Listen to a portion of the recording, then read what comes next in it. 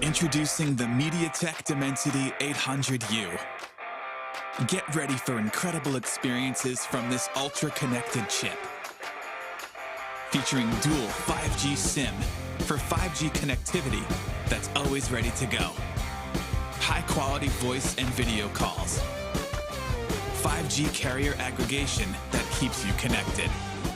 By keeping the 5G modem in the chip and using MediaTek's 5G ultra-safe power savings technology, we've created the world's most power-efficient smartphone 5G modem, boosting your battery life. With faster peak speeds, the Dimensity 800U accelerates launch time for your favorite games and apps.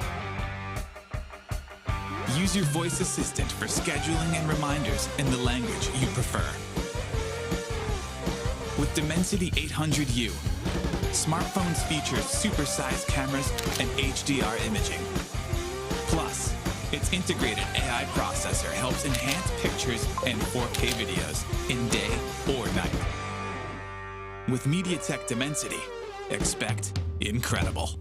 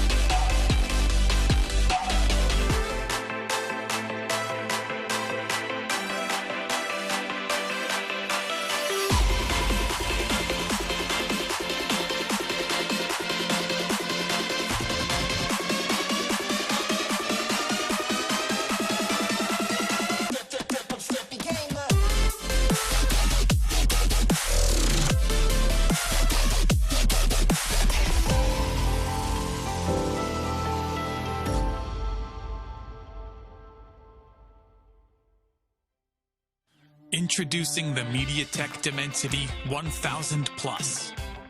Our flagship 5G integrated chip gives you immense CPU performance, stunning graphics, and incredible AI.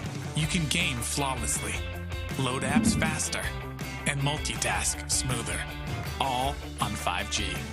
Pick up your camera and shoot stunning HDR pictures and videos, or go out at night with perfect results every time. Benefit from powerful AI and the latest MediaTek Hyper-Engine gaming technology.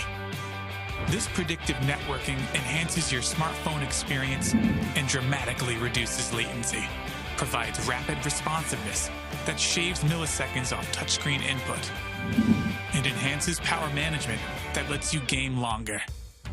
While ultra-fast displays at your fingertips give you the edge, MediaTek Mirror Vision display technology brings cinema-grade visuals into video streaming and playback. Use 5G connectivity that's both fast and power efficient.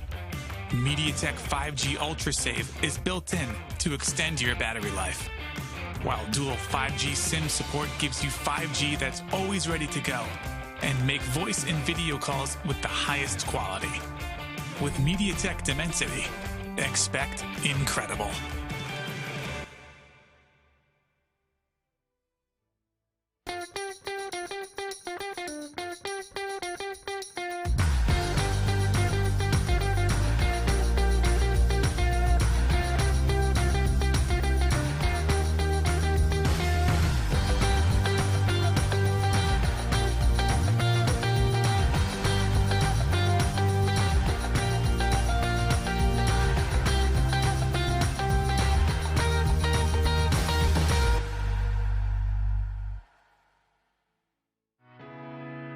We're bringing 5G to everyone, across mobile, automotive, IoT, in the home, and beyond. Introducing MediaTek Dimensity. MediaTek Dimensity is at the forefront of powering the 5G revolution. It's about what we can achieve when barriers between devices disappear and connectivity becomes seamless and instantaneous.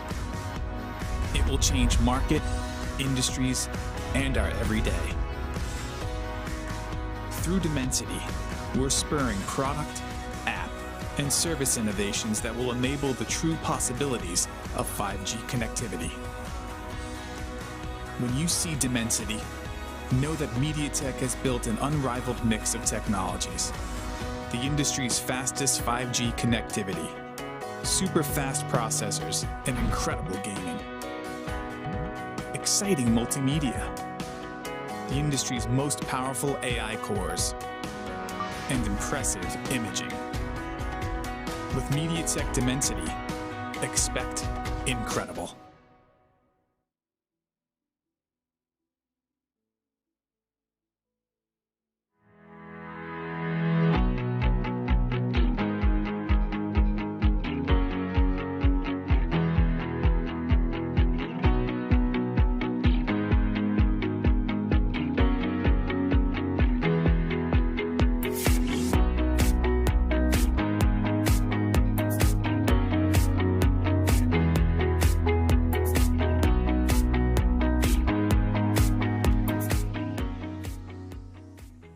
G is for gaming. Introducing MediaTek Helio G95. It's paired with MediaTek's Hyper Engine game technology, which goes beyond the chip and tunes your whole smartphone. Because every millisecond matters in the gaming world. Whether you're streaming video, chatting with friends, or playing games, you can rely on us for responsive experiences that always impress. With in-chip innovations, all your wireless gear will connect reliably and retain their best performance. Maximize your everyday mobile experience with advanced 4G connectivity and dual SIM. Improved video playback quality with cinema-grade visuals and support for multiple virtual assistants. Embrace AI super resolution for streaming video and teleconferencing, saving your 4G data and battery life. Capture incredibly detailed photos and superb night shots. Integrated with these advanced technologies, MediaTek Helio G95 does the hard work, ensuring your smartphone always keeps up with you, so that you can focus on the moment.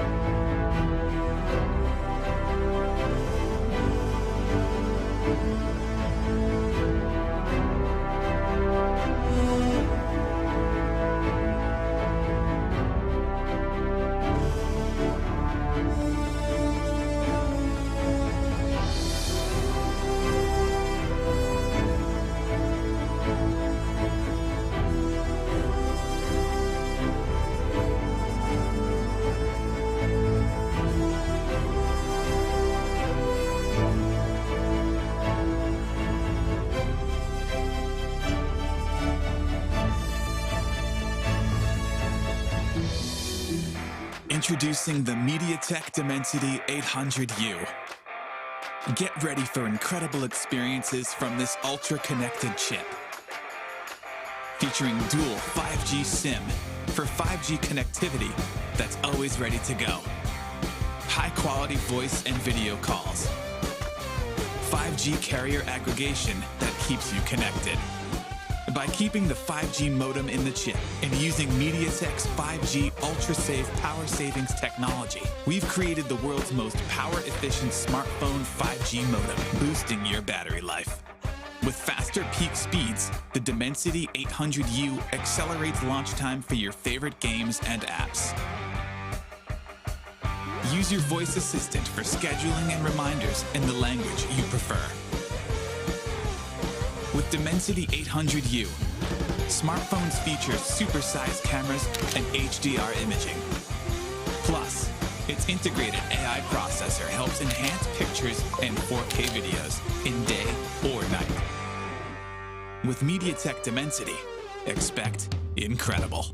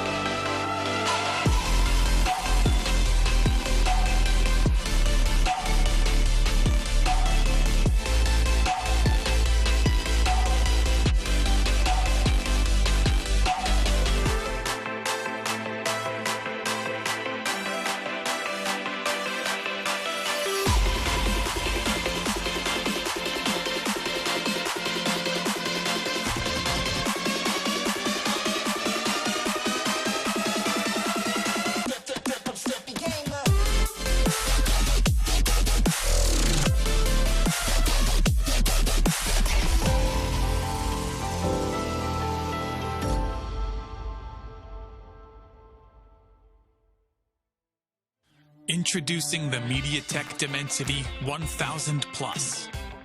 Our flagship 5G integrated chip gives you immense CPU performance, stunning graphics, and incredible AI. You can game flawlessly, load apps faster, and multitask smoother, all on 5G. Pick up your camera and shoot stunning HDR pictures and videos, or go out at night with perfect results every time. Benefit from powerful AI and the latest MediaTek Hyper-Engine gaming technology.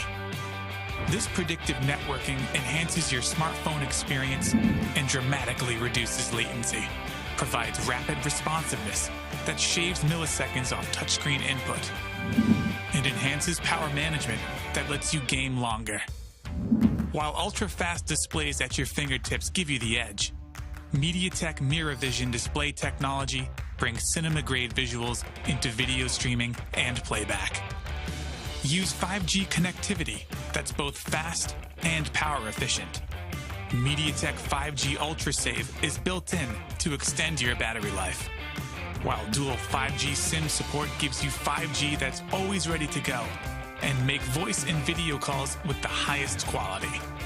With MediaTek Dimensity, expect incredible.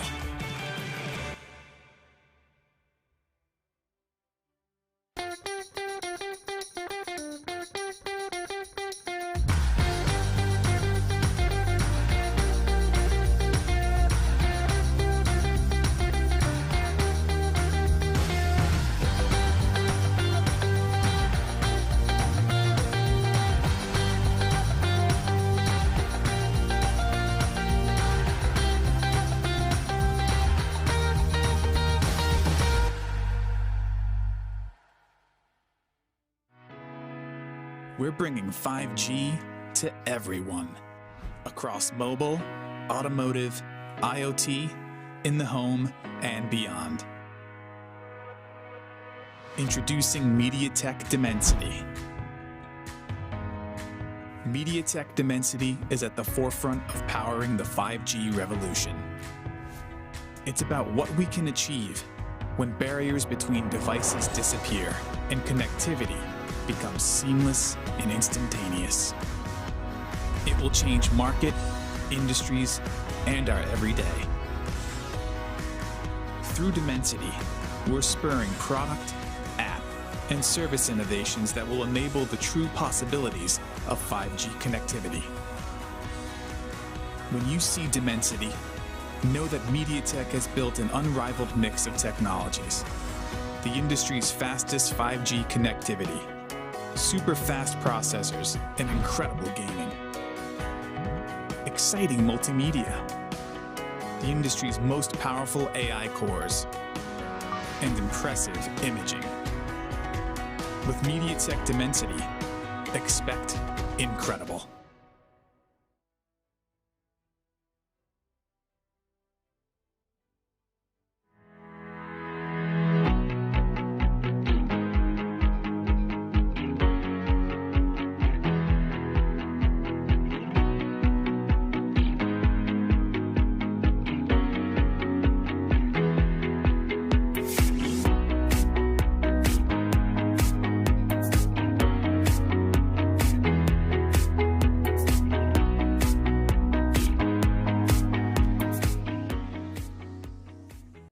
G is for gaming.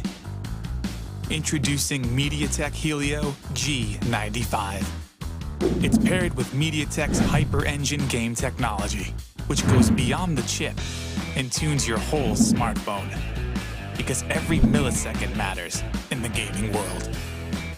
Whether you're streaming video, chatting with friends, or playing games, you can rely on us for responsive experiences that always impress. With in-chip innovations, all your wireless gear will connect reliably and retain their best performance. Maximize your everyday mobile experience with advanced 4G connectivity and dual SIM. Improved video playback quality with cinema-grade visuals and support for multiple virtual assistants. Embrace AI super resolution for streaming video and teleconferencing, saving your 4G data and battery life. Capture incredibly detailed photos and superb night shots. Integrated with these advanced technologies, MediaTek Helio G95 does the hard work, ensuring your smartphone always keeps up with you, so that you can focus on the moment.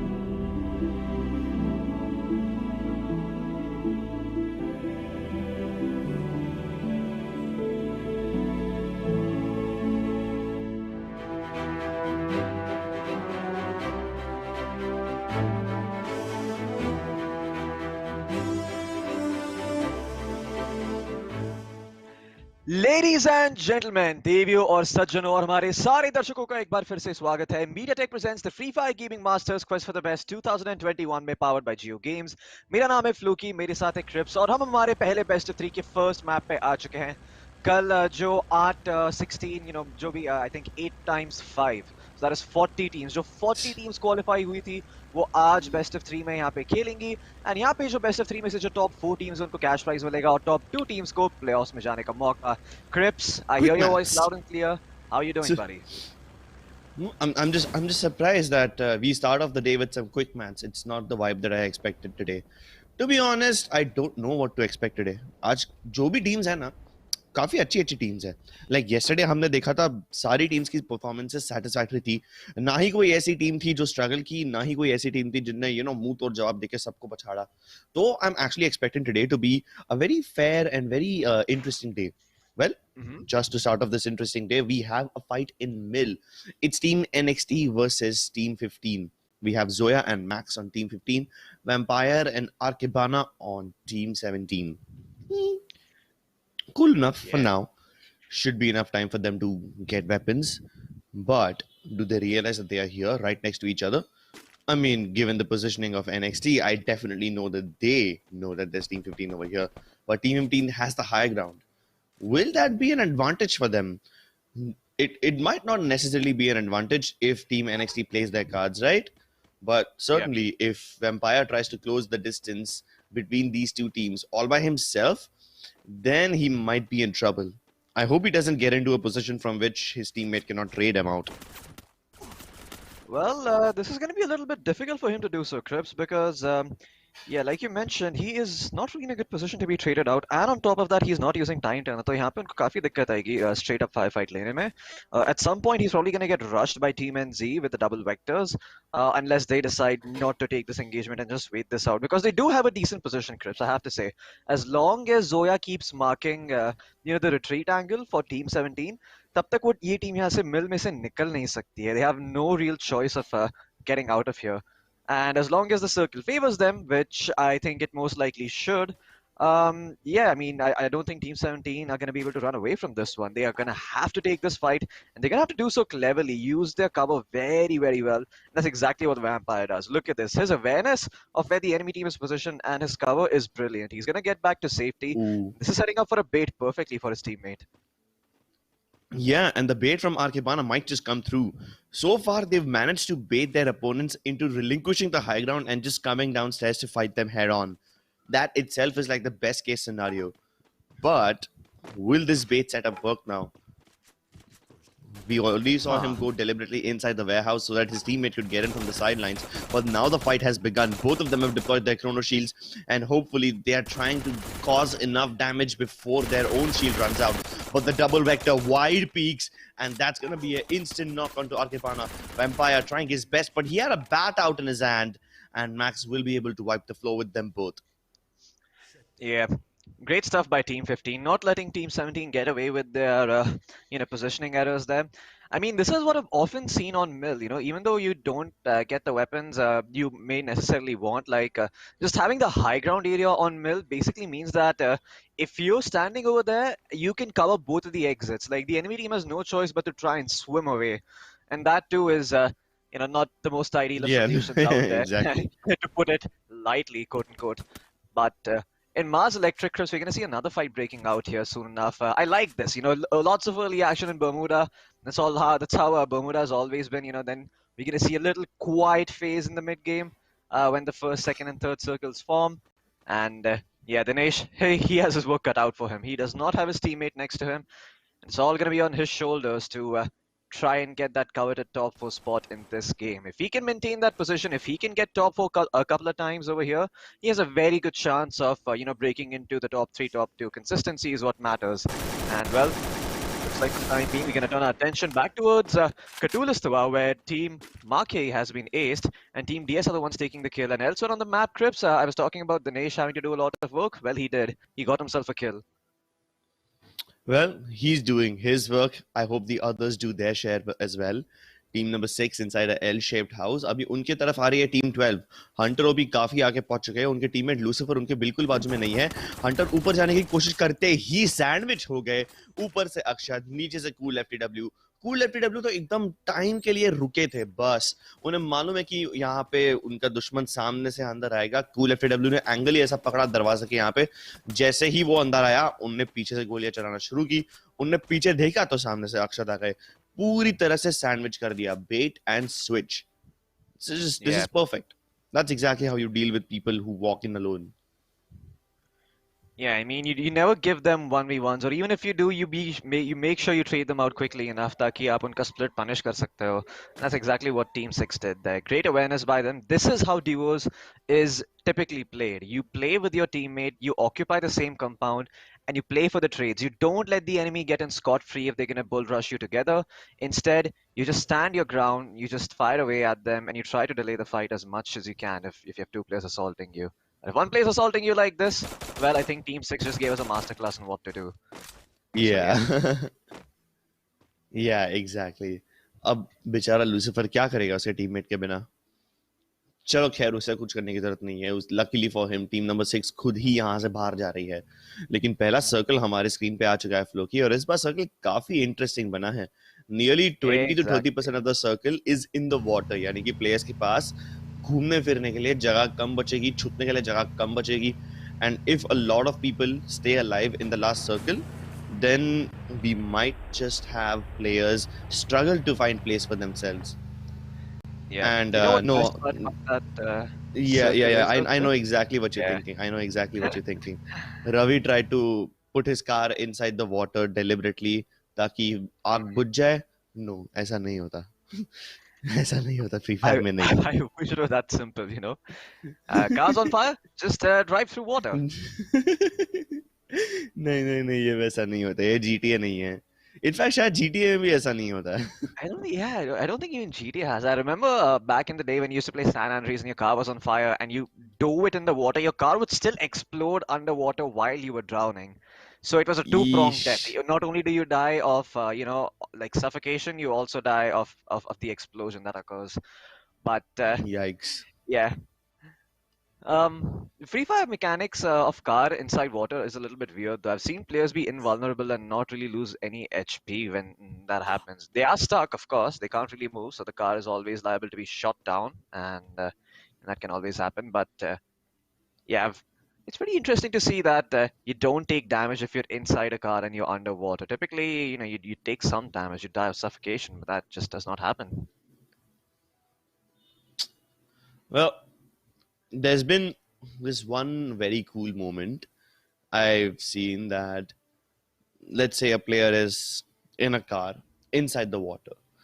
Now, this didn't happen in Free Fire, let me tell you. It happened in another game, a game that shall not be named. But I guess you know which one I'm talking about. So in that one, because there was just so many people in the circle and the circle was very small, a player drove his car right into the middle of a water body.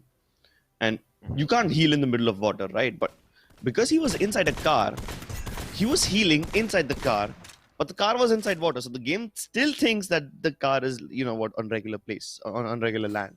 So he was healing inside the water, inside the car. And Wow. we were all just like, mind blown moment. Yeah, that's a big brain play right there. But over here, somebody's having his brain blown off. HS Abhi, or rather should I say H5 Abhi, had a nice little bullet planted in his brain. Nilesh trying to run away because he's getting sandwiched in between two teams, Team 13 and 19. There's no way he will be able to fight them both on his own. So he's just going to run up the hill. And luckily, nobody shoots him down as he's trying to escape. So he's made his distance so far. But in that process of trying to steal the kill away from Team 11, Team 19 has revealed their position. Now Team 13 will also be aware about them. Yeah, go for it. Yeah.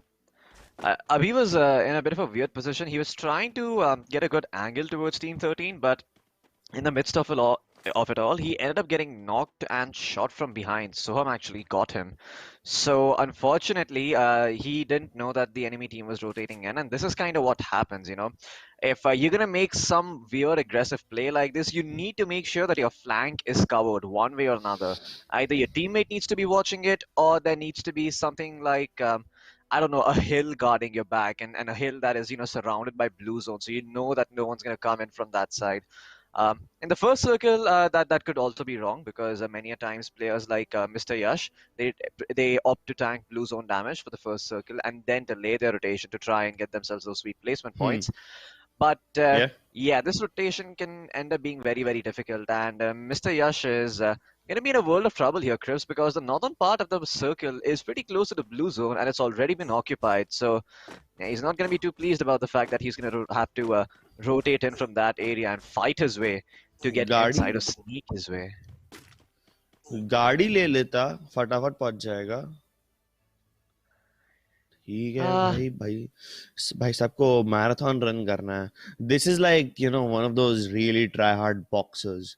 You know, they have their anaerobic exercises where they try to do as much weightlifting as possible while not breathing because apparently it makes them stronger or something.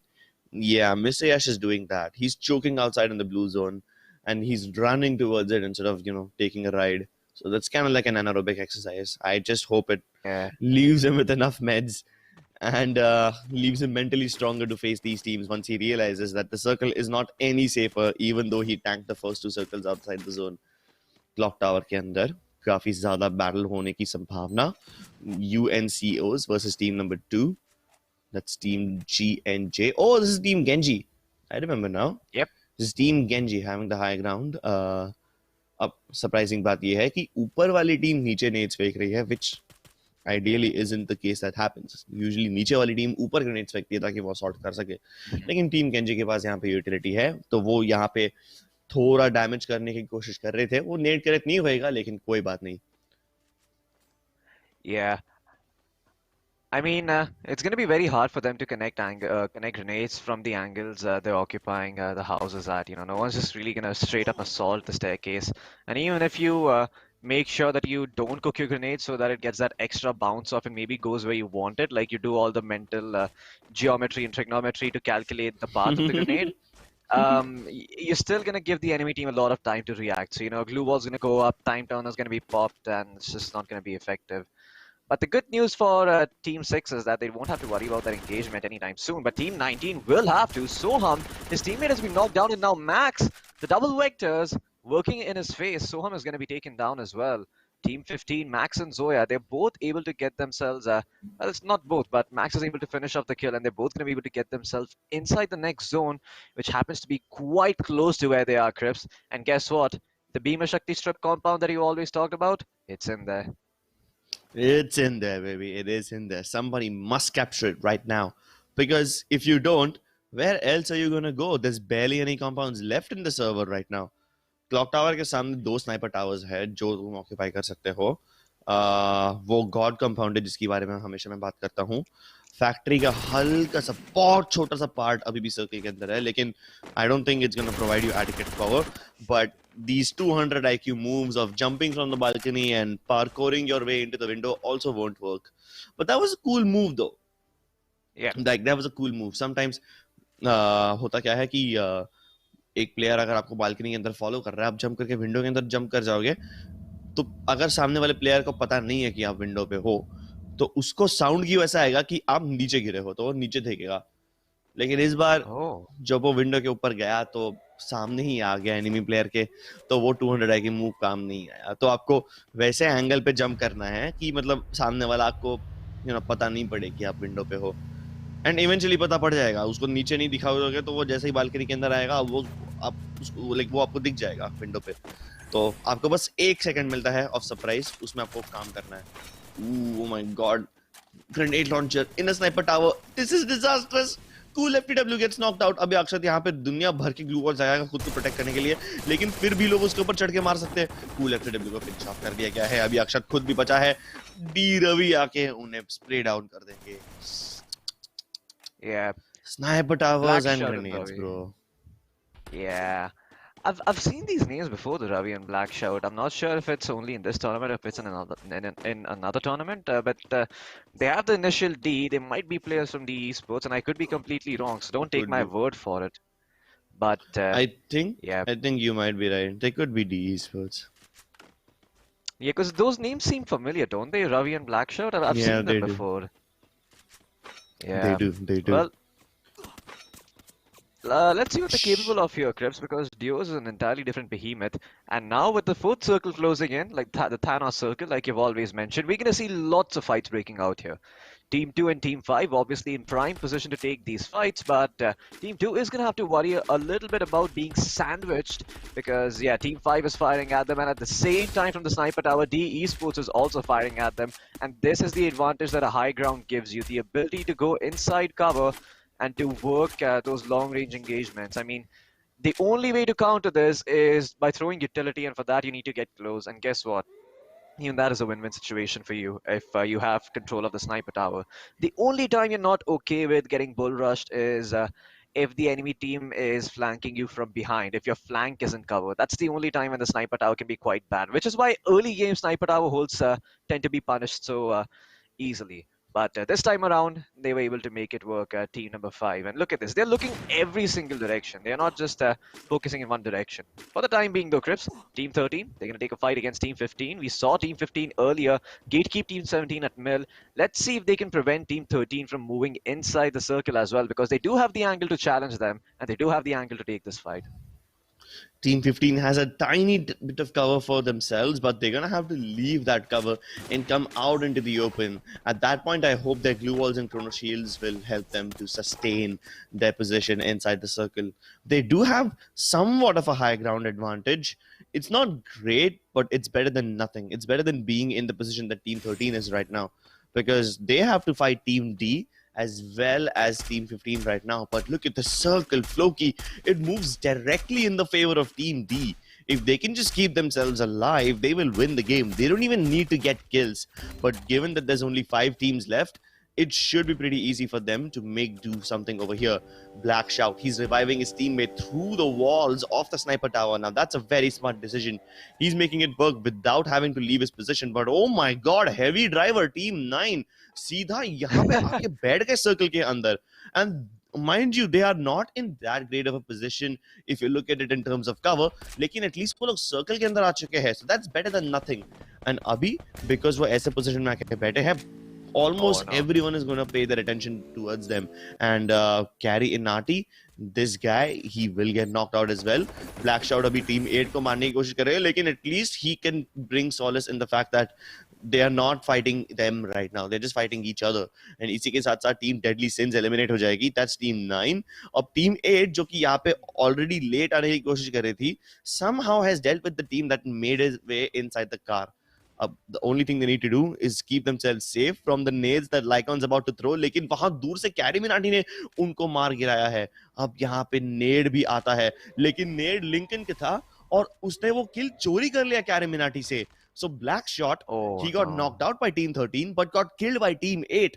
And they're just trying to share the frags right now. D Ravi को पता पड़ गया कि वो तो बहुत ही गंदे situation में फंस चुके हैं. उन्हें बस यहाँ पे कुछ ना कुछ करके वक्त काटना है, थोड़ी देर जिंदा रहना है. और इसी के साथ साथ he's just gonna wait for the other teams to die out. He's probably not even gonna come outside. He might just try to go for a heal battle. D Ravi from outside the blue zone knocks one player out with a grenade before he finally dies. Team Black does win the booyah, but lovely presence of mind by Team D as well. Yeah. Team D, there was a very good move by Ravi, throwing that grenade in towards the end, securing the knock, and actually getting himself the second place. Oh, never mind, they're still in third place. Yeah, so he ended up dying. He ended up dying a little bit early.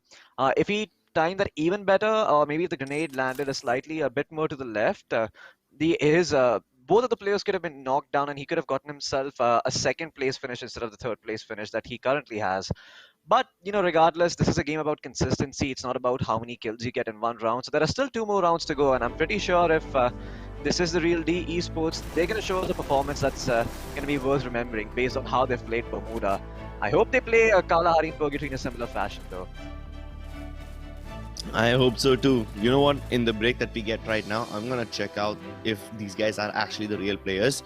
and we'll see if we have a professional team on our hands. I like this move on the window though. It wasn't properly executed, but I can see the potential of this one wreaking havoc if used properly. Team D captured this sniper tower very early on in the game, and then they basically held on to it for the longest time.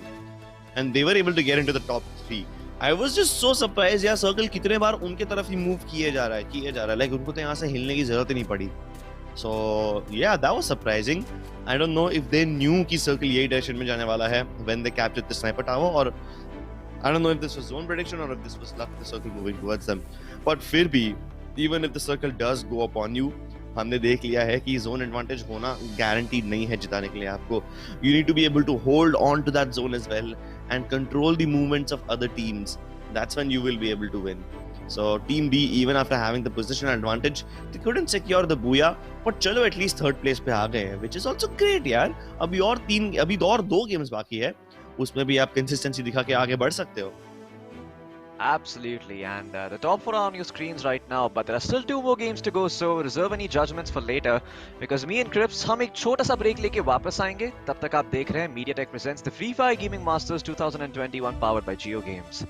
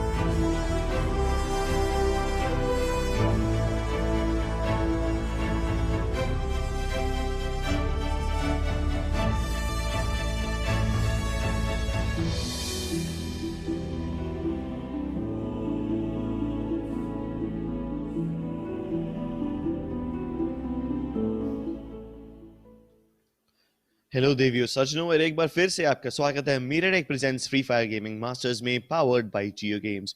मेरा नाम है Cribs, मेरे साथ है Floki, Roli, big fat panda, काने की BTL and Dan the bot.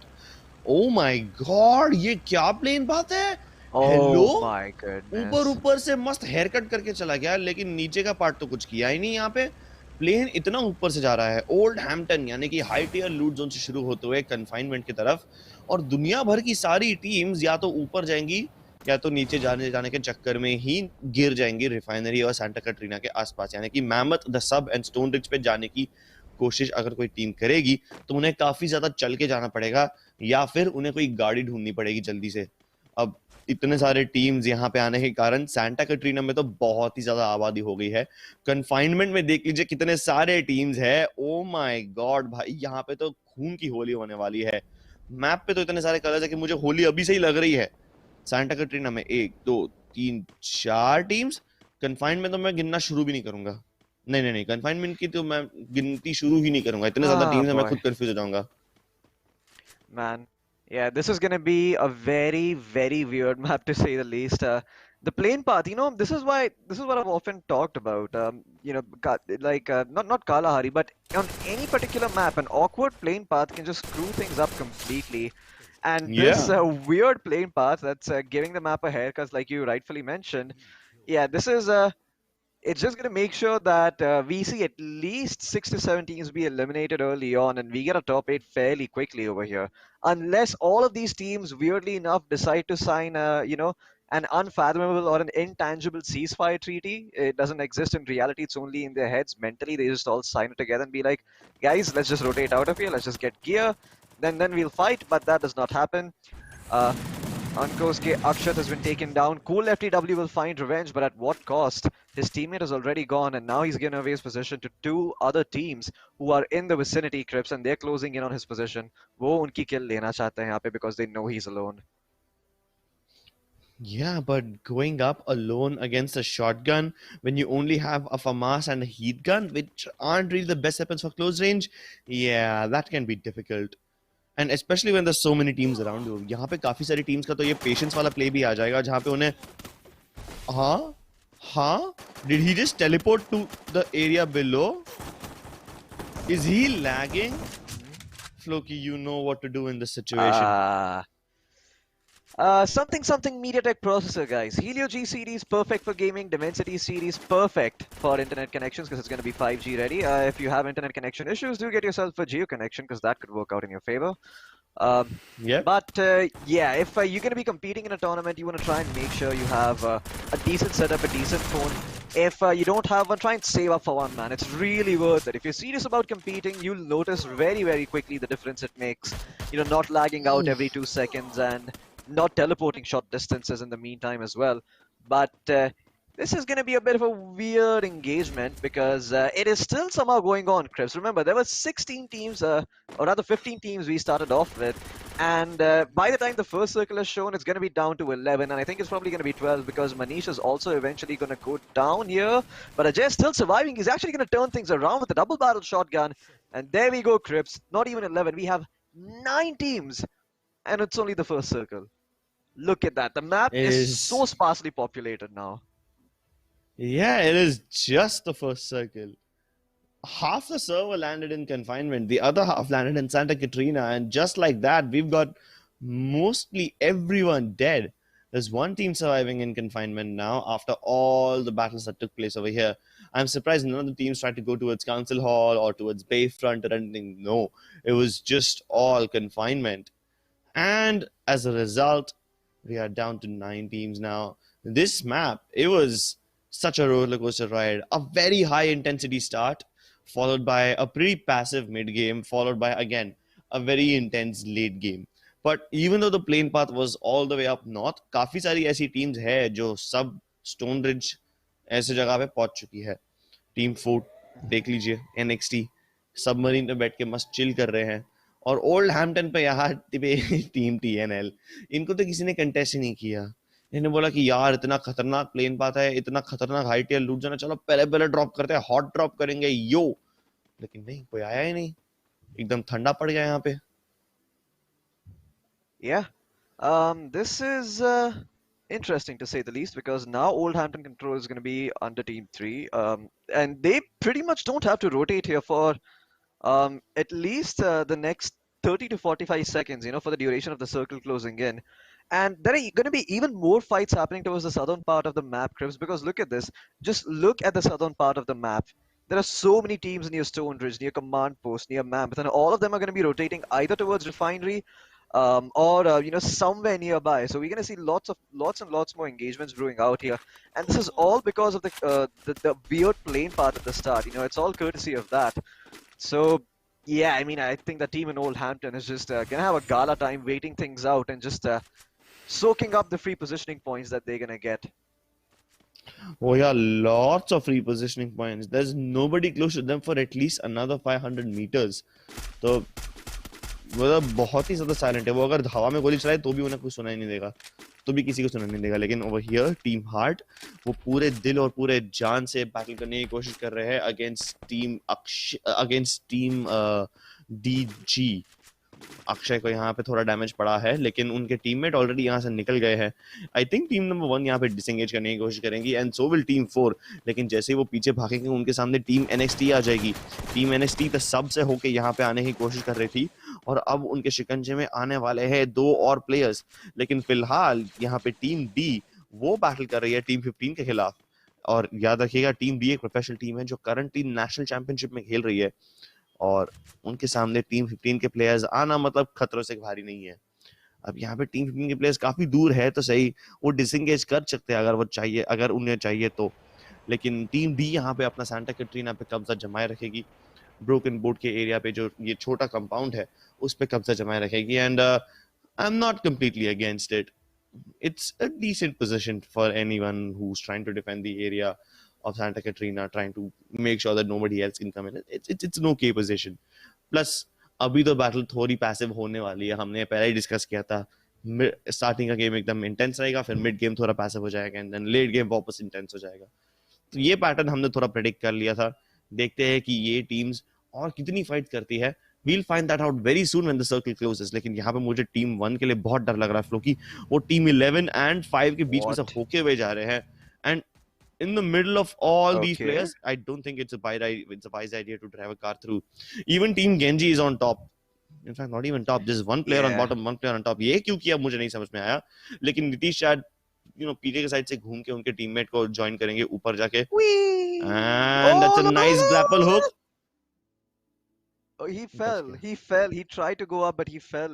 He's gonna try again. Try till he succeed. Itsy Bitsy Spider climbed up the refinery wall. And then came the bullets and didn't connect his grapple and washed the spider out. Yeah. My God, we can't even work with nursery rhymes now, can we? Yep. Oh boy. But I don't think we need to work with nursery rhymes for long enough, Crips, because we will see more fights happening out towards this refinery area. I mean, just look at the number of teams that are in close proximity to each other. Okay, wait, now Yash is dropping into the low ground. What am I witnessing? What is happening over here? So now Nitish is going to wrap all the way around and... no, actually, Yash is going to wrap all the way around and make his way towards Nitish. Weird stuff. This is a very weird split by Team 2. I think... Nitish is just trying to get himself into cover, trying to protect himself from the danger zone for the time being. They'll be successful in doing so, but now they've relinquished their position, Crips, and there's only 19 seconds in before the circle starts closing. Yeah, लेकिन cover लेने के लिए तो और भी काफी सारी positions थी. तुमको नीचे ही जाना था. मेरे को थोड़ा रिस्की लगा ये मूव, पर ठीक है. अब ये दोनों अभी रिफाइनरी एग्जिट करने की कोशिश कर रहे हैं. यश वो सामने वाले वैली से आएंगे एंड नीतीश तो ऑलरेडी वहां पे पहुंच चुके थे. तो ये लोग रिफाइनरी छोड़ के थोड़ा और सेंटर में जाने की कोशिश करेंगे. Maybe a little center towards Bayfront or the compound to the left hand side of Bayfront. The cluster of small firehouses may be over there. लेकिन कमांड पोस्ट के आसपास तो इतनी सारी टीम्स है कि उनको फाइट लेने में मजबूरी करनी पड़ेगी, बिकॉज उन्हें सर्कल के अंदर आना पड़ेगा. एंड सर्कल के अंदर आने के लिए ऑलरेडी बहुत सारा बोलते ना रेजिस्टेंस है वहां पे. तो वो पता नहीं कैसे करेगी. सदर्न बॉर्डर अब यहाँ पे बहुत ज्यादा लिट अप होने वाला है. लेकिन जैसे ही मैं सदर्न बॉर्डर की बात करता हूँ, यहाँ पे बेफ्रंट के सिटी के अंदर भी टीम डी उनके बाजू में है team number 1 Vatsalya and DG Akshay. अब ये किस तरह से बैटल करते हैं मुझे वो देखना है। फिलहाल तो मुझे ऐसा लगता नहीं है कि ये दोनों टीम्स एक दूसरे से फाइट करेगी। They probably haven't spotted each other out yet. Even when they do spot each other out, they will just try to exchange some knocks rather than trying to full send it in. So yeah, for now I do see a little stalemate coming in between these two teams. Maybe if Team 13 stirs the pot, then something will happen. But otherwise, no. Yeah, this is going to be a hard pot to stir for Team 13 because Team 5 are not going to reveal themselves. Even if they are, they have the high ground. So the only way they actually make the move is by getting close and tossing some grenades in. But this Bayfront area is going to be well guarded by Team 5 for the time being. No one really closing in just yet. Team 9 might, though, when the circle starts closing in, because they do have access to the western bridge that is connecting Bayfront from Council Hall. So let's see what ends up happening. For the time being, though, Team 5 are going to be pretty happy. I kind of am hoping that they actually move deeper inside the circle crypts because, yeah, from this position, they're actually going to get assaulted from all sides by Team 1, Team 9, and Team 13. They just need to get the hell out of here, get themselves to a central-based compound. Otherwise, they could end up being third, fourth, or even fifth partied. And that's exactly what they're doing, Crips. Look at that movement coming in from these guys. Yeah, they're going to go in, they're going to occupy these houses, and they're going to stand there. They're not gonna sit, loiter, and wait around for these other teams to come in and take their position. They're instead just gonna be like, you know what? Let's just play it safe. Let's just go deeper in.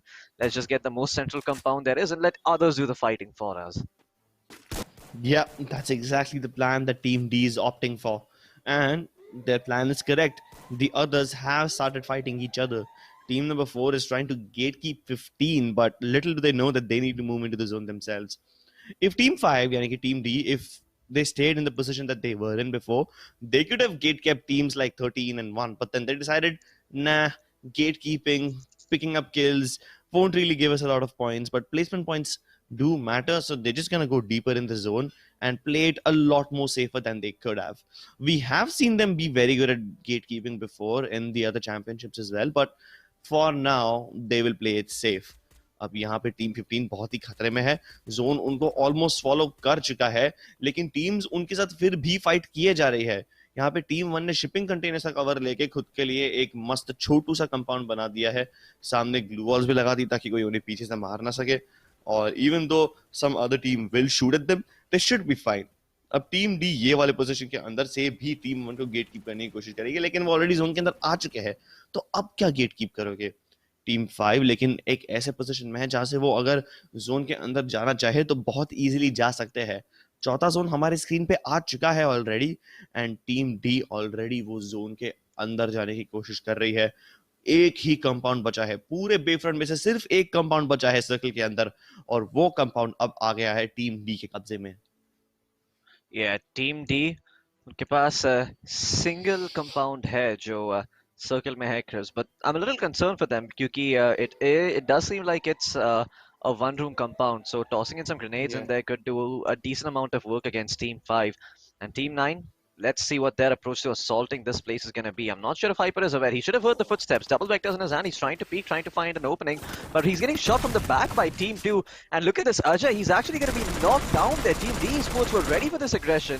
The time turner and glue walls being popped. LA Hyper cocooning himself. He does not even want to see things anymore. He is going to accept his fate. No time turner available. He is dead. And Hyper's going to go down. But look at this. Team 13 मौके पे चौका मारने की कोशिश कर रही है यहाँ पे Crips.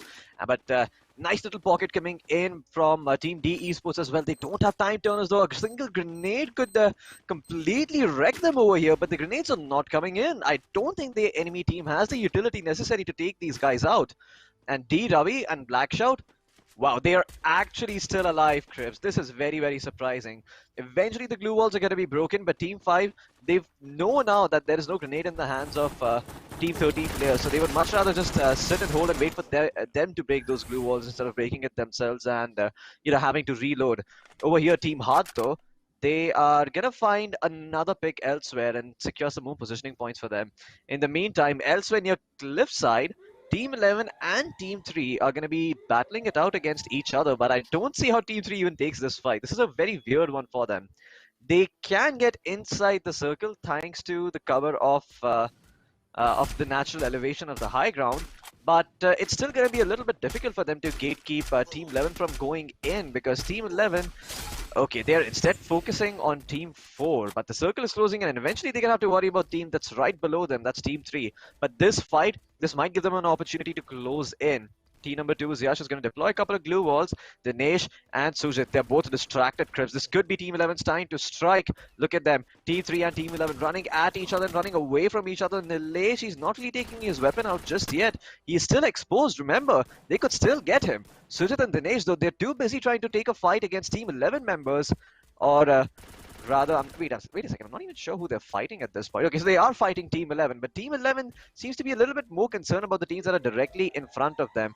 And Team 3, they too are trying to shield themselves from this fight. No one really making a move, Crips. This means that Team 11 are going to be able to get themselves to the center quicker than all of these other teams. They will have to force a fight eventually, Team 3. Let's see how they manage to do it. The esports यहाँ पे वापस से eliminate हो चुके हैं 5th place पे unfortunately. And oh no, Dinesh, he walks out. He gets shot by Team 4 and Team 11 players. And इसी के साथ सिर्फ सूजित बचेंगे यहाँ पे Team 3 के. Only 3 teams remaining in the mix. सूजित को यहाँ पे बहुत ही शानदार तरीके से थर्ड पार्टी करना पड़ेगा अगर वो जीतना चाहता है. Both Team 11 players are low. He has a double barrel shotgun in his hand. Can he connect the shots? He gets the first one. Can he find the second one? The auto aim. Oh no, wait. The blues won't take. Wait, what? Oh no, he used the M82B. He quick switched. He quick switched to the M82B, and that's how he got the second knock. That's why we didn't catch it, Crips. Ah, boy. Wow. I think that's what happened, because I saw the second player being knocked out by an M82B. So, yeah. That was insane. I didn't even see him pull out the weapon. I actually saw it on the kill feed कि sniper rifle के साथ उन्होंने दूसरा knock secure किया. A bit weird by TN Legends, but nonetheless they get themselves the booyah. या very impressive booyah to. मेरे को लगा कि जो भी टीम वहां ऊपर हाई ग्राउंड पे थी उन्हें एडवांटेज नहीं रहेगा, बिकॉज जैसे ही वो नीचे ड्रॉप डाउन करेंगे वो 1 सेकंड के लिए ऐसा फ्रीज हो जाते हैं एंड वो सेकंड में वो मारे जा सकते थे, और एग्जैक्टली वैसा ही हुआ. लेकिन उसके बावजूद ऐसे क्लोज कॉम्बैट सिचुएशन में और ऐसे खतरनाक सर्कल के अंदर वो बूया जीत पाया था. ये मैच जो कि बहुत ही ज्यादा इंटरेस्टिंग था यार. हमें बहुत कम ऐसे गेम्स देखने मिलते हैं जहां पे कन्फाइनमेंट के अंदर इतने सारे टीम्स ड्रॉप कर जाती है, and this is all thanks to the very weird plane path that we had today. सिर्फ ऊपर ऊपर से जा रहा है. सरप्राइजिंगली इस बार ओल्ड हैम्पटन पे कोई नहीं गया, which was the early game early लूट जोन फेज और द हाई टियर लूट जोन. लेकिन उसके कारण हमें कन्फाइनमेंट इतने ज्यादा बैटल्स देखने मिले. मेरे को तो लगता है कि मेरे जिंदगी की भर का कन्फाइनमेंट का कोटा खत्म हो चुका है अभी से ही.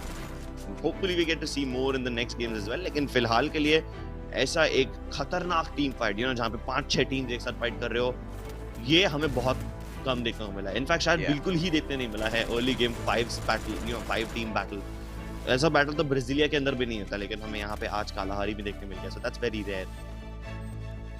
Yeah, I mean, बचपन में हमेशा एक ना एक बार किसी न किसी लड़के की जिंदगी में बोल कट कराया होगा. आज कालाहारी का बोल कट हुआ है ऐसा लग रहा है. ऊपर से सारे बाल कट कर दिए इवन लेंथ पे. Every team is dropping in the same place. Yeah, weird stuff. But I want to take some time out to talk about this, Crips. This is what I talk about very often: the high ground advantage. This is what Team 3 were exploiting, because Team 11 वो लोग अभी यहाँ पे नीचे जाके अपना high ground को relinquish करना पड़ता है जोन की वजह से. Now Team 3 have the high ground. They have so many chances to engage Team 11, but they never did it. They never did it because they knew that they do not necessarily have to take the fight. The onus is on Team 11 to toss in grenades and to try and fight them. And look at this. It's now a 2v3. He will get the first knock with a double barrel, and he'll get the second one with the M82B. There you go. 180 no scope. That's what that was. He literally turned around, and then he got the knock onto the second player. It's tough by him, but yeah, I mean, this is what I'm talking about, Crips. Like, the high ground advantage is something that can only be breached with grenades, and when you have time turner, it negates even that. So it just goes on to show just how strong time turner is in this meta. Yeah, but if you can 360 180 degree no scope like that with your M82B at danger close range, then you can basically say screw you to the meta, because you define your own story, you make your own style, and it's unheard of for people to go for those 360 no scopes at close range, but Blackheart did it, and because of that they find themselves at the top. Well, ladies and gentlemen, this was just the second game. अभी एक और game बाकी है ये best of 3 में. जाइएगा मत कहीं. हम वापस आएंगे थोड़ी देर में with MediaTek presents Free Fire Gaming Masters powered by JioGames.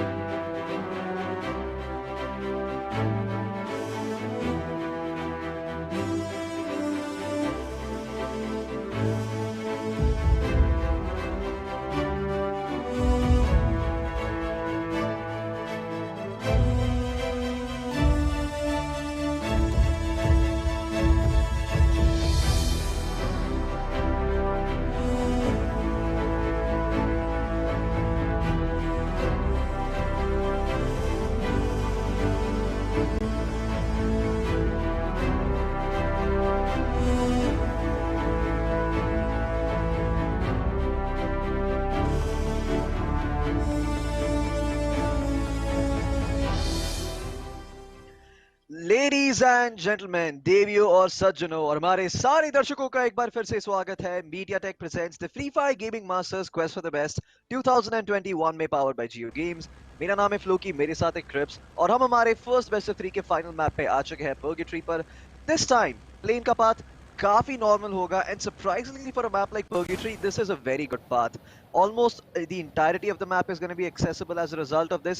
Maybe the only place we see being ignored is Ski Lodge, but even then, Ski Lodge is such a good drop that we just might see teams go for it anyway. Yeah, they're willing to walk their way over there in order to just get there. But Team 13, they wanted to go towards Moat House, and then they see Team 3 already over there, so they're like, "Nahi, hum wahan pe nahi jayenge." In fact, dropping from the zip line makes them lose a little bit of HP as well. लेकिन at least वो लोग यहाँ पे खुद को safe रख पाएंगे. वो अर्ली गेम मोट हाउस की बैटल अवॉइड करते हैं और वो किसी दूसरे छोटे मोटे कंपाउंड में चले जाएंगे लूट करने के लिए. अगर उनको लूट करके फटाफट हो जाता है और अगर उन्हें टाइम मिलता है तो वो शायद टीम 13 को गेट कीप करने की कोशिश भी कर सकते हैं, लेकिन उसके लिए उन्हें पहले सर्कल का इंतजार करना पड़ेगा. And even after all of that gatekeeping a team in moat house is not easy. अगर वो मैप के एज से घूम के चले जाए तो बहुत सारी चीजों का ध्यान रखना पड़ता है. फिलहाल के लिए टीम 13 को तो बस ये चीज का ध्यान रखना है कि वो खुद को मरवा ना दे, बिकॉज उनके पास ऐसी कोई ढंग की लूट नहीं है और ना ही कोई मेजर सिटी उनके आजू बाजू में है. फिलहाल टीम नंबर 1 की बैटल हो रही है टीम 6 के काली शंकर के साथ. उनके टीममेट मिस्टर यश एक बार फिर से उन्हें अकेले छोड़ के चले गए हैं. हमने कल भी देखा था ये वाले टीम को इंडिविजुअली खेलते हुए, and that's what happens when you play individually. You don't really have any trading potential. Yeah, this is will we be able to make this work? 1v2? Nope, definitely not. Nah, नहीं होने वाला यहाँ पे, तो नहीं होने वाला. Yeah. Want to do some quick theory crafting towards the team near Moat House. अगर वो जो टीम थी जिन्होंने edges पे drop किया था, team 13, they can quickly cover the entire periphery of Moat House, get all the loot in those zones and prevent team 3 from coming out. Something they could have done early on when they dropped from the zip lines itself, but we didn't see them do it. I thought that's what they were going to go for instead, because that play made a lot more sense, especially if you've played Purgatory a couple of times. But yeah, in Brasilia, we're going to see a lot of teams trying to, establish the control. Of course, Brasilia being good old Brasilia, everybody wants a piece of the sweet Brasilia pie. Let's see who actually ends up keeping that piece of the pie for themselves, though, without relinquishing it to all of these other teams, without letting them snatch away a tasty morsel out of that big pie. Team 7, KMB, he is alone, all by himself. His teammate is on the other side of Brasilia, so yeah, I'm hoping to see that he regroups with his teammate instead of taking a 1v2 over here, and he is going to do so. I like this maneuver coming in by him. See, this is why your early drops need to be so well thought out. Like, you cannot just, you can't just not think about your early drops and be like, we're just going to wing it. You need to think very, very carefully about where you're going to be dropping and what your path is going to be based on where the other teams are dropping, based on that information. Because if you're able to do that, you're going to set yourself up for a very solid early game. You're going to find all the right utility. You're going to find all the right weapons to work with. But if you play it extremely slow, if you play it, like a tortoise, you're not going to win the race. You are going to eventually lose the race. The early game needs to be very fast and very efficient. Not really seeing that for many of these teams over here, but for the time being, Team 7 and Team 2 facing off against each other. Double vectors in Jasu's hand. He's going to get the first knock towards Nitish, and he's actually even going to be able to secure the kill. So Genji lose one of the members, Crips, and Yash is going to be the only guy standing alone in this house, which is very susceptible to be bombarded by grenades here. But, well, just so he doesn't even need nades. Oh, wow, that's a very clever move there by Yash, actually boxing him in with the help of the glue walls and then trying to find the advantage with the MP40. Nope. His aim slightly off the mark, and Jasu is going to be able to take advantage of that with the double vectors, get himself the kill. Yeah, that was a little bit sad, to say the least, for Yash. He made a very, high IQ move, but he couldn't see it through. He did. He also tried to go for the fancy footwork moves and parkour, but nah, it's not gonna happen. Not today. Well, because he got eliminated early, that opens up the spot quite a lot for all the other teams to move into the high placement positions. BB Max and Fem Zoya, both of them again inside Brasilia, are taking some shots by Team 12. But it's okay. They don't need to fight just yet. There's 3 teams in Brasilia right now. Team 12, 15, and 7.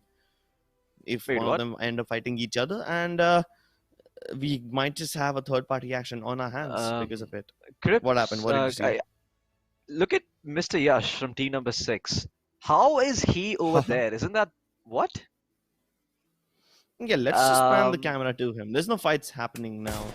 There are shots being exchanged, I guess, but we'll take a look at them quickly enough, and then we can take a look at Mr. Yash later on. Max will be able to finish off a nice and easy target. His teammate did come in to save him in the nick of time, but he wasn't really able to put up the glue wall in time. And he was still sitting there behind the glue wall. Took a little bit of damage before going into cover finally. And he should be safe for now, but he's already lost his member. Already lost a lot of HP, and he's still trying to make the moves. He might just end up dying. Unnecessary mistakes over there. And they just threw that game. Yeah, Jasu a little bit too eager to walk himself out there against 2 sniper rifles from Team 15. I mean, possibly even 3 if you count the VSS. There were 2 woodpeckers and there was 1 VSS aimed at his position. There's no way he's getting out of this one alive. He almost did, but yeah, I mean, they're going to be able to connect their shots at this distance, and I'm glad to see that they are, because if they missed those shots, that would have been a very easy kill missed out for no good reason. I really want to have a look at Mr. Yash. Can we even pan our camera to him? Is that even possible? I think it might just be impossible to pan our camera towards the uninhabitable zone. This is so weird. How is he even standing there? That is what baffles me. That blows my mind, to say the least. I mean, the zone is gonna blow him out of the game. Oh wait, is he even moving? I saw him move for a second, but I think he's moving. Okay. Okay. Yeah, okay. And he's And got weapons kitted up as well. well.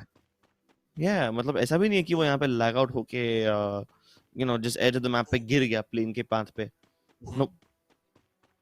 He had enough time. He got the loot, and now he's moving in. इतना ऊपर तो कोई जाता भी नहीं है usually. Run, Mr. Yash, run. और मैंने तो मतलब इतना ऊपर जाने की कोशिश भी नहीं की थी कभी, तो मेरे को मालूम ही नहीं था यहाँ पे आ सकते हो. एक तो एज ऑफ द मैप पे आप क्यों ही जाओगे ऊपर से ऐसा. Yeah, this is a little bit painful to watch. His teammate's gone down and he's trying to rotate in late. That almost never works out.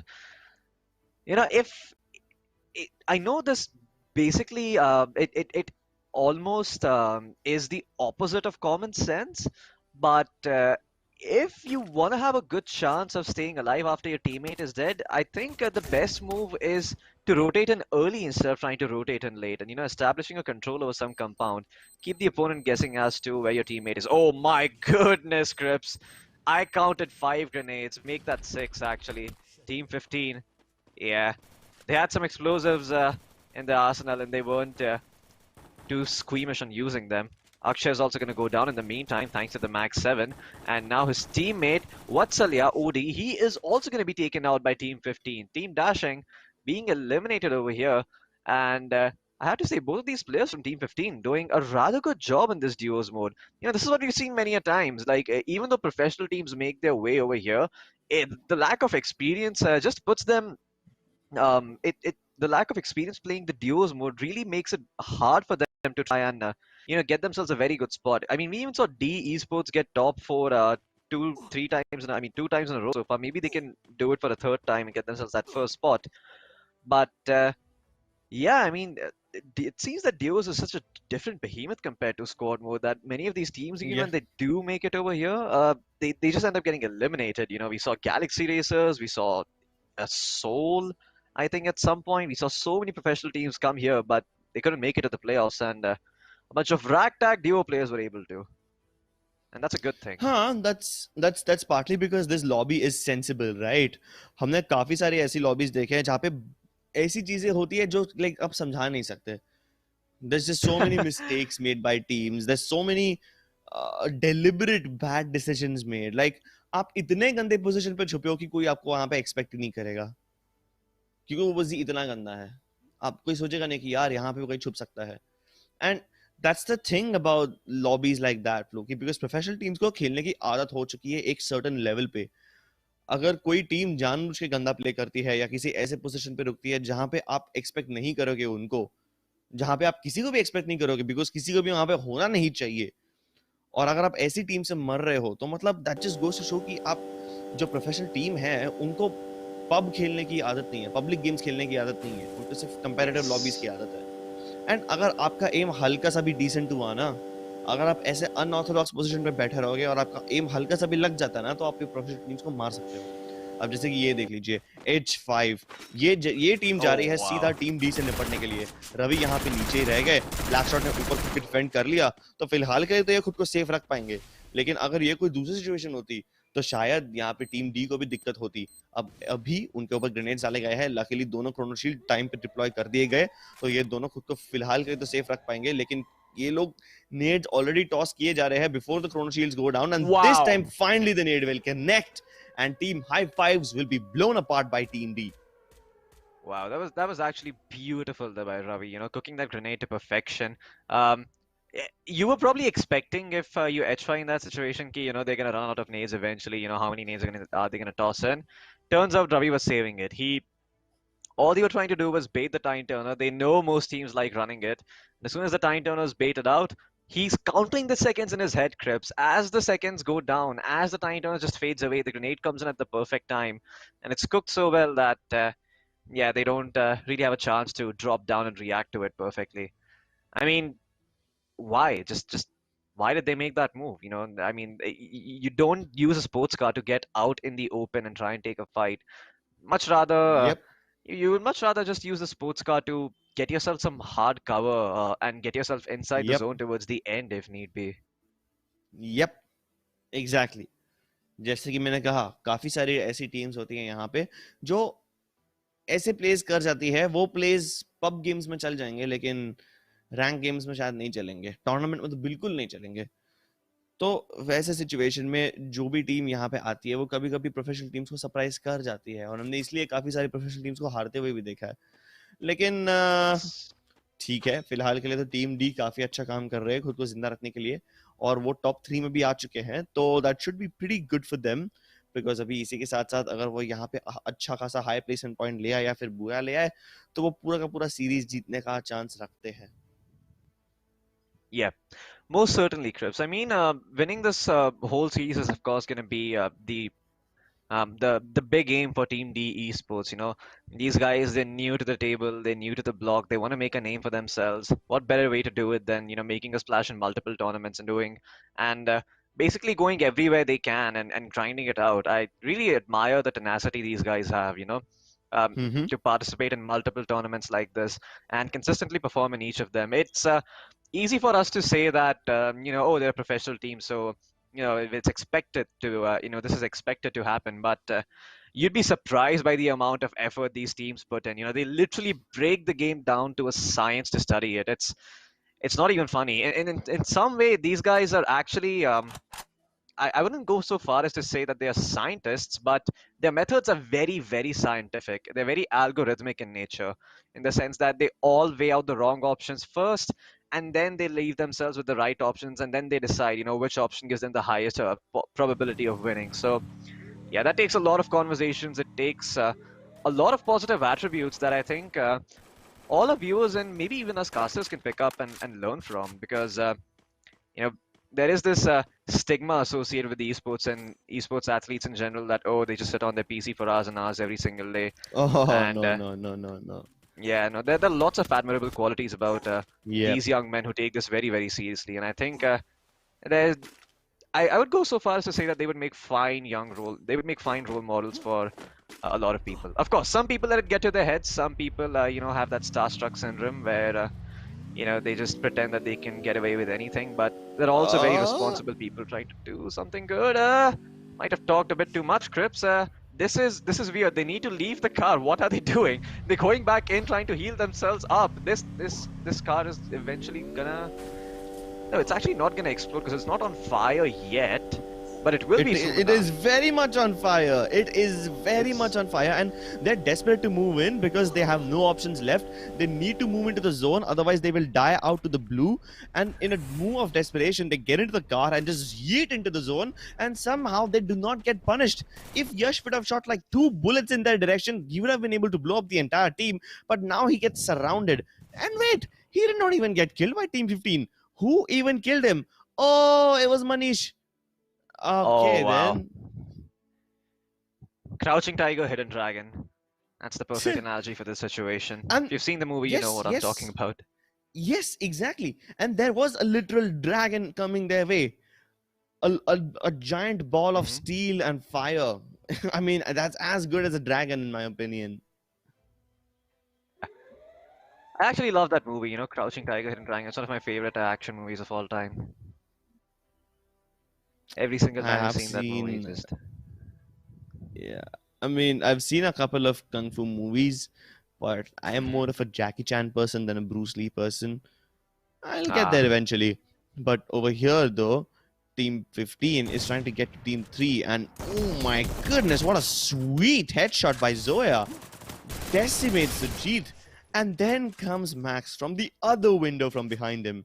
And with that, Team TN Legends will be eliminated. It's bait and switch. Zoya shoots him from one window, her teammate comes in from the other one, and then they sandwich the two. yep. That's gonna be the end of that. You'll see what these other teams decide to do for the time being. Team D, they have the sniper tower under their control, Crip. So this is going to be a fairly easy gatekeep situation for them. All they have to worry about is, making sure they don't get caught out from the backside while they're trying to gatekeep these teams coming in. They also have called in their drops, so that should provide them some semblance of cover eventually when they have to drop down. You all have to also think about these kinds of things.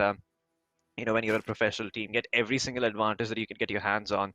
And pretty much the way the circle is working right now, they're going to be able to stay here inside the sniper tower even after the circle closes in. They're going to have to worry about grenades being tossed in their general direction, though. So, yeah, I think it's in their best interest to try and gatekeep these teams that are going to start moving in when the circle starts closing.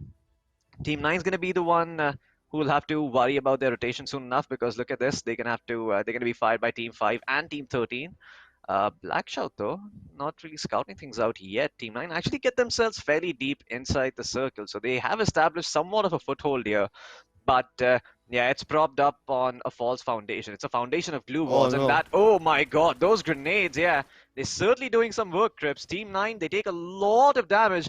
Ajay still hasn't healed back up just yet. Team 13, they could just look to push forward and make something happen. Nice grenade launcher shot there, but Rakash, in time, with the time turner, is going to keep himself alive and revive his teammate Sonati. And yeah, Team D looks like they lost one member to the zone. Oh no, this is. Oh no, oh my goodness. Zoya has the perfect angle for this. Ravi is going to be taken out. Blackshot deploys a glue wall, but it's a tad bit too late now. And Team 15, yeah, they're looking very, very strong, Crips. Blackshout is going to be in a world of trouble. He's going to have to worry about not only just one person firing at him, but also about Team 13. He's trying to protect himself from both angles at once. If he can just try and stay alive here and let Team 15 and Team 13 do the fighting, he's going to be very, very happy. But Team 13 are aware of his ways. Black Strauss is going to try to heal himself back up, deny his skill point scripts, and now it's going to be a 2v2 between Team 13 and Team 15. Let's see who comes out on top. Team 13 not taking blue zone damage. Time Turner gets popped by Team 15, giving them the fight advantage, but it is not going to matter. The double vectors at that distance shred through the Time Turner, and eventually they get themselves the booyah. Team Black, I think this is their second booyah crib, so these guys should definitely be in the top 4, if not the top 2. Well, we seem to have a winner on our hands. But even after all of that, Team No Zone had 10 kills, which is very surprising. I kind of expected D Sports to have more kills than them, but here we are. These guys are on double digits, and with that, they are at 460 points, very close to the Booyah score of 490. Now, this makes things even more difficult. I thought D Sports might just be in the top 2, but given the positions of all these teams and the placements in the last match, I feel like Team D might have slipped out of the top 2 और इसी के साथ साथ वो शायद playoff नहीं जा पाए, लेकिन हमें कुछ ही देर में पता लगेगा कि वो लोग यहाँ पे प्लेऑफ में पहुंचेंगे या नहीं. This game of Purgatory, it was pretty balanced. काफी सारी अर्ली गेम फाइट्स देखने मिली, मिड गेम भी हमें एक्चुअली फाइट्स देखने मिली रही थी रोटेशन के बीचों बीच में, एंड काफी सारी ऐसी टीम्स जो ब्राजीलिया से निकलने के चक्कर में मारी गई. So yeah, entering Brasilia is a nightmare, but getting out of this is an even bigger nightmare. Yeah, this indeed was a pretty sad nightmare for Team 1, splitting up like this, getting 2v1 at the same time. But I have to say, Team D Esports, they've shown ridiculous consistency over the course of these 3 games, consistently getting that 3rd spot. It's not easy to do so when all you do is play squad mode. So, shout out to them for putting their backs into this, because yeah, I've seen them in FFIC, I've seen them in multiple other tournaments. These guys, they really care about the game and they're really trying to do something over here. So I really respect the amount of effort they're putting in.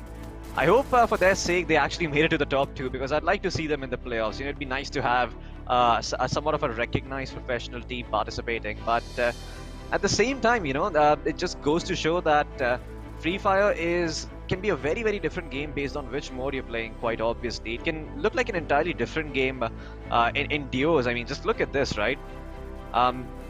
Team 13 and Team 15, when they're battling it out towards the end. Yeah, I mean, when they were battling it out towards the end, Team 13 had the positioning advantage, but Team 15, they had the Time Turners up and running. So they could have won the fight from outside the blue zone, which we've seen other teams do in the past, but yeah, their own Time Turner came in the nick of time and Team Blackheart got themselves the first place. D Esports, unfortunately, Crips, they miss out on 10 points. 10 points. That is heartbreaking, to say the least. Man, these guys are going to be feeling like they were so close, and yet they didn't get the second spot. So far. Yeah. Yep. Yet another professional team that doesn't make it to the playoffs. It's like a recurring trend in this tournament at this point. Well, at least Team Blackheart and No Zone will be going to the playoffs, so we will be seeing them in a few days when we cast the finals. For now, ladies and gentlemen, the first best of 3 has come to an end. We still have 2 more best of 3s left to go though, so you might want to stick around for that. You guys are watching the MediaTek Presents Free Fire Gaming Masters powered by JioGames. Don't go anywhere, we'll be back after a quick break. Introducing the MediaTek Dimensity 800U. Get ready for incredible experiences from this ultra-connected chip. Featuring dual 5G SIM for 5G connectivity that's always ready to go. High-quality voice and video calls. 5G carrier aggregation that keeps you connected. By keeping the 5G modem in the chip and using MediaTek's 5G ultra-safe power savings technology, we've created the world's most power-efficient smartphone 5G modem, boosting your battery life. With faster peak speeds, the Dimensity 800U accelerates launch time for your favorite games and apps. Use your voice assistant for scheduling and reminders in the language you prefer. With Dimensity 800U, smartphones feature supersized cameras and HDR imaging. Plus, its integrated AI processor helps enhance pictures and 4K videos in day or night. With MediaTek Dimensity, expect incredible.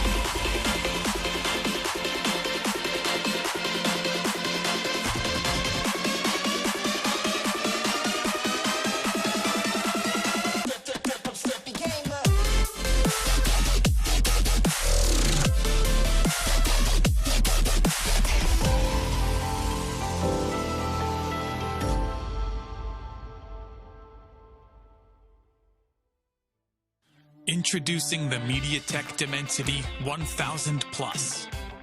Our flagship 5G integrated chip gives you immense CPU performance, stunning graphics, and incredible AI. You can game flawlessly, load apps faster, and multitask smoother, all on 5G. Pick up your camera and shoot stunning HDR pictures and videos, or go out at night with perfect results every time. Benefit from powerful AI and the latest MediaTek hyper-engine gaming technology. This predictive networking enhances your smartphone experience and dramatically reduces latency, provides rapid responsiveness that shaves milliseconds off touchscreen input, and enhances power management that lets you game longer.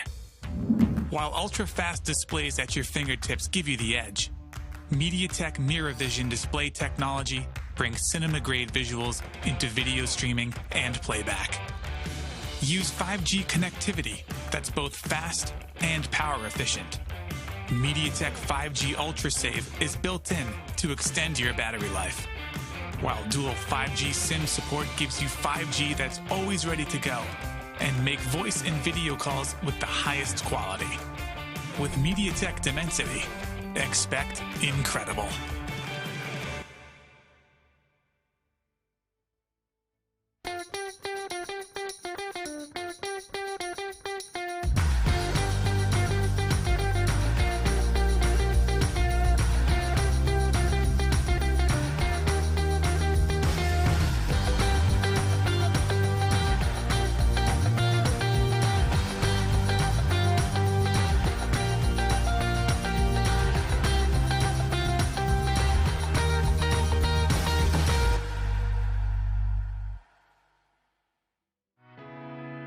We're bringing 5G to everyone, across mobile, automotive, IoT, in the home, and beyond.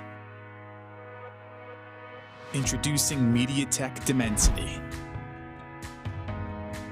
MediaTek Dimensity is at the forefront of powering the 5G revolution.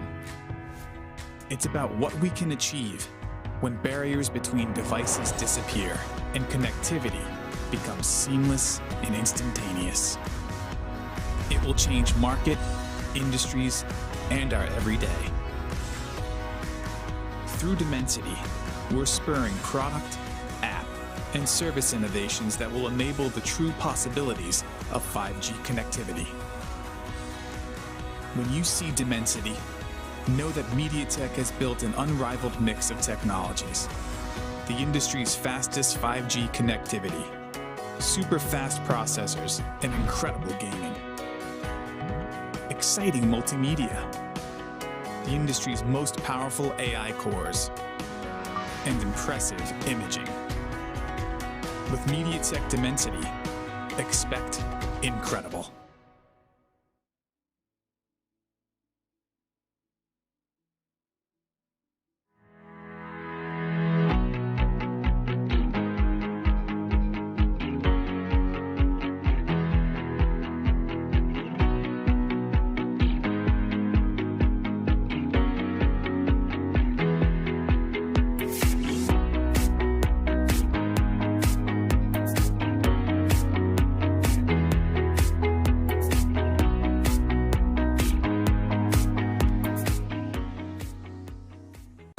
G is for gaming.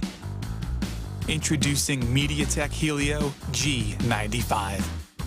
It's paired with MediaTek's Hyper Engine game technology, which goes beyond the chip and tunes your whole smartphone.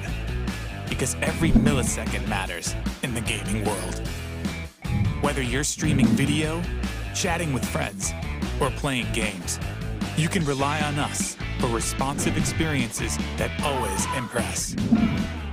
With in-chip innovations, all your wireless gear will connect reliably and retain their best performance. Maximize your everyday mobile experience with advanced 4G connectivity and dual SIM. Improved video playback quality with cinema-grade visuals and support for multiple virtual assistants. Embrace AI super resolution for streaming video and teleconferencing, saving your 4G data and battery life. Capture incredibly detailed photos and superb night shots. Integrated with these advanced technologies, MediaTek Helio G95 does the hard work, ensuring your smartphone always keeps up with you, so that you can focus on the moment.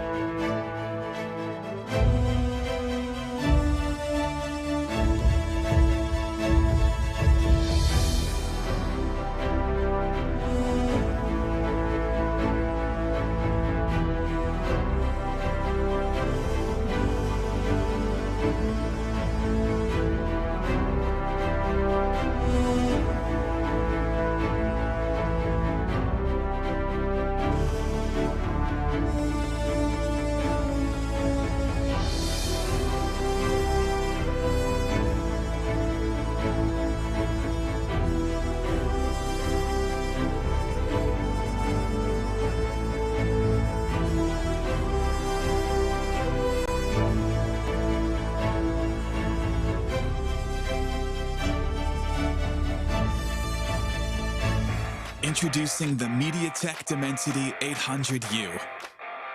Get ready for incredible experiences from this ultra-connected chip. Featuring dual 5G SIM for 5G connectivity that's always ready to go. High-quality voice and video calls. 5G carrier aggregation that keeps you connected.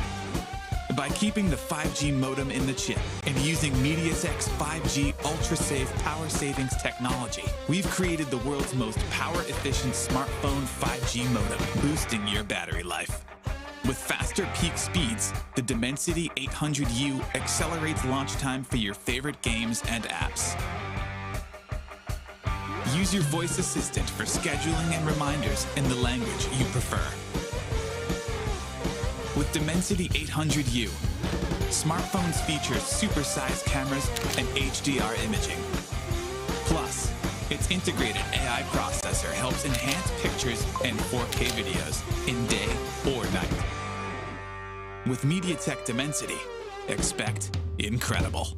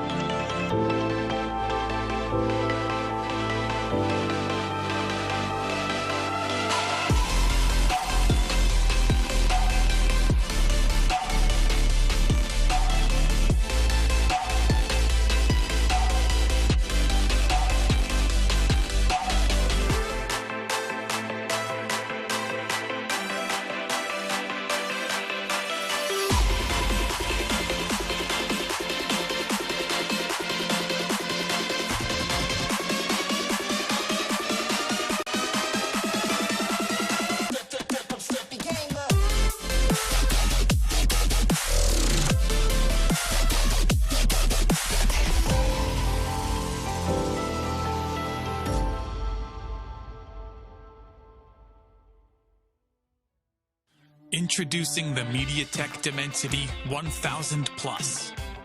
Our flagship 5G integrated chip gives you immense CPU performance, stunning graphics, and incredible AI.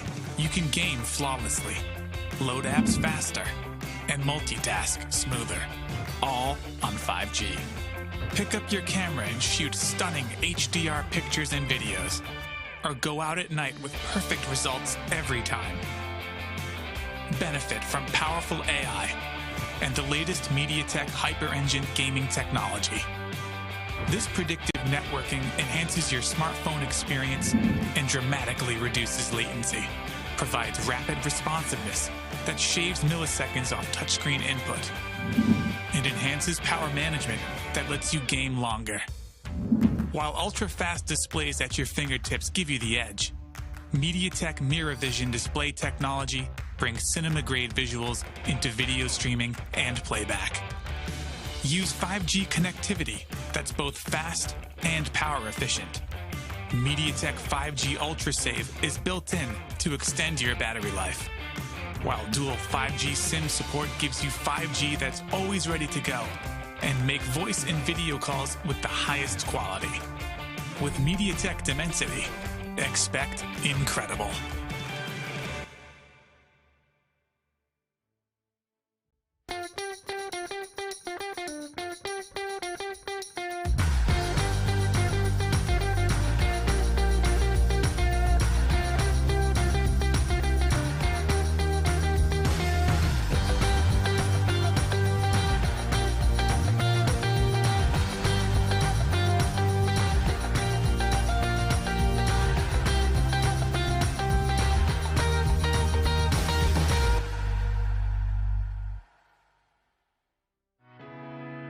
We're bringing 5G to everyone, across mobile, automotive, IoT, in the home, and beyond.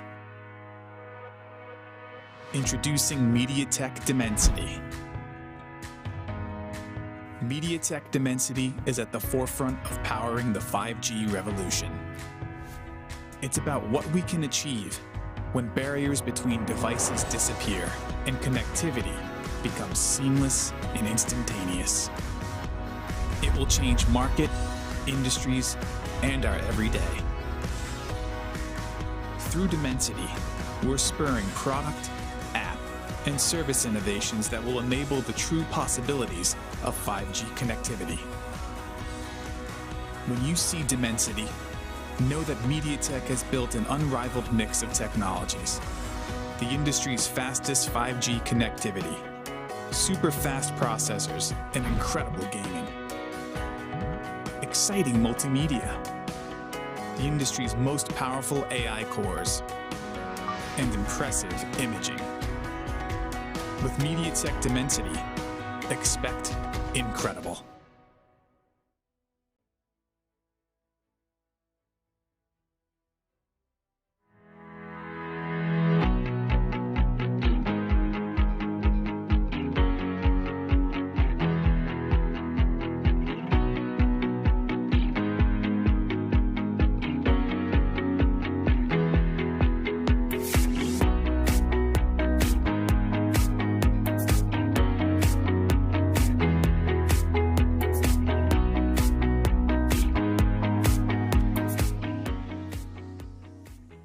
G is for gaming.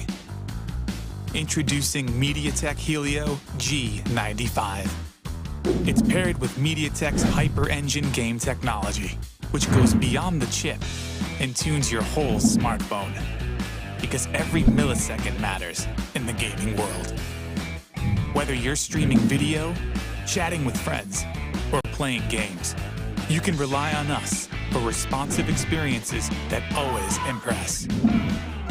With in-chip innovations, all your wireless gear will connect reliably and retain their best performance. Maximize your everyday mobile experience with advanced 4G connectivity and dual SIM. Improved video playback quality with cinema-grade visuals and support for multiple virtual assistants. Embrace AI super resolution for streaming video and teleconferencing, saving your 4G data and battery life.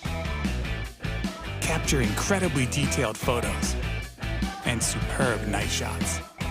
Integrated with these advanced technologies, MediaTek Helio G95 does the hard work, ensuring your smartphone always keeps up with you, so that you can focus on the moment.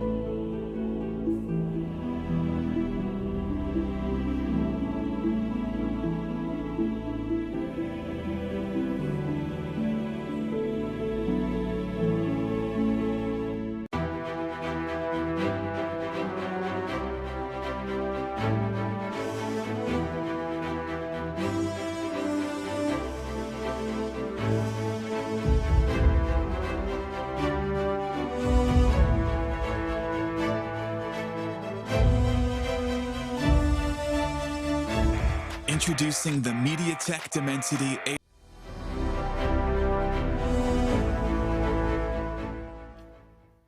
Ladies and gentleman, देवियों और सज्जनों और हमारे सारे दर्शकों का एक बार फिर से स्वागत है। MediaTek presents the Free Fire Gaming Masters Quest for the Best 2021 powered by JioGames में।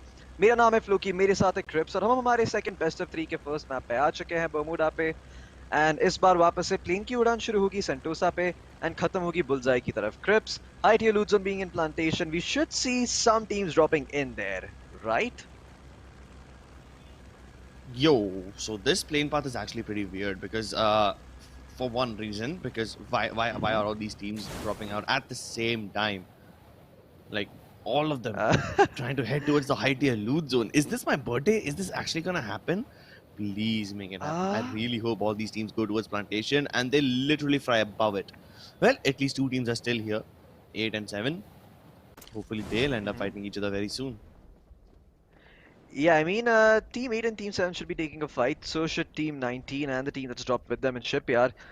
Pretty full lobby over here, 21, teams, 42 players. So I think we're just like 3 shy or 4 shy of, having a full lobby. So yeah, we should be seeing a lot of early game action on Bermuda. Plantation Way specifically. People are using their fists to fight over here. Oh my god, he actually gets the knock. Team Well, Extreme Bhavya with their fists knock out THRian, and now Ansh is gonna try and do the cleanup here. He has to be careful though, because now there's a weapon in their hands as well, and Ansh is alone. He wants revenge, Chris, but I don't think this is the smartest choice he's gonna make. And yeah, he's gonna wisely back off. I think he also spotted out the landmine that was kept up there as a little present for him if he decided to go up the staircase. I mean, it's gonna hurt, right? To not only die out in the first place, but die out in such an embarrassing manner to Fist. Yeah, now that can be devastating. Hopefully he will be able to exact revenge. He's brought it down to a 1v1. But there's still 2 teams that he needs to deal with. One more player on the edge, and he's just running around. I don't think he has any weapons in his hands. I thought the whole punch thingy was just a little insult because he didn't find weapons, but at this point he must have had enough time to find some weapons. He's still just sticking to his fists. Oh boy, I mean, the fist did well in getting them so far, but yeah, it's not going to get him any further from here, as Ansh is finally going to be able to get some vengeance, but not even sure if the person he exacted his vengeance on deserved it, because yeah, he was not the one responsible for taking down his teammate. It was actually Team Extreme Bhavya. But regardless, Ansh over here, he has a mammoth task ahead of him, no pun intended. He needs to stay alive for a very, very long time and yeah, get those sweet placement points, Crips. It doesn't look like he's going to be able to do that given the position he's in. Oof. Well, one more team bites the dust, and these teams just keep on falling like flies. To be honest, we haven't really seen early game battles per se, because battle indicates that every team has an equal chance of winning. These were just straight up wipeouts. 19 teams in the server. We've already seen 2 teams get knocked out, and still plenty of the area is, contested with teams very close to each other. So I guess we're going to have a pretty interesting game this time around. We have Rocker on top. No, wait, is that Rocker or is that R Flicker? I think that's R Flicker. Yeah, I think that's R Flicker as well. It's a yeah, it's a bit of a weird name. R Flicker. Or is he a right-handed flicker? Is that what he means with R Flicker? Is R his name Ryan? Rahul? Rohit? What is it? Mysteries that we will not find the answer to anytime soon. But if he makes it to the playoffs, we'll get a chance to ask him. I hope we get to see some cool flick shots though. It's been a while since we've seen those 180 degrees flick shots. We saw them in the game of Kalahari. Nothing really so far in Purgatory, so it's been like a good hour since we've seen one. And even the one that happened over there, we did not really catch it on camera. It was just more like a third-person drone view. But I just saw it out in the open. And yeah, we saw it out in the open. But a lot of these teams are out in the open. I can count at least 1, 2, 3, 4, 5, 6, 7, 8 teams out of the circle on the northern border. And all of these teams will come crashing on the edge of the circle. Or maybe they'll have to go around it or something. But this is actually very problematic for most of these teams. They try to drop in towards the areas of Shipyard and Bullseye and whatnot towards the northwestern part, but now none of these areas are habitable, and they're going to have to start making their way inside in the next 30 seconds.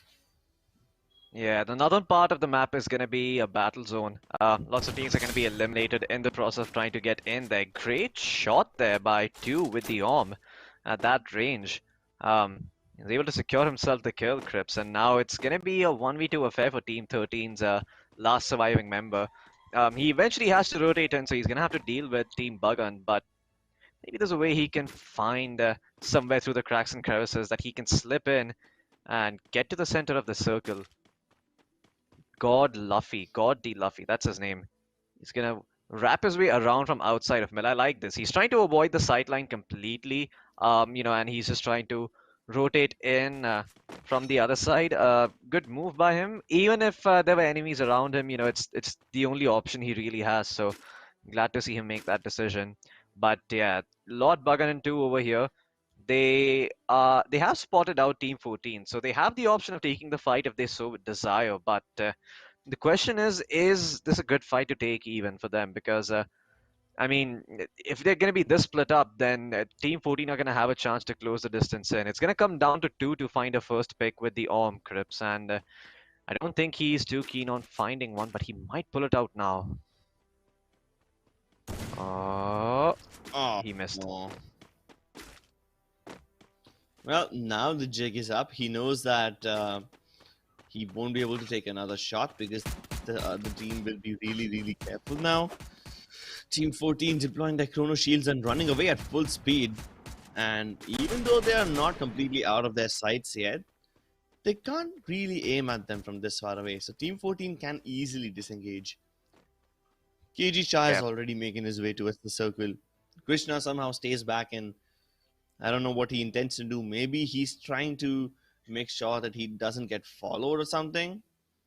But either way, both these teams, they don't really need to pick up this fight right now. There's way too many fights waiting for them at the end of the circle. Yeah. With so many teams inside the circle to fight, he's gonna have to use his brains if he wants to get out of this one, Crips. It's not gonna be his firepower that gets him out of the situation. Back to his plantation, though, once again, I like the fact that they're taking this truck, they're taking the Jeep. It's a very good vehicle to have, gives you ample amounts of cover. The only thing you need to worry about is being shot at from the side. But yet, I'm not sure what Team 7 are doing over here. Maybe they're having a bit of a scuffle for the driving seat because Avenger's still trying to figure out a way to get inside the car. And yeah, in the meantime, Paras taking full advantage of this. He's shooting at both of those players. Extreme Bhavya, he's still caught out in the open, Crips. This could be a bit of trouble here for Team 7, to say the least. They are going to be... what the hell is happening? I'm so confused. They're not even turning around and fighting. They're just frozen in place. Yeah, this is why you need to get yourself a MediaTek processor, boys. If this happens to you, if you don't know where you're getting shot at, and it takes, I don't know, 100 HP for you to realize, for your phone to register that you're being shot at, get yourself a Helio G processor phone, because, yeah, those things, they're made specifically for gaming, and yeah, your gaming performance should be a lot better on those phones compared to the other ones. Also, a decent pair of headphones, maybe. Yeah, that should really help you figure out where you're getting shot from. But we can't really protect you from brain lag, like when you figure out, like when you can't figure out what to do. Yeah, that's something that will come with experience, and maybe a little bit of practice as well. But for now, I can guarantee you that this is about to turn into a messy four-way battle. All the teams have reached the end of the zone, but somehow Mafia Sword from behind is able to finish off Extreme Bhavya. And Extreme Bhavya was looking in the opposite direction up until now because he was picking up a fight against Team 14 before this, and now Team 16 are shooting at him. He did not really go anywhere. I'm really tempted to say out of the frying pan into the fire, but then he never really jumped out of the frying pan either, right? It's just more oil being added to the frying pan, and he just keeps on getting cooked, and eventually he's gonna burn. I'm not sure how much longer he can sustain himself in this corner. AJ Avenger 707 trapped between a rock and a hard place. Meanwhile, using that opportunity, Team 9 has already escaped the area, and finally Mafia will put him out of his misery. Yeah, Mafia, Kursh and Sword both teaming up together to take him down there. But the next circle again, it's gonna shift towards speed, Crips, and there are still 18 teams alive. I'm not quite sure how this one pans out because many a times when we see these many teams alive, there's usually a lot of action in the second or third circle. And yeah, look at that. As soon as I say that Team 3 is going to lose one player, it's just going to be RS Drake surviving. And Luffy, terrified as all hell, is going to put up a couple of glue walls to protect himself. He's like, I don't want to have, I don't want to be consigned to his fate as well. And he's going to go back up in the sniper tower. But yeah, I highly doubt he's going to get out of the situation alive. He needs to take these fights. He needs to peek out, use that sniper rifle, put that M82B to work, find himself those knocks. But Yeah, if he just stays crouched over here waiting for the fight to come to him, then the fight will most certainly come to him. And yeah, it's not going to be a good fight for him because it's going to be a 2v1. So I'm hoping he's able to get a knock or here and there. But seems like for the time being, he's just going to be very happy about the fact that he's going to get to rotate inside the circle instead of trying to bite off more than he can chew. But he's going to take a lot of pot shots in the meantime. Thankfully, he had 11 med kits to get himself back up to full HP last time I checked, so he's going to be A-okay. Yeah. God D. Luffy. It's a play on the word Monkey D. Luffy, who happens to be an anime character. Monkey D. Luffy is, in fact, one of my favorite characters. And guess what? He is actually a pirate. Yep, he's a Oh, pirate with stretchy arms, kind of like Mr. Fantastic. So he can, stretch his arms out and behave like a monkey, much like his name. But just like any other good pirate, Luffy over here has 10 first aid kits and 11 glue walls. So he keeps on hoarding all the golden items. He keeps on hoarding everything, just like a good yeah. pirate should. So, yeah, he's living up to his name. Meanwhile, we have Team 12 trying to make their way into the circle using the cars. And now that they're already inside, all they need to do is find a safe place to park it. If they don't, the car will blow up. And it has blown My up, but goodness. luckily I think they jumped out just before it exploded, and now they've taken a position inside a sniper tower. So Broken Heart, now with a broken car and maybe some broken tires as well, is inside the sniper tower. And oh my goodness, I'm getting epilepsy by the amount of Yeah, times he even zoomed in and zoomed out. yeah, I think I'm actually starting to black out a little bit Chakkar aa rahe watching that constant quick scope. Yeah, that was a little bit absurd to watch, to say the least. I know why they're doing this. They've seen their favorite professional players do this, but they don't just keep spamming it. They time it with the time of their shots, and they adjust their Yeah. crosshair very slightly when they unscope. So if you're gonna look to do that, if you're really gonna look for the auto aim to help you, then that's the real trick. It's not just quickly tapping that scope button. It's about scoping, unscoping after shooting, turning your crosshair slightly, then scoping in again, and that's how that trick works. So, yeah, I mean that's how you use the aim assist properly. But if you keep spamming it like this, nothing's gonna happen. Uh, Binder though, Crips. I think we remember this guy, Binder, as you like to call him. He is still chilling with his teammate. Let's see how well this team does. Okay, no, it's not actually Binder. It's Binud 01. Not Binod 01. For the time being, we're going to turn our attention towards Team Senti near Clock Tower and Factory. They're going to be able to take out one member of Team 6, but they also have to worry about other teams closing in towards them. You need long-range weaponry to hold on to the sniper tower. I see a grenade launcher in the hands of Gary Fox's teammate AJ Rocks. Gary Rocks, I think that's what his name. Okay, no wait, his name is Gary Fox. Yeah, Gary Fox and AJ Rocks. Yeah, they've made this rhyme intentionally. That's cool. So yeah, I mean they can hold on to the sniper tower, but like I said, they need to take these long-range engagements. And wait, what? Why is Team 10 so split up? I'm so confused. Wait, Abhinesh is going to get fired upon by Team 12, and his friend Binod is going to start closing in from the clock tower area to get inside the circle. Bit of a weird play here by Team 10, if I do say so myself. This is not going to give them a fighting chance by any stretch of the imagination. His teammate needs to come in from the backline to help him out. And guess what? He's been knocked down, Crips, by Team 17. And looks like over here, Team 12 are also going to make quick work of his second teammate, or of his teammate, not his second teammate. There's only one teammate you have. But yeah, he's also going to go down. So Team 10 losing both players so quickly. This is a bit of a weird split coming in by them. And if they go back and watch this war, I'd encourage them to not do these kinds of things in duos, especially in the competitive setting, because you will get punished by better teams. It is going to happen that teams, they're going to look at you, they're going to be like, hey, this guy's alone, let's shoot at him, and you're going to be eliminated. The only time you do that is if you're specifically trying to bait one person out. You can't bait two people out. That's just never going to happen. If you're trying to bait one person out, that's when you go out in the open like that and give your shot so that the other player who's marking his angle, he can get a shot on towards him because he's probably going to have to stand up or move a little bit or expose himself to your teammate in order to get the knock. That's the only situation where that can work. But yeah, this was a very, very big split by Team 10. It didn't pay off. Yeah, it did not pay off at all. I hope these moves pay off though, because Factory is about to get really populated. Team 1 moving very close to God Luffy. He does land a couple of Max 7 shots, but he gets double peaked.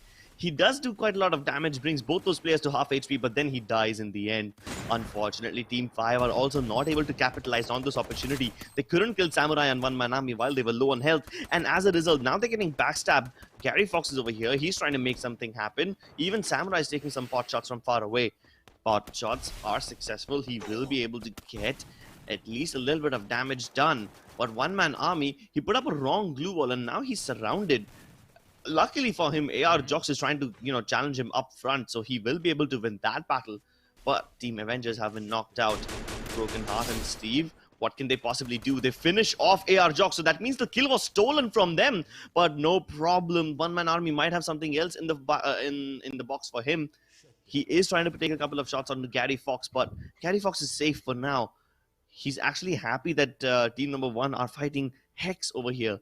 And that's going to give Gary a chance to heal back up to full HP. Now only 5 teams remaining. Team Hex have a decent amount of advantage because they are on the opposite end of the zone. But the circle, it's actually closer to the guys who are moving towards Pochinok. Who's behind them? It's TH Unch. He is the guy who's trapped. He's the guy who's farthest away from the zone, and he's going to have to go through the path of maximum resistance. Not only he's going to have to fight Team Hex, but also the other teams who are looking in his direction. So he might just be able to backstab Team Hex over here, but he's getting shot now itself. Hopefully he will find maybe better armor behind that little airdrop box, but I don't think he's going to be able to stay there for much longer. Hex will be able to get rid of Gary Fox, and with that, it comes down to the last 4 teams. Team Hex out in the open. There's only one person who can actually harm them, and that's going to be TH Unch, but so far he hasn't revealed his position. Luckily for them, even Hex don't know that he's over here yet, but now he's going to come in very close, and finally Yash figures out there's someone right next to him. But Yash gets knocked out due to a nice grenade launcher shot by Mr. Scam, and this could actually change things up. If Mr. Scam lands another shot, he will find not 1, but 3 people. But luckily, Unch, he actually saves them. He knocks out Mr. Scam, and he, in the process, has actually saved himself and Team Hex as well. But I don't think Team Hex will return the favor to him. They are still hell-bent on killing him. Meanwhile, Mr. Scam has cocooned himself. A bunch of nades go flying in his direction, but those nades won't really do anything. Here comes Samurai now trying to fight Team Hex, and Team Hex will actually be able to win that battle. Mr. Scam, can he make this happen? He's got 1 knock in the bag, but he's going to get knocked out in the process. Luckily, Darkcycle will trade him out, and that is how Team Blue Rain will win this game. It was very close and labored. Mr. Scam got knocked out 2 times in that process, but still, even though the moment he got up, even though those moments were very few, even though he only had like 2 or 3 seconds back up on his feet, he did not even have time to heal up. He made those 2 seconds count by using the grenade launchers perfectly. Yeah, I mean, the grenade launcher is a very potent weapon in the late game, especially if you know how to aim it. You can take out entire squads with it, and even though he didn't take out an entire squad with it, he did do a fair amount of damage, and he got a couple of knocks with it. So that's really cool to see people specializing and giving grenade launcher the treatment it deserves by actually training to fire it properly. Many times I've seen people just pick up the grenade launcher and lob a couple of grenades in the general direction without ever really connecting them. I think it's one of those things that's worth just dropping into an empty lobby to and practicing, just practice using the grenade launcher very well. Learn how the angle works, learn how it shoots, learn where it's going to drop, because if you find one in game like this, the advantage you're going to have is going to be so significant. And it's going to be demonstrated in just a bit, because that grenade launcher, like you mentioned, did do a fair amount of work. And we're going to see just how much work it did over here. Ansh, I have to say, this is very, very clever. He's still not taking an engagement with Team Hex just yet. He literally walks right next to them and then pops the time turner. And now finally he's going to have to worry about being taken out. Mr. Scam, of course, with the grenade launcher, able to get himself the first knock, posting out a second glue wall. I like what Ansh is doing here. He's still not taking the fight. He is more than happy just camping right next to them and waiting for the fight to end. And now Hex is going to wrap around and try to put a bullet in his brain. But yeah, Ansh, he's still going to be third-partying Team 15 and Team 1. And look at these grenades being lobbed in, man. Holy crap. Yep, Ansh goes down to the blue zone. Hex Elite is able to get himself a kill. Now it's going to be a fair 2v2. And that grenade launcher is going to do a lot of work. Yeah, perfectly used grenade launcher. Even though you were on very less HP, that grenade launcher could have been sent back on its knees again, but it needs only a few seconds, and then once the grenade is out of the chamber, all it needs to do is fly and land directly underneath the feet of its target. And it did that really well. Well, Team Hind this time have 80 kill points, and that just actually makes them very close to Team Blue Rain, even though Blue Rain got the booyah. Let's see if they're able to keep up the same level of performance and actually overtake them in the next game. We will be back after a short break with the second map of the second best of 3, ladies and gentlemen. Don't go anywhere. You are watching the MediaTek Presents Free Fire Gaming Masters powered by JioGames. We'll see you on the other side.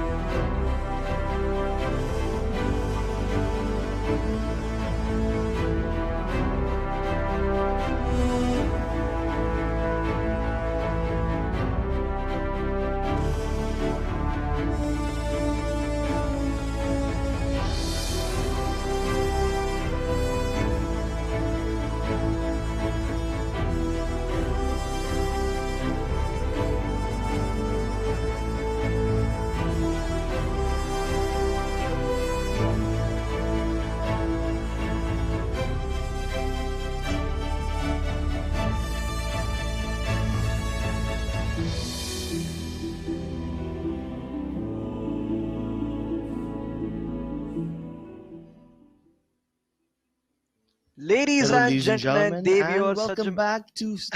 Let's go. Let's keep on going. Keep on going. ठीक है? no, 3, 2, no, no, 1. no, We'll try it again. We'll okay. try it again. No, no, no. We'll try it again. We'll try it again. 3, 2, Ladies 1. and gentlemen, Ladies and gentlemen, welcome back to the MediaTek welcome back Presents to the Free Fire MediaTek Gaming presents the Free Masters. Fire Gaming Masters Quest for the Best यारे. 2020. Sure. I tried syncing Land it पे try with you. करेंगे. Yeah, land पे try करेंगे. I think we need to write this down on a script and then read it out at the exact same time for this to be a perfect introduction by both of us. imagine the two voices echoing at the same time and creating a perfect a cappella. That would be that'd be great. really interesting, wouldn't it? Certainly would be. Either way, this time, it might not be the perfect a cappella, but it is the perfect battle in Bayfront. It's an urban finish, more than 3 teams, and it is just the way I like it, Floki. Team Hex, Team 12, we even have the Mafias over here. We have One Man Army and his teammate over here. 4 teams in Bayfront. Now, this is just how I like it. Hulk FF already picking up a fight against Team Mafias. And here we have Mafia Sword, who hasn't really a weapon in his hands. Just an XM8 will be able to still get that headshot onto Para Thor. That's great. But Hulk FF, he just let... Okay. he just let him walk past him? Yeah, that was a little bit weird. He might be lagging. Hulk, if you're watching the stream, buddy, there's a good processor out there known as a MediaTek Helio G. You might want to get your hands on one of those because it seems that you're having some performance-related issues there. You might not have caught him on your screen for a second, but well, eventually we're gonna turn our attention towards Team Kings over here, Crips, and they are also taking a fight in Bayfront. But okay, look at that! His teammate Hex Yash comes in the nick of time to save him, and now Yash is gonna be able to confirm the kill. So it's gonna be a 1-for-1 trade. The Time Turner, strangely enough, still blocking his bullets from the inside, so he's not able to secure the kill. But the grenade will finish him off. But it also ends up knocking down one more player from Team 1, and now he can go back in to try and take the second kill. But he's not going to make it in time. His friend is going to be revived.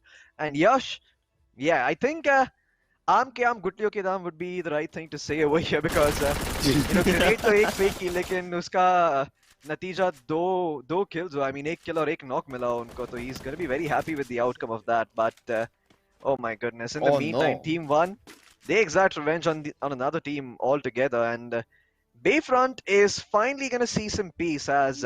there's just 2 teams remaining in the vicinity over here. But Floki, Team Hind got knocked out. This is the one team जिनके काफी सारे kills मिले थे और वो last game में top 2 में आए थे. उन लोगों को इस game में बहुत ही अच्छे से survive करना था if they wanted to be consistent and put up some decent amount of placement points in the second game as well. But अभी तो वो लोग एकदम starting में ही knockout हो गए. मतलब ये game तो उनसे हाथ से गया.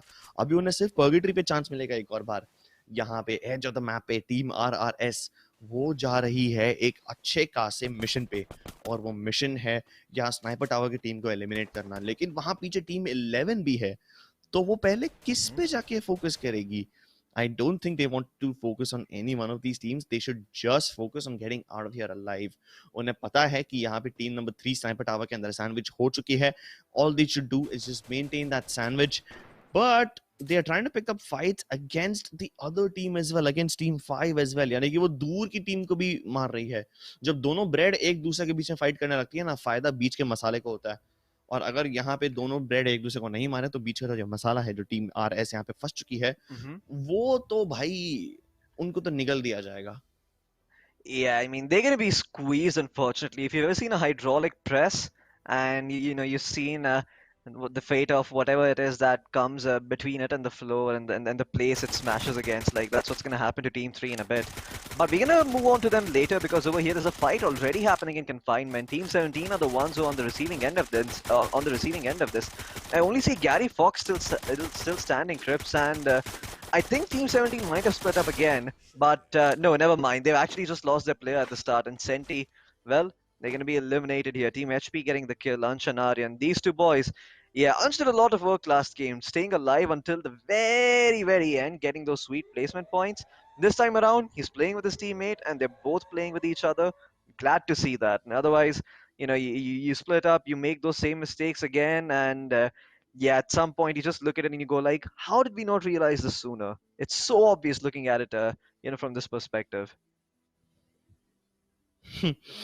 There's a lot of things that the teams haven't realized. And when they realize this later on, like maybe when they watch the tournament stream and they figure out what actually happened and what they should have done, I feel like they will figure out a lot of their mistakes. But this time I am seeing a very risky play. Team RS, even though they're both very low on health, they're about to get assaulted by Ahul. And I don't know if I'm fully in support of this decision because he needs the backup of his teammates in order to do so. It's better that they rush the sniper tower together rather than going in one by one. And now they realize that someone's about to come in. And as soon as these things happen, RS Drake puts up a chrono shield and they walk right past it, and RS Drake himself gets knocked out by a landmine that Drake was able to put up. How did Drake even put up a landmine in the nick of time, even after he got to the sniper tower himself late? Now that's very jarring to see. Like, he must have put down landmines on the staircase when he was on his way up. Now, it doesn't really make sense, right? Because you would walk in with guns, but somehow he was able to get in there, plant a landmine, and then still be able to fight. I don't know how that works, but fine. He was able to get a kill, but not with the weapon that I expected him to get a kill with. Meanwhile, on another part of the map, we have Team VIP going up against Avengers, and AJ Avenger himself has been knocked out. It's all down to Extreme Bhavya. Will he be able to do some extreme parkour and get to his friend? No, he won't be able to do so. He won't be able to save his team from certain elimination. He tried to go for the rescue mission, but he's gonna fail. It seems like the Avengers are just better suited for fighting rather than rescuing. Yeah. Command post is empty, Crip, surprisingly enough. It seems that the playing path encouraged all of these teams to camp towards the northern part of the map, but command post being empty, most certainly we should be seeing some team go there and occupy that position, because it's a very strong position to hold, and if the circle, if you get a little bit lucky with the circle and command post is in there again, yeah, the advantage the control tower gives you just by grappling on top of that and having such a huge oversight is immense. I mean, you have such a huge area of vision. You get so much information by just being up there, and it's wait, is this, no, this can't What? be right. This is not the real UG No. gamer. It definitely Yeah. isn't. It definitely isn't. 100% it's not them. Yeah, I mean, I saw Because UG first of and I was all- like, wait, that seems familiar. Yeah, so first of all, UG, they never had players called Ajay and Alok. Secondly, UG don't have a majority of their team left. Two of their players joined Total Gaming, and now UG Empire has picked up two new players. I don't know who those two new players are. I haven't really seen UG in action. But yeah, you can be sure that these guys are not the real team. Yeah, most certainly. Circle is going to close in again, Crips. It's going to be closer towards Refinery this time. Let's see which team actually makes their way there. Snappy, yikes, he walked onto a landmine. Got his foot blown off there, but thankfully the medkit is going to patch it back up. He's going to regenerate that leg, and he's going to be walking fine and dandy in just a bit, no problem. But this Do you Refinery think, push is going to be a little weird. Yeah. Do you think it will What? regenerate his socks? Ah, that's a great question. See, this is the kind of questions I don't think about. These are the kind of questions that keep me up at night. Much like Deadpool's regenerative ability, whenever he takes damage, his suit always seems to regenerate with him. Like, why does the suit Yeah, also right? have the healing factor? That makes no sense to me. Maybe there's a It's a big plot symbiote living hole. in the suit. Yeah, big plot hole. Oh. Does that mean he doesn't regenerate the shoe either? Like, does he like just end up, walking on 1 foot with a shoe and 1 foot without one? Doesn't that make his gait very uneven? Like, Yeah. I don't get it. Exactly. I don't get it either. I mean, I get He's it. He only gonna be wears tripping red so on that some- so that he doesn't have to show the blood to his enemies. But then, what about the suit that gets blown off or something? Like, I don't know. Yeah, that's a massive plot hole. We're gonna have to ask that to some of the producers in Marvel. But for now, whether it's a Marvel movie or it's a DC movie, it always has action. It never really has stalemates like these.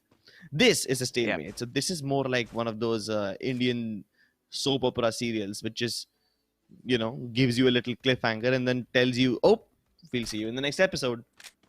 Yeah, this is exactly Yeah. what that is. These guys are just Except we'll see delaying action the in the fight next because they want to circle. show it in the next episode. They don't want to do it away right now.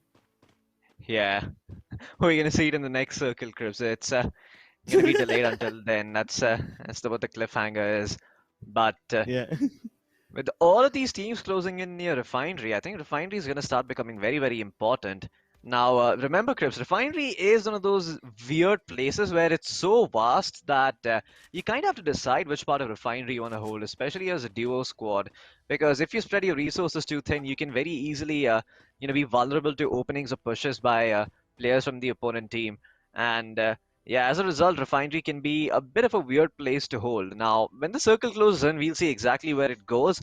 My guess is that a part of the main Refinery, I'm not even sure if I can say island, but yeah, if the main Refinery platform is going to be there, yeah, there we go. So, yeah, Refinery is going to be in the main zone. It's going to be relevant as ever, but so are going to be the houses towards that little cliff area. If you could get yourself there, that'd be a very sick position to hold in the current circle because you won't have to worry about your backstab because there's a cliff towards the back of those compounds. So you only have to worry about what's ahead of you.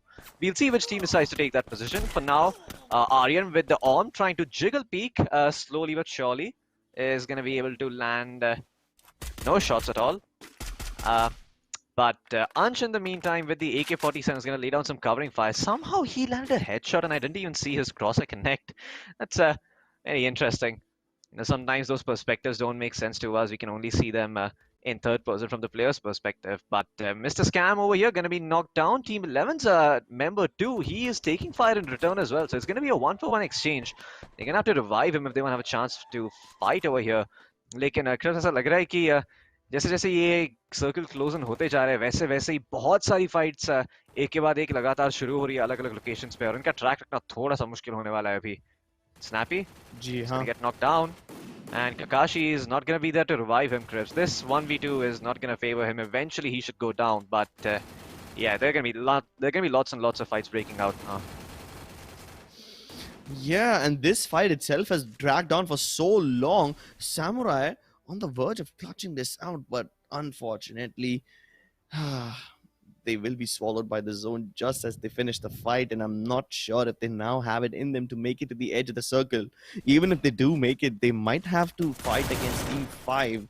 Luckily for Team... Okay, or I was about to say luckily for Team Kings, but it's actually unluckily because they just got eliminated. Rust over here is trying to make their way inside, and they managed to catch Team Hind. No, that's not Team Hind. It's just the Edge.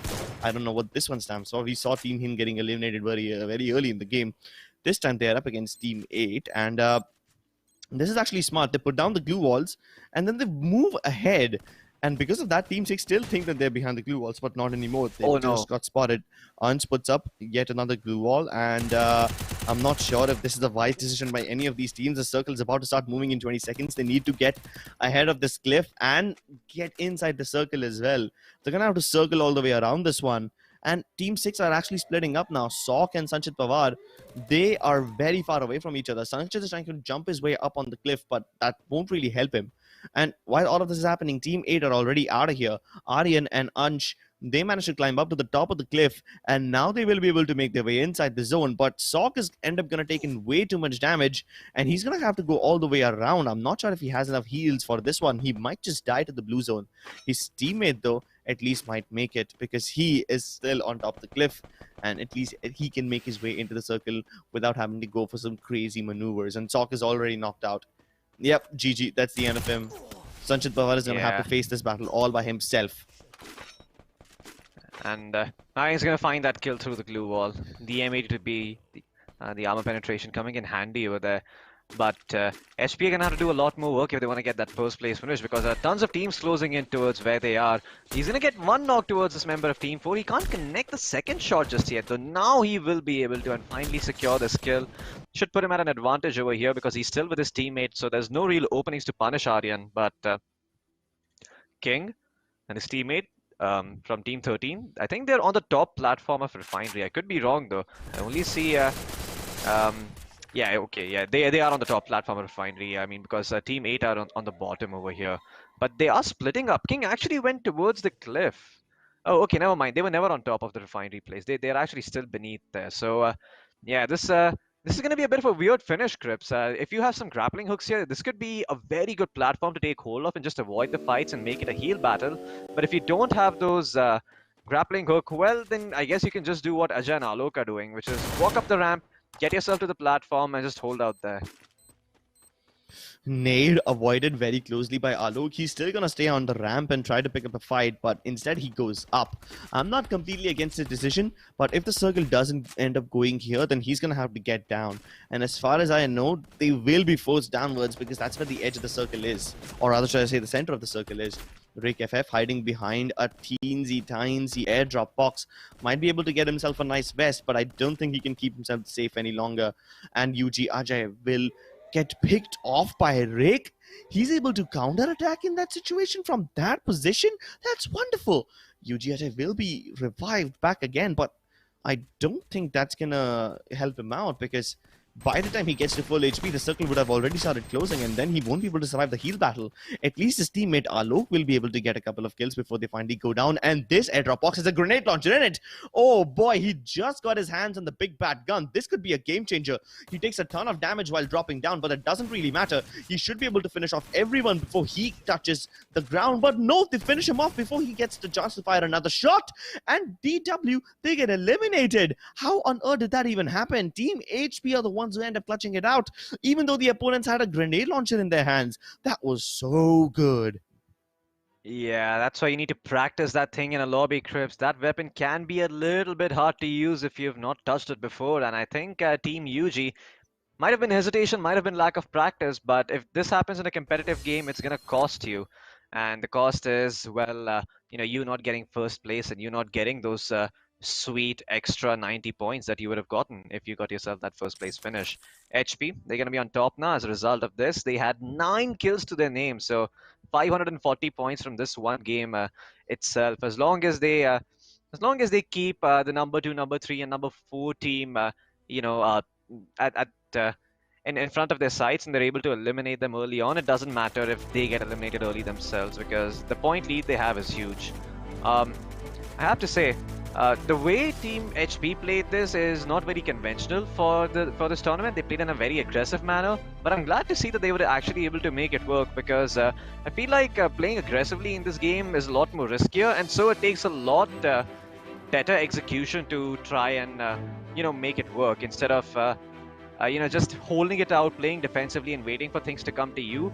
To go ahead and pull the trigger and say that, hey, this is where you're gonna take a fight, this is what we're gonna do, this is what we're gonna do. It takes a lot of good execution to see that through. You need to have information, you need to hit your shots, you need to be able to put up blue walls at the right time, and whatnot. Like, that's you gotta check all of those things off one by one, and that can be a little bit hard to do.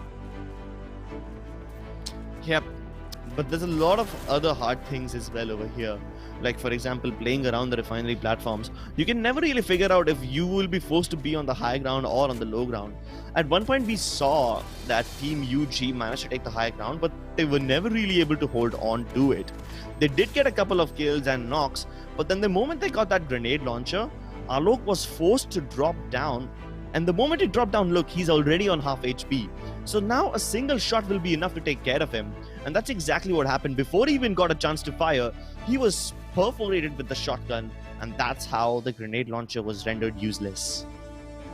Yeah, you take too much fall damage. If you get something like Dasha, maybe it's gonna be a little bit better for you, because you don't have to worry about taking fall damage. I wonder if Dasha is actually relevant on a map like Kalahari. It's gonna be some interesting theory crafting to think about for all these players involved. But for the time being, Crips, these are the top 4 teams, but the gauntlet has not been thrown just yet. There is still a chance for these teams to make a comeback over here. Let's see if they're able to do so. Until then, you're watching MediaTek presents the Free Fire Gaming Masters 2021 powered by JioGames. We'll be back in a bit with game number 3.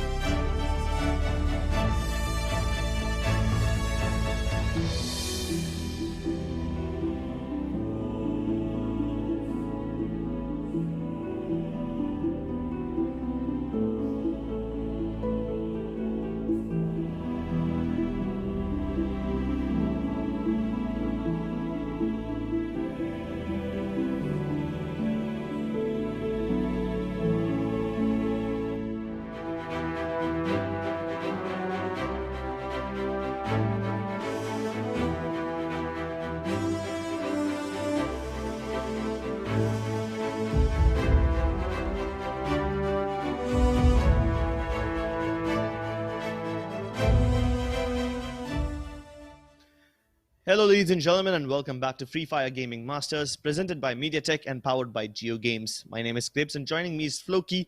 Our observers are Rolly, Big Fat Panda, Carnegie BTL, and Dan the Bot. And the six of us are going to be taking you through the third map of the second best of three. That means for all the teams participating this time, this is the last chance to grab as many points as possible and propel yourself into the top four. We already have so many teams just jumping off over the southern island. I can count at least 5 teams over here. Now, this is interesting. We haven't really seen so many teams drop towards the central island. And that kind of leaves Brasilia as a very empty ghost town with only one team in Brasilia? Wow, that's rare. Yeah, rare might be a bit of an understatement there, Crips. Central being contested over Brasilia is a sight for sore eyes. Central hasn't been contested in a while since we've been casting the Geo tournament. It seems that in the Free Fire Gaming Masters, people just don't seem to care that much about Central. But this time around in viewers, we are seeing people contest Central, and I'm really, really happy because Central is a good place to drop as well. I mean, just look at all these houses. Look at the way they're built. You think you're not gonna find high tier loot there? It's probably built by some guy who's a millionaire or something. I mean, these are pretty much castles. You don't get to see these houses every single day, on the corner of the street. Yeah, and okay, I mean, architecture-wise, yeah, these houses are pretty as hell. But even structure-wise, these houses are very different from the ones that you find in Brasilia and in any map, to be honest. I mean, if you look at it objectively, the structure of the houses remains the same across all the maps. The L-shaped compounds, the double balcony houses, they're found in literally every map. In Kalahari, the houses are somewhat smaller. But in Purgatory and Bermuda, the houses are similar, except for these ones over here, right here in Central City. Because these ones are like spiral staircases as well, and that is a structure which is very, very rare. Usually you have straight staircases which require utility in order to breach. But this time, it's not exactly possible to defend the houses, even if you hold the staircase as well. Because there are other ways of getting up as well. That's why the Central City is very unique. In fact, you need to know... You need to know the lay of the land really, really well in order to fight over here. Because if you do not, then you will be surprised from so many different angles you have no idea. UG Ajay and his teammate Alok get shot in the face as Snappy decides to walk into their Chrono Shield. But as they drop out, we have them getting eliminated. And before they have a chance to recover, Team 13 is here to capitalize on the chaos. They are timing their attacks really well, here to third party at the best possible time. UG Ajay now trying to heal up before trouble can arrive once again. The only hope he has over here is that Team RS somehow comes in for the kill and makes some chaos, distracts Team 13 long enough for them to get away. But UG Ajay, he's gonna get downstairs. He jumps, takes a lot of damage, and Drake is also able to nicely land a headshot onto him. Team RS. I thought maybe they will be able to fight Team 13 and cause a distraction enough to save him, but they were the ones who actually ended up killing him instead. Yeah, I mean, Team 13, they were in a bit of a weird position there. They did manage to get themselves one knock, but one team kill. But they need to do a bit more than that because they're going to be contested by Team 3 soon enough. And Crips, these houses, I have to say, they are a little bit. They're a little bit. How should I say this? They're a bit vulnerable to grenades. I mean, if you lob grenades in there, then the rooms are very, very open. It can be kind of hard to get into hard cover and run away from them. These are not houses in Pochinok or Peak. These are houses that are very, very open. So tossing a grenade in there, it could do a fair amount of work. But thanks to the number of floors that are available, you could pretty much play around the staircase whenever a grenade is lobbed in your general direction and keep yourself safe from it. But yeah, this central area, it's going to be in the play zone, Crips. So I think we're going to not see teams move in towards the central part of the map just yet. I think Brasilia is still going to be the place to go to, but you might just see Team 13 holding it depending on what happens. Well, Shivank and Drake, they're both going to be standing there. Let's see who ends up coming out on top here. Shivank is actually going to take him down with the UMP. God King getting knocked here. And now it's just going to be Drake standing from Team 3. He needs to go up there and revive his teammate. Can he find the kill? Yes, he can. The Mag 7. It's stronger than the pocket shotgun at the end of the day, and they're going to be able to get themselves 2 quick kills, courtesy of Shivank going in aggressively. I mean, good stuff by them. Usually you'd see Shivank being taken down by a better team, and then maybe the rest comes through. But this time around, it seems that Shivank is going to be rezzed, and Team 3 are going to be able to get themselves that kill. So they have successfully eliminated Team 13 and established a fair amount of control over these compounds in Central. But they might not see Team 2 come in just yet. Oh, they won't see them. They will never see them coming. They will only hear them coming when they are close enough. And I feel like the moment they get a little closer to that wall, they should be able to hear it now. Yep, they should be within audible range. Are they aware? Shivank is frozen in the middle of the street, and I'm not very comfortable about that. Finally, he moves and puts the rest of my anxiety. But will they get a chance to rest? They've healed up. They're splitting up as well to cover maximum ground and figure out how exactly Team Hex is going to approach this fight. Maybe Team RS completely decides to abandon the city and get out of here. I mean, they've done their share of looting. They've got enough kills. They had control of Central for a pretty long time. They can exit it now if they want to. It's still in the zone. I mean, the circle is somewhat over the mainland, but a little bit of Southern Island and Western Island is still covered. So they can stay here if they want. But if they want, they can even get away from the very edges of the island and just get to the mainland. Because I believe that is where the main circle will go. It's going to go towards the mainland. But nope, Hex has spotted them out, and now they've got no choice. They have to fight back. And oh my god, they're trapped behind a single rock. There's barely any cover for them to move. They both can't keep just standing there. They need to get out of that area. This is a very small area to just stay hidden behind. The only way to get out of this area is to land a very good headshot with a sniper rifle onto Yash, or either delete and then maybe knock them out for a few seconds and buy yourself some time to get away from that rock. Yeah, they could have done that. Or they can just go all the way below the island, you know, towards the edge of the sea, and maybe touch their feet in the water, dip their toes in there, and then come around from the island. But guess what? Team Hex are aware about the possibility. Delete is already out in the open waiting for them. He knows what Team RS is going to do. He's already reached Fire Brigade. Yeah, I mean, look at this clever wraparound coming in as well by his teammate over there. They're actually going to, in a weird way, sandwich Team 3 over here. But they do they have the long-range weaponry to make this work? I see an AK-47 in Yash's hand, and he is going to deal a lot of damage to Drake and take him out. The time turner comes in, but it comes in after he's been knocked. So his teammate is going to have to revive him, and now Yash with a defensive time turner of his own. Yeah, securing that one kill. Now Team 2 can start pressing W. Now they can start going forward and rushing into Shivank's face. And Shivank is not going to have much of a choice over here except to try and isolate the 1v1s and take them one after the other. He's running towards Yash. I like this move. He knows the time turner has been used, so the highest probability of him getting a kill is by facing him. But he still has to worry about his teammate covering him, and Yash putting the brakes on for a second, taking a breather, relaxing, waiting for Shivank to overstep his boundaries, holding the angle, and not really giving away anything for free just yet. Now with both players over here, Shivank, I think he's out of options here, Crips. He needs to get the hell out. He needs to make sure that none of the Team 2 members spot him. And if Shivank continues to stay here, it's just going to be his doom. It's, yeah, his fate is sealed if he continues staying here in this house. Fate is sealed, and the blue zone coming in is just like a cherry on top of the cake. It just wants to make this fate get shut, sealed faster, but Delete is able to walk in there, and RS Warriors are out of this game. Luckily, it's just the first zone, so they can still continue tanking the damage and stay out there. But let's see where the second zone goes. Will it continue staying on the mainland? Will we get a weirdish water finish? I hope we do, for sure.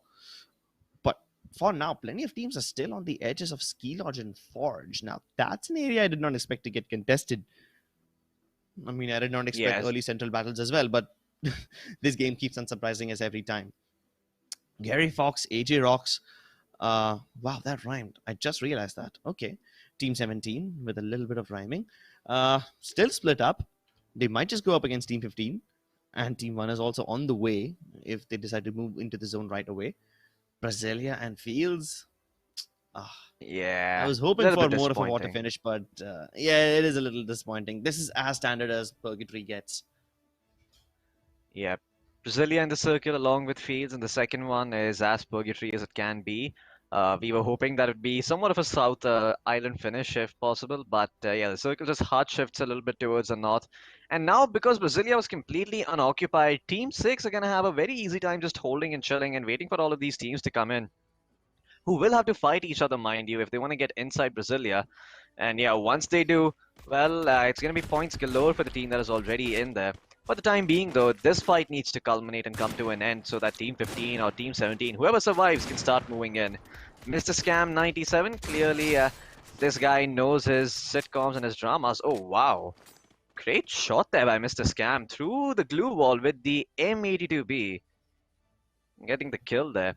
And now they're going to be able to loot up the dead bodies, get the glue walls, get the med kits, and then make their way inside the circle. That was a very, very good shot there by him.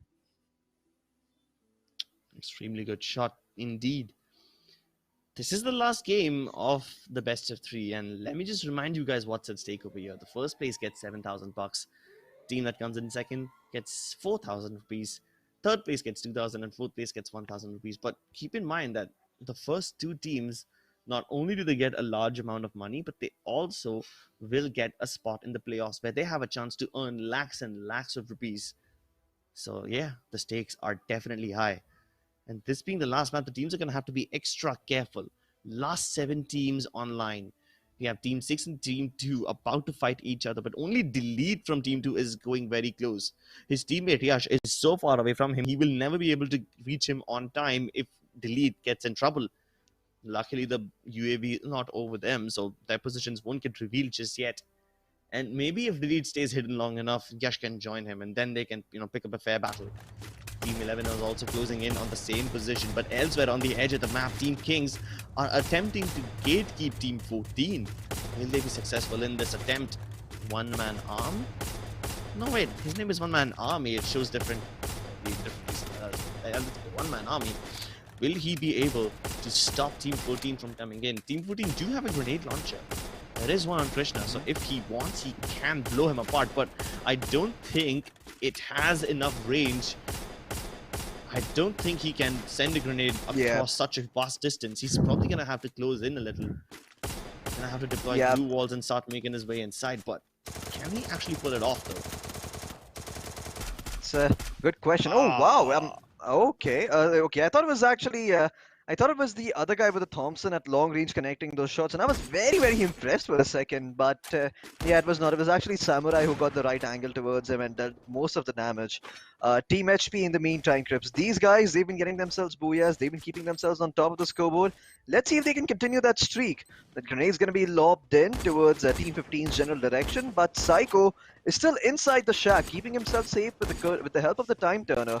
The Time Turner is eventually going to go down. It's going to open up the possibility of aggression from Team HP. Aryan and Ansh could both close in at the same time, and Psycho is pretty much going to have no choice but to land every single Max 7 shot. Let's see if he can actually do that. It's going to be a bit of a tall order. The crosshair placement and the anticipation is going to have to be perfect. Hope he has headphones, and I hope he's hearing all of these guys come in. There you go, Psycho. Is he going to be able to turn around and get the kill? Well, with Max 7, he does deal a fair amount of damage to one player, but the backstab comes in from Aryan with the SVD. The quick scope's going to be there, and the kill's going to go their way. Team HP, yeah, they're at least going to end up in 4th position after their great performance in Game 1 and Game 2. So these guys certainly are going to be in the top spot, at least in the top 4. But in the meantime, Crips, the circle, once again, this is not the final circle. I believe this is the 3rd circle of the great game, Chris, and we already have only 4 teams remaining. I think this game might be over before we even get to see the final circle. Yeah, it might just happen. It's a pretty fast-moving game, don't you think, Floki? Like, there were 15 teams only, and I believe some of the teams did not join this game. Like in the very first map, of Bermuda, there were some 20-something teams, and then in Kalahari also there were 20 teams. This time there were only 15 teams, which means 5 of the teams at the bottom probably did not even connect to the server again because they thought they'd already lost. They gave up before the final map even came in. And I'm kind of not a fan of that because I feel like you should be able to try to your best potential and play all the games. No, I mean, who knows? Maybe you will win. But over here, Hex Delete has managed to knock out 2 with a nice grenade, and they know exactly where Lord is as well. Even the Lord puts up a glue wall, it's not really going to save him. He tries to run away from this battle, but there's no way he's going to be able to dodge that hailstorm of bullets coming in his direction. 3 teams remaining. One man on him. They must have definitely heard these shots, and now they're taking pot shots at Team Hex. They need to make their way inside the zone as well, but little do they know that Team TH is also in this direction. the entire western part of Brasilia, and nobody is contesting it. Everyone over here is just focused on the edge of the circle, and that might just result in the game ending very quickly, which is great because this is probably the first time we are going to be seeing a game end before we even see the fifth circle. Thanos never really had a job to do because most of the universe was already dead. Yeah, literally have to snap his fingers, He was hoping to kill 50% of the universe, but it turns out 80% of it is already dead. So, yeah, he's just going to be chilling on his farm, growing his vegetables, living his life like a peaceful hermit. But, yeah, Team 8 in the meantime, they're not going to be living the lives of hermits. They are going to be living the adventurous lines of absolutely psychotic people who take zip lines in the final circle and will be revealing the— oh no, Aryan is going to break his ankles. Well, Dasha's ability, that's why it's so good. Preventing that fall damage, he only takes 30 of it. And if you didn't have Dasha, you'd have taken a lot more. The recovery time is also very, very strong. So, yeah, kudos to him. I mean, kudos to them for using the abilities the way they're supposed to be. I almost got a heart attack there for a second, seeing them drop like that. But it turns out there was a plan behind that after all. Well, let's see if their plans actually bear fruit or not. Because I thought that this game will end at the edge of the circle itself, but now teams have found their way around and they're occupying the more central positions in Brasilia. At this point, the only team that isn't in the circle is not even on our screens right now. They're way far away. And one-man army, he actually springs the trap. Yash walks onto his landmine. And now they are in such a massive advantage. Team 8 using all this chaos to somehow sneak their way into the circle. They will be able to get in there and position themselves safely. But now, because there's such a huge area available, a game of hide and seek starts now. Team HP have already managed to secure a booyah. They're already in the top 3 of the next one as well, with a very good chance of securing a double booyah. Now this makes things really interesting. A nade goes directly in between the glue wall, but they put up a second one just to dodge it. A third glue wall this time. And now they are trapped. What do? Luckily, Team Edge, their grenades are just a little too overshot. But the moment the glue wall pops, it's going to be up to one-man army to somehow make this happen. But no, T-Edge Anj is able to wipe the floor with them with this MP40. And now it's up to Delete in a 1v2. Can he deal with them? He might just be able to get the knock onto Aryan, but a very well-placed glue wall saves him. He's still able to get that knock. Somehow, Delete is still alive. And guess what? Ansh is not around to pick up the trade frag. In fact, he's going to allow Delete to heal up even more. What? And now he has a very realistic chance of clutching out this 1v2. Hex Delete. What a wonderful performance. And Team Hind take the cake. Man, that... Oh man, Hex Delete there. I mean, he played that so patiently. He was not hesitating even for a second, but Ansh did. Ansh was caught between a rock and a hard place. He was confused as to whether he should revive his teammate or whether he should go for the 1v1, and that indecision ended up costing him. It's not even the fact that he didn't see this coming. He saw it coming. He knew what was happening. It's just that he didn't decide quickly enough, and in the end, he ends up going down there, Crips. I mean, that's... a bit of a sad display there because there was no reason that should have happened. It was, I'm not going to mince my words here. That was very clearly a mistake by Team 8. But you know what? I'm going to cut them some slack. I feel like they performed pretty well throughout the course of this game. They got themselves one booyah. They're in second place again. They're likely to be in the top 2. But I do hope that they learn from this little indecision and don't let it set in for their future games because. Yeah, when the stakes are higher and you're playing for larger amounts of money, you don't want your nose to get the better of you. Well, to be honest, it doesn't really matter what kind of rotations you make in a wide empty circle like that. You will most probably be able to get inside the zone when there's 3 teams alive in the third circle itself. So yeah, you are, at a little bit of liberty with your movements, so you don't have to think so much. Usually when we see teams trying to enter Brasilia, they have just, it's your term, Loki. They have the analysis paralysis.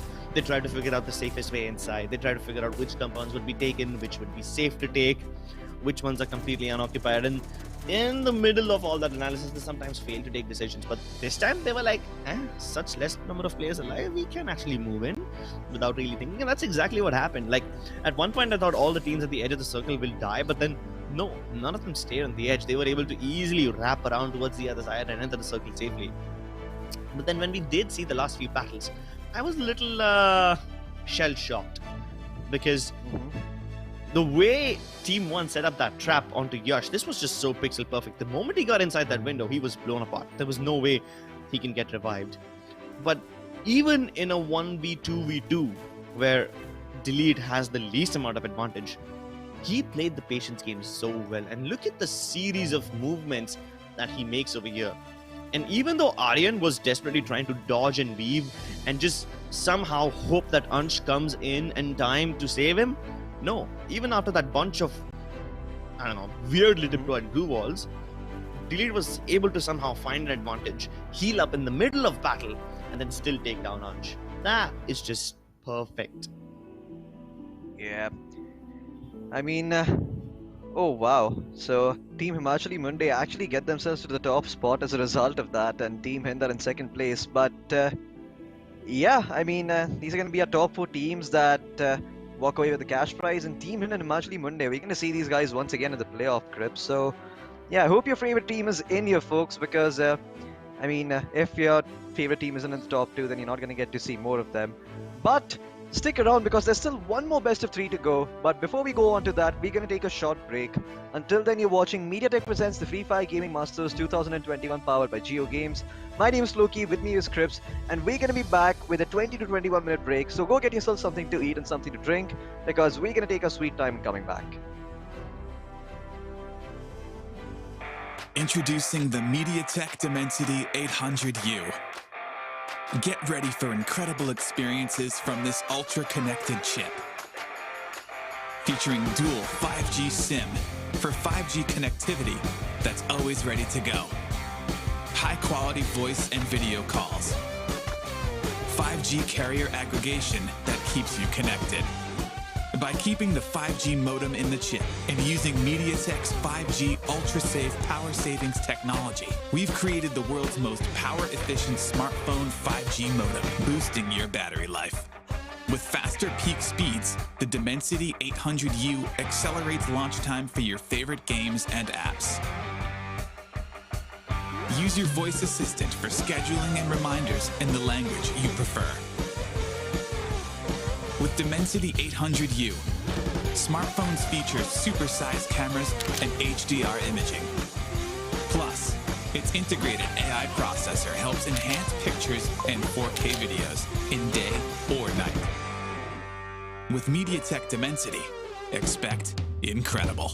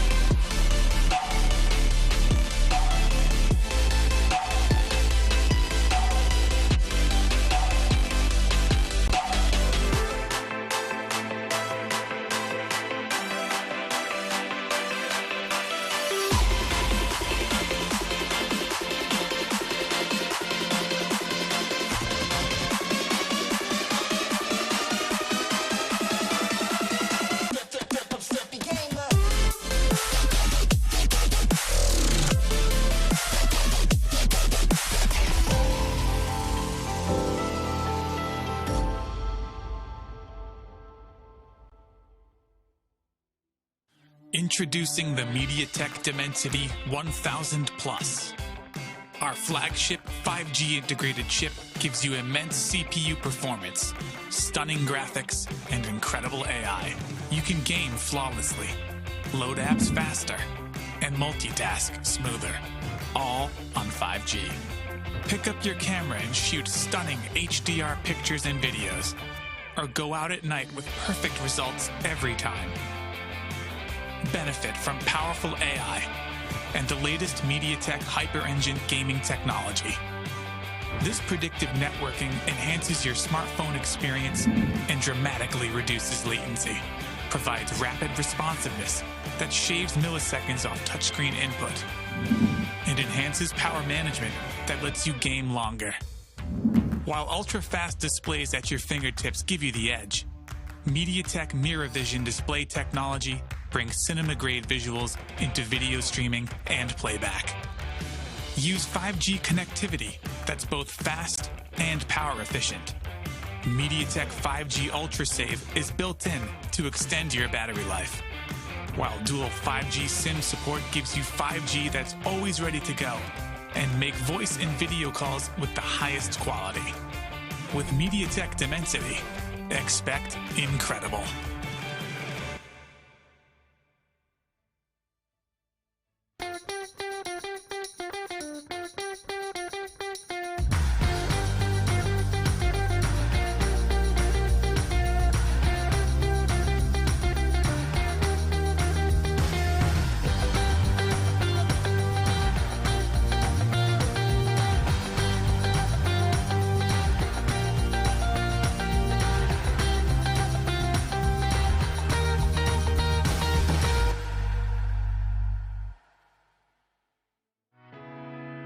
We're bringing 5G to everyone. Across mobile, automotive, IoT, in the home, and beyond.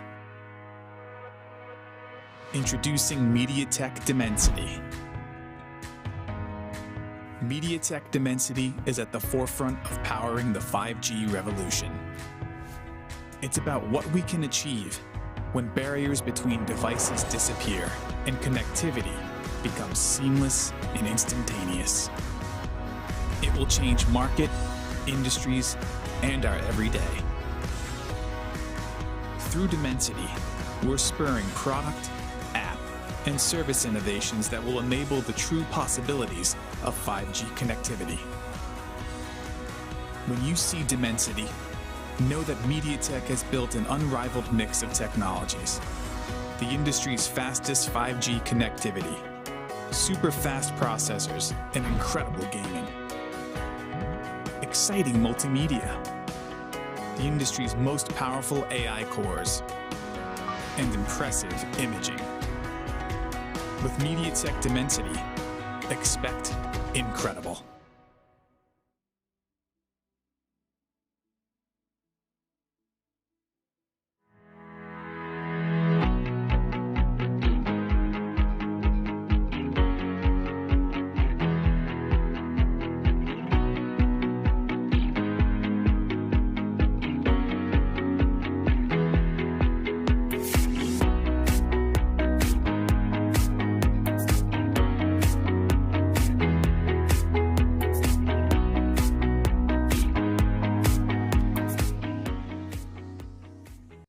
G is for gaming. Introducing MediaTek Helio G95. It's paired with MediaTek's Hyper Engine game technology, which goes beyond the chip and tunes your whole smartphone. Because every millisecond matters in the gaming world. Whether you're streaming video, chatting with friends, or playing games, you can rely on us for responsive experiences that always impress. With in-chip innovations, all your wireless gear will connect reliably and retain their best performance. Maximize your everyday mobile experience with advanced 4G connectivity and dual SIM. Improved video playback quality with cinema-grade visuals and support for multiple virtual assistants. Embrace AI super resolution for streaming video and teleconferencing, saving your 4G data and battery life. Capture incredibly detailed photos and superb night shots.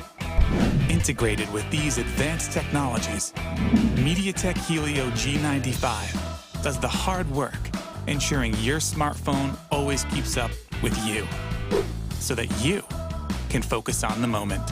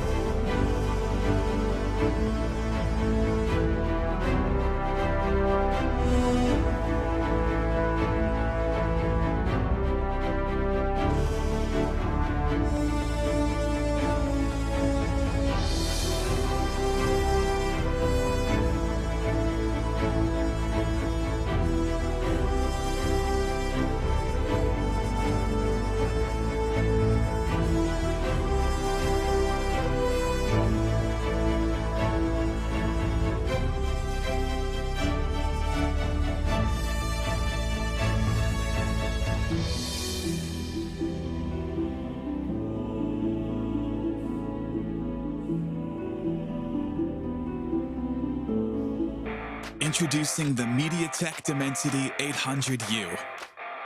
Get ready for incredible experiences from this ultra-connected chip. Featuring dual 5G SIM for 5G connectivity that's always ready to go. High-quality voice and video calls. 5G carrier aggregation that keeps you connected.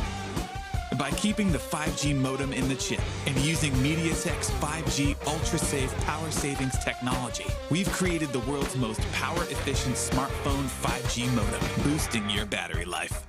With faster peak speeds, the Dimensity 800U accelerates launch time for your favorite games and apps. Use your voice assistant for scheduling and reminders in the language you prefer. With Dimensity 800U, smartphones feature supersized cameras and HDR imaging. Plus, its integrated AI processor helps enhance pictures and 4K videos in day or night. With MediaTek Dimensity, expect incredible.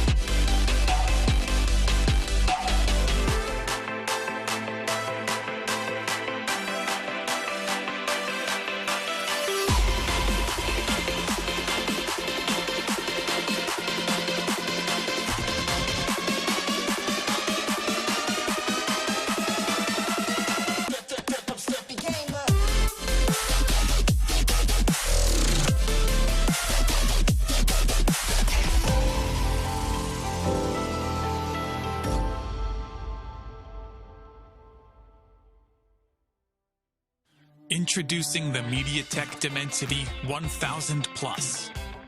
Our flagship 5G integrated chip gives you immense CPU performance, stunning graphics, and incredible AI. You can game flawlessly, load apps faster, and multitask smoother, all on 5G. Pick up your camera and shoot stunning HDR pictures and videos, or go out at night with perfect results every time. Benefit from powerful AI and the latest MediaTek hyper-engine gaming technology. This predictive networking enhances your smartphone experience and dramatically reduces latency, provides rapid responsiveness that shaves milliseconds off touchscreen input, and enhances power management that lets you game longer. While ultra-fast displays at your fingertips give you the edge, MediaTek Mirror Vision display technology brings cinema-grade visuals into video streaming and playback. Use 5G connectivity that's both fast and power efficient. MediaTek 5G UltraSave is built in to extend your battery life, while dual 5G SIM support gives you 5G that's always ready to go and make voice and video calls with the highest quality. With MediaTek Dimensity, expect incredible.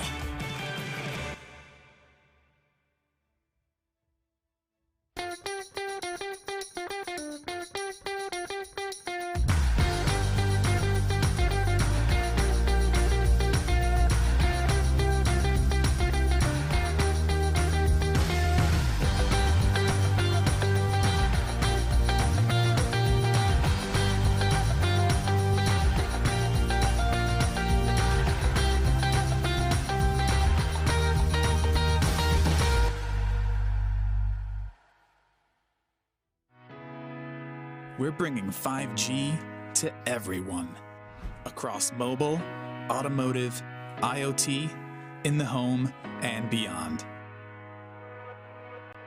Introducing MediaTek Dimensity. MediaTek Dimensity is at the forefront of powering the 5G revolution. It's about what we can achieve when barriers between devices disappear and connectivity becomes seamless and instantaneous. It will change market, industries, and our everyday. Through Dimensity, we're spurring product, app, and service innovations that will enable the true possibilities of 5G connectivity. When you see Dimensity, know that MediaTek has built an unrivaled mix of technologies. The industry's fastest 5G connectivity, super fast processors, and incredible gaming. Exciting multimedia, the industry's most powerful AI cores, and impressive imaging. With MediaTek Dimensity, expect incredible.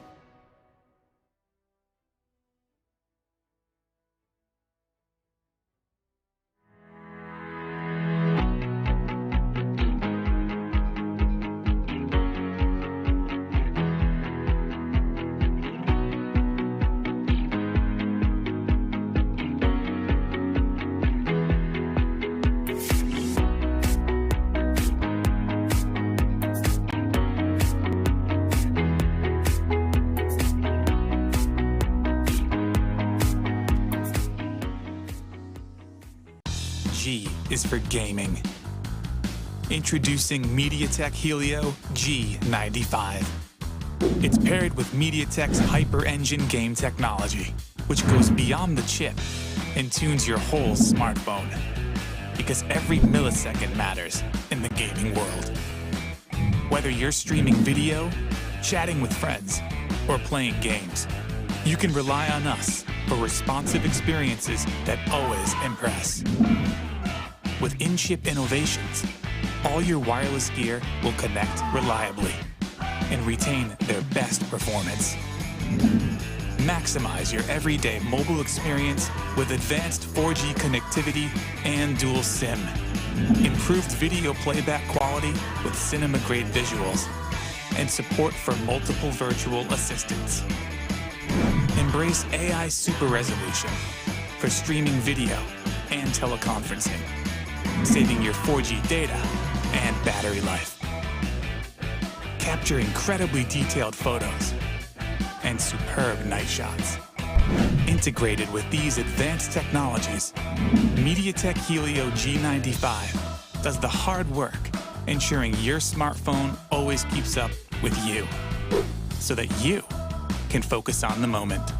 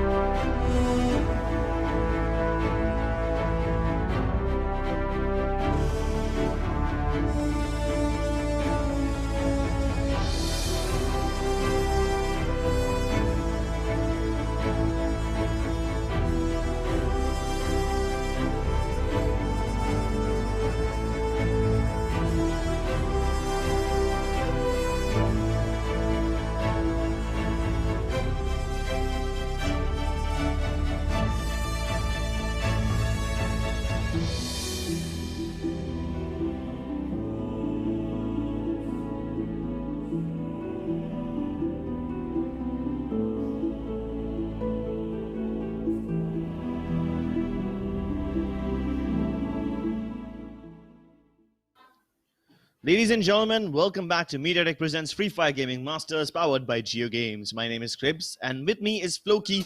Our observers are Rolly, Big Fat Panda, Kaneki BTL and Dan the Bot. we are going live with the third best of 3 of the day. Yep, we are. And this time around, the high tier loot zone, it is right at the start of the plane path, Crips. Rimnam village में high tier loot zone है, तो immediately team 16 Rimnam village को अपना घर बना लेंगी. Glad to see this happening. Playing का path ऐसा है कि I think Sentosa might be completely ignored, but Mars Electric could also be completely ignored here. We should be seeing a fair amount of early action towards the northern part of the map, namely Plantation, Shipyard, and Katulastawa. These are places I'm guessing are going to be contested. But back towards Rimnam Village, Team 16, they can have a gala time looting because, yeah, they both split up. They know no one's really nearby and they know no one's next to them. And once they get their hands on some really good loot, they're going to start making a move. Look at that northwestern corner of the map, though, Chris. An observatory. There are 4 teams dropping in. That is absolutely insane. Well, let us observe how well these guys try to murder and plot against each other. Lavisky and Sanju. Oh, wow. They go well together, don't they? Like, Sanju was a guy known for having way too many drinks and drugs, but here we have literally Lavisky along with him.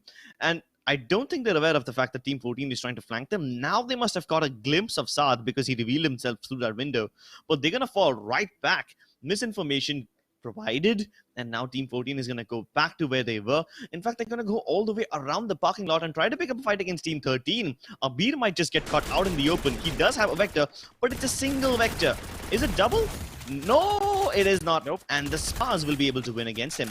His teammate is trying to rescue him, but Anonymous can't really do much, especially when there's the Chrono Shield active. But Saad steps out of the shield, and he gets knocked out. He pays the price for it. Luckily, Gafu is able to revive him in time. But as soon as that happens, here comes the third party, Sanju and Lavisky. Now they step into the fray. Anonymous has very little time left to heal himself up, and I don't think he has enough time to revive Abe. Abir will get finished off. No, he wasn't finished off. Somehow he survived. They did not land all of their shots, but he is bleeding out. Yeah, he's going to die right in front of Anonymous's eyes. Poor Anonymous. Can't really rescue his friend. He ended up bleeding out in front of him. He could see the light fade away from his eyes, and that's the worst kind of death. To see your friend witness it and still be powerless to not do anything about it. Yeah, he's going to be haunted by the memory of Bermuda. Every single time he launches into this map with his friend, he's going to remember exactly what happened. And guess what? He's not going to wait around to be reunited with his friend. In fact, he is going to invite death firsthand. Moves out in the open, gets shot, and Team 6, they can have control over Observatory. But once again, Cribs, the Northwestern fights are not complete yet. There's a fight breaking out in Plantation. There's a fight breaking out towards the northern part of Observatory. But for now, we're going to turn towards Plantation because it seems that this is where the fight is most likely to happen. Team 5 still chilling on the ground floor, not really going up the staircase just yet. Pretty easy to defend with a single landmine. So, yeah, Team 5 are going to be in a little bit of a tough situation over here if they decide to walk up the stairs. Let's see if they're actually able to connect the shots. Mafia Peru with the M14 is going to find 1 kill, and looks like Team 7's last surviving member, Boss, is also going to be taken out over here. Captain's Army gets eliminated. Team 5, oh no, a half-hearted push by them, and that's going to be punished very quickly as well, Crips. Aman Singh यहाँ पे बस अकेले बच जाएंगे अपनी teammate के बिना, and उनको यहाँ पे प्लांटेशन छोड़ के कहीं और जाना पड़ेगा क्योंकि टीम 15 उनको यहाँ पे अच्छे से रहने नहीं देने वाली है. वो जानते हैं कि उनके टीममेट नॉकआउट हो चुके हैं, and if they have to rotate, वो बाहर निकल के जरूर अमन सिंह का किल लेने की कोशिश करेगी. अमन सिंह, क्या वो यहाँ पे अकेले सर्वाइव कर पाएंगे? क्या वो यहाँ से भागने की कोशिश करेंगे भी या नहीं? उनके टीममेट का तो अता पता है नहीं आजू बाजू में. हमने कुछ ही देर पहले देखा कि ये लोग असॉल्ट करने की कोशिश कर रहे थे, लेकिन वो असॉल्ट का हुआ क्या? वो ऊपर गए, एक प्लेयर खो बैठे, एंड देन वापस नीचे आ गए. It's back to square one, except now you are missing one person. So it actually ended up backfiring. Yeah, Aman Singh is most probably going to try and get out of this house, maybe get out of that area itself, but I don't think anywhere is safe for him right now because पूरा पूरा north western sector ही इतना ज्यादा populated है. आप कहीं भी जाओगे आपको कोई ना कोई मिल ही जाएगा. बुलजाए इस बार टीम 22 के कब्जे में, लेकिन इस बार हम रिवर साइड पे फाइट देखेंगे. ओके, यहाँ पे काफी टाइम हो गया हमें फाइट देखे हुए. रिवर साइड यार ये मतलब ऐसा ही है कि यहाँ पे 2-3 टीम्स जाएगी, या तो यहाँ पे कोई नहीं जाएगा. There's no in between. This time King YT अपने ग्लू वॉल का इस्तेमाल करके यहाँ पे खुद के लिए ककून बना के बैठे हैं, लेकिन उनके टीममेट अनन्या बहुत ही ज्यादा दूर है. और अनन्या के पास तो ऐसा एंगल भी नहीं है जहां से वो किंग वाइटी को हेल्प कर सके. किंग को बस अपनी ग्लू वॉल्स के भरोसे रहना पड़ेगा एंड होप दैट अनन्या पीछे से फ्लैंक करने आ जाए. लेकिन अनन्या तो अभी तक काफी दूर है. कहाँ पे है अनन्या? अब जाके पास में आ रही है, लेकिन ऐसा कोई भी एंगल नहीं है. इनफैक्ट ये पूरा जो ये फेंस वाला हाउस है ना, ये पूरे घर को असॉल्ट करना ही बहुत डिफिकल्ट होता है, बिकॉज आप यहाँ पे बाजू में भी नहीं आ सकते. आपको दूर से ग्रेनेड्स फेंकने पड़ते हैं. मतलब आपके ग्रेनेड्स और भी इनएक्यूरेट रहेंगे. क्या ये नॉक मिलेगा? नो, नहीं मिलेगा. बहुत ही छोटा सा डैमेज डील किया.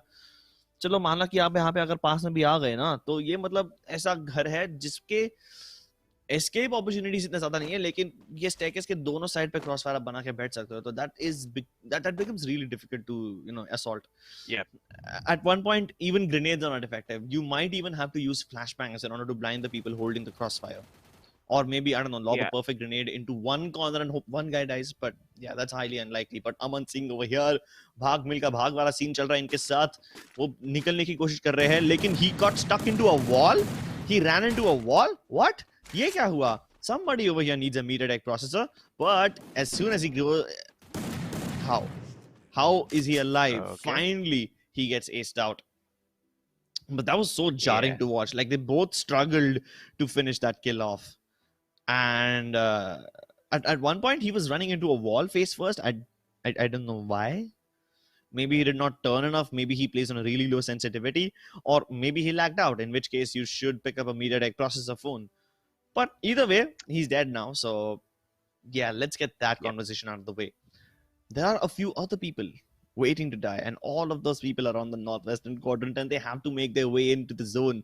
3 teams racing each other, and they have a long race to run. They have to go all the way ahead of Katuli Sutwa and towards the silo area of Vimasakti, where there's already 2 teams waiting inside. Which means they not only have to fight each other, they will also have to fight the teams who are already in position to gatekeep them. And that can be a nightmare. Yeah, the northern part of the circle is where we're going to see the most action, Crips. You rightfully mentioned that there are so many teams closing in from that area. The southern part is going to be relatively peaceful. We shouldn't be seeing any fights break out there.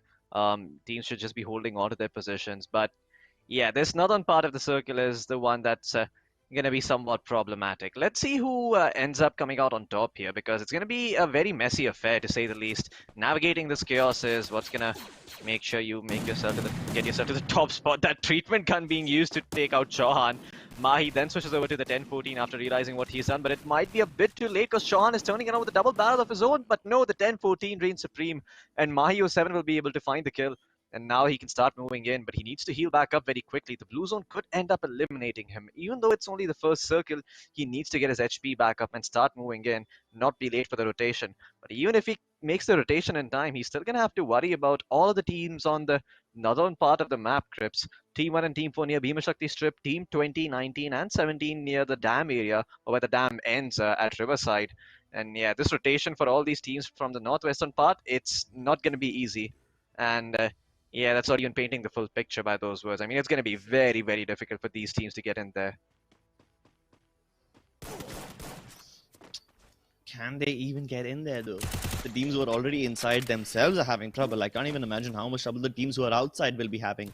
At this point, they're getting flanked from the other side as well. They try to cocoon themselves, but how long is that cocoon going to survive? Even the revive isn't coming through, and the blue walls break, and that's going to be the end of Team Predators. Yeah. Man. Team Predators.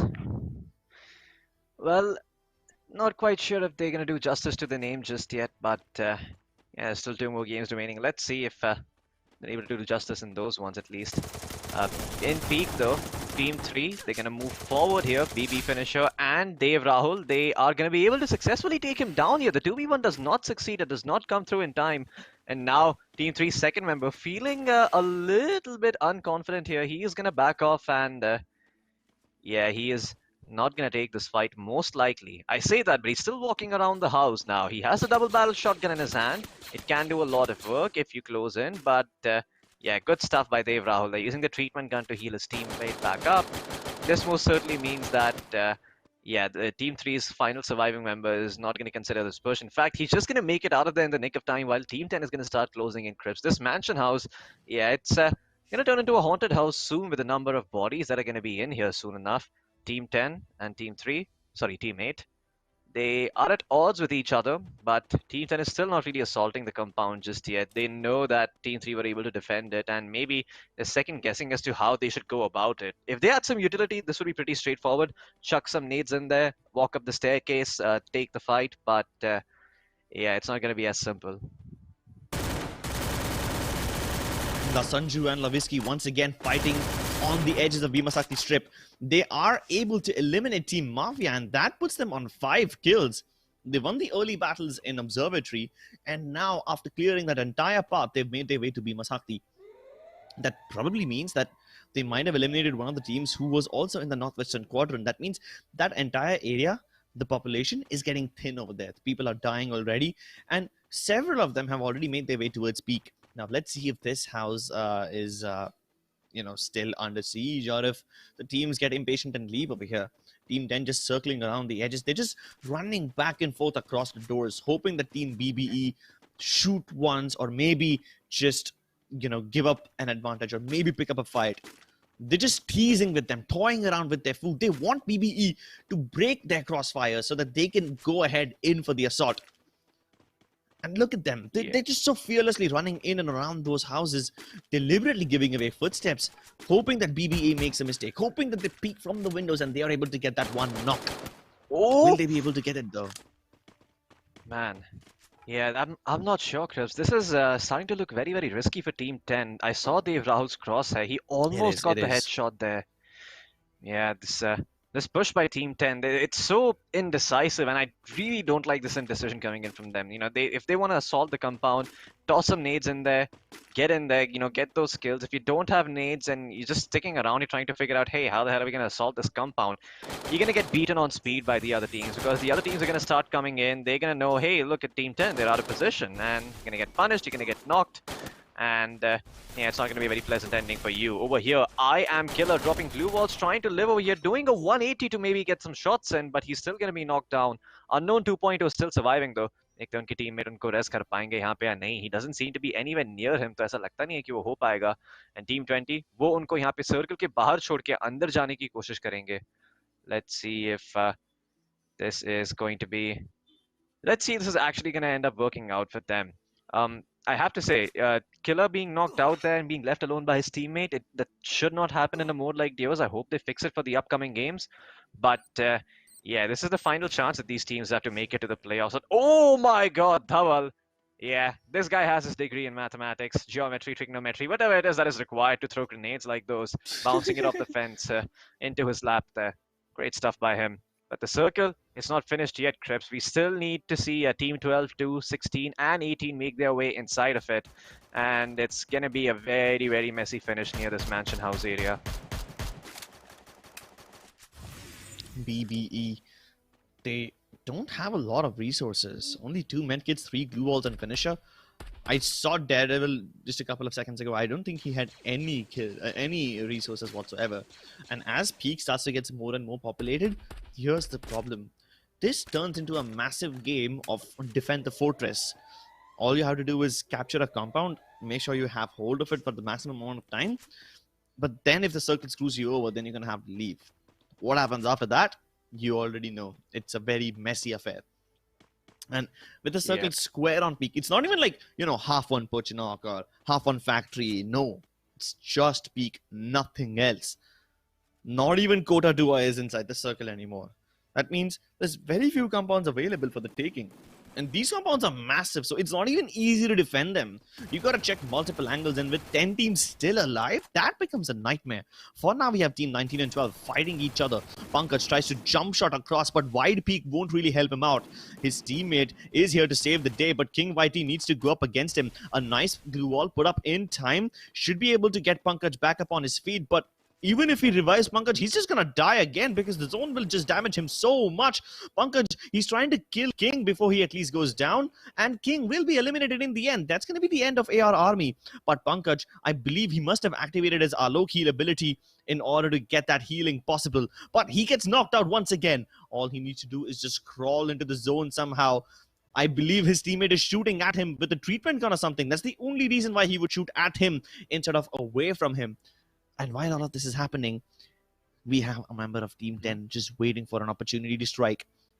Somehow, Team 12 are going to be able to keep both their members alive. They reach inside the zone. They're both back up on their feet. And the treatment gun works wonders. It keeps him alive even though he was knocked out inside the zone. But here we have Team BBE fighting once again. They will be able to get the kills onto Mahakal Lovers. But at this point, I don't know how safe they are. Revival is possible, but they're going to have to leave this house. And the other teams have already heard the gunshots. That means they know the barn house is not secure. They know there's a team in here, so they will be keeping their eyes over here. But when they do leave this area, there's very few compounds available. I guess this one little house that we just saw, even that one isn't in the compound. That just tells you everything you need to know about the map right now. ABC, my god, how much can he possibly do? He gets surrounded from both the sides, and the tag team from this Team 12 is just so good. They always trade each other out. They keep themselves alive, even in the worst of situations. And I'm actually very impressed. At this point, only the L-shaped house, the double balcony house, are relevant. But over here, Lavisky and Sanju, they keep on getting kills. They're at 9 frags already. Somebody stop them. These guys are on a killing spree.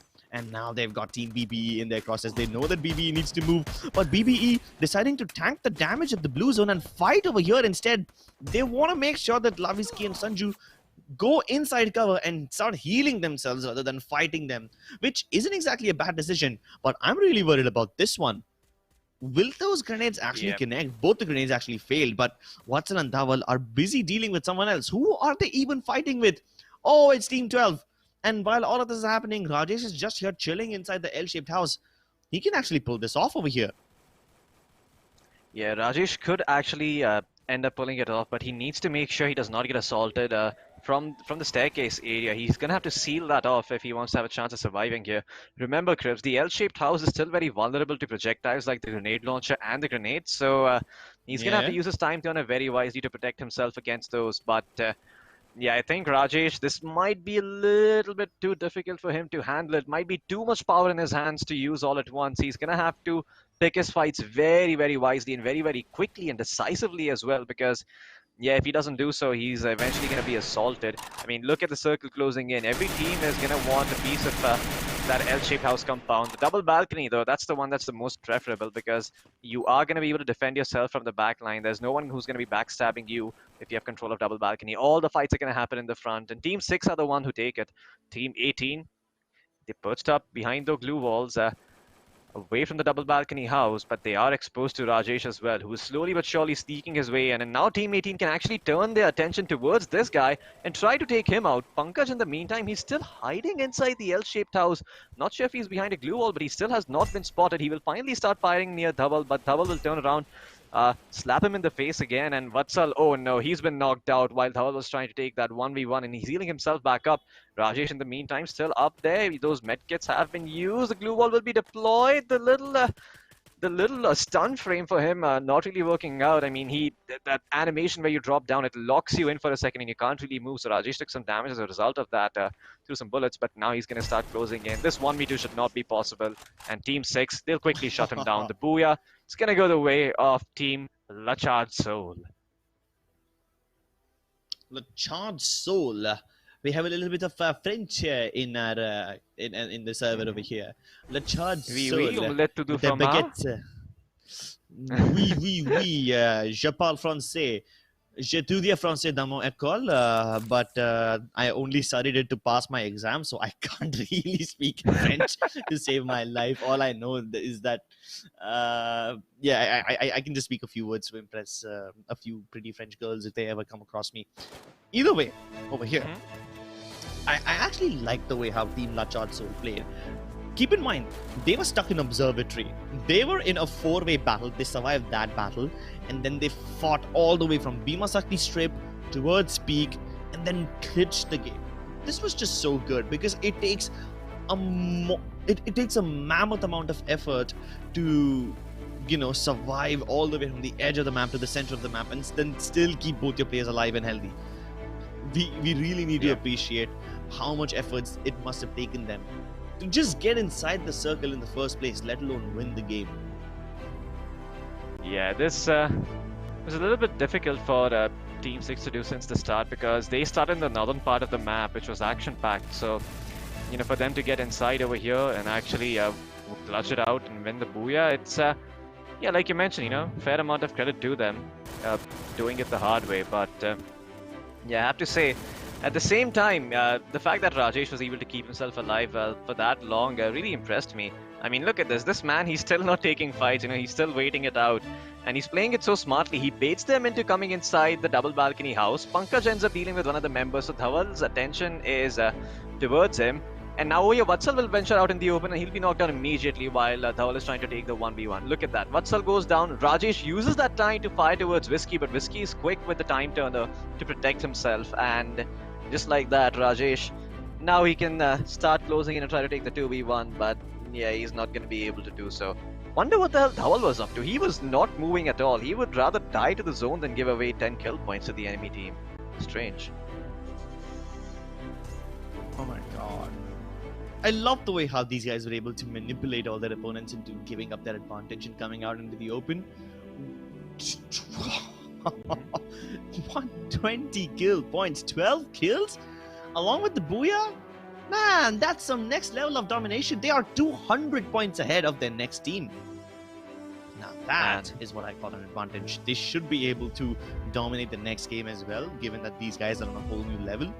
And even if they aren't able to win the next game, they have built up enough of a buffer between themselves and the second place team that they can, still stay on top even if things go south. So yeah, let's see if these guys are able to repeat their performance in the next map. For now, ladies and gentlemen, we're gonna go on a very quick break. We'll be back after a bit. You guys are watching the MediaTek presents Free Fire Gaming Masters powered by JioGames. We'll see you on the other side. Don't go anywhere.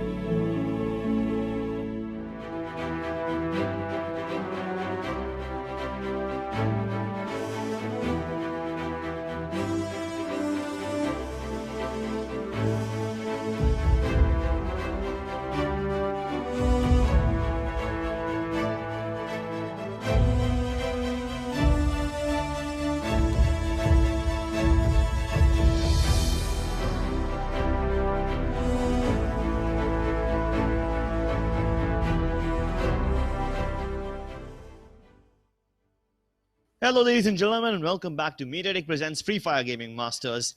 This is the quest for the best, powered by JioGames. My name is Crips, and joining me is Floki, and our 4 wonderful observers will be taking you through the second map of the last best of 3 of the day. The playing path is kind of fair. Starts from Foundation, goes all the way down towards Santa Catrina. Pretty nice. Confinement is the high-tier loot zone.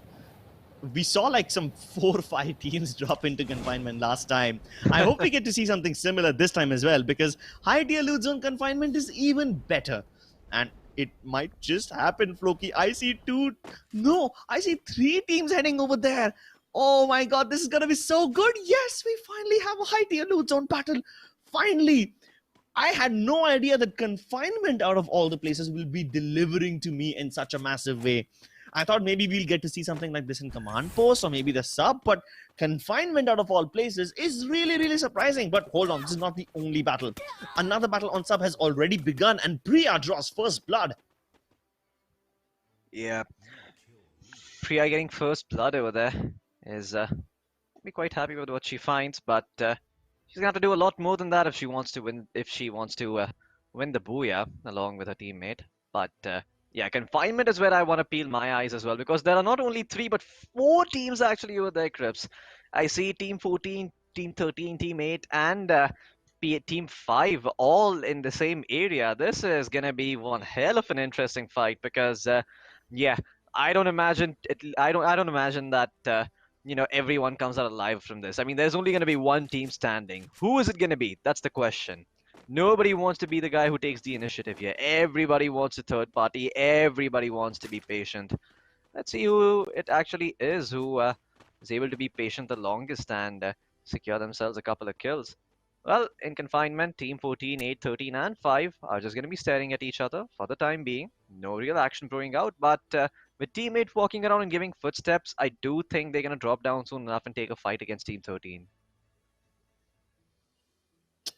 Well, to be honest, confinement battles are a little long drawn out because it's a pretty complicated terrain.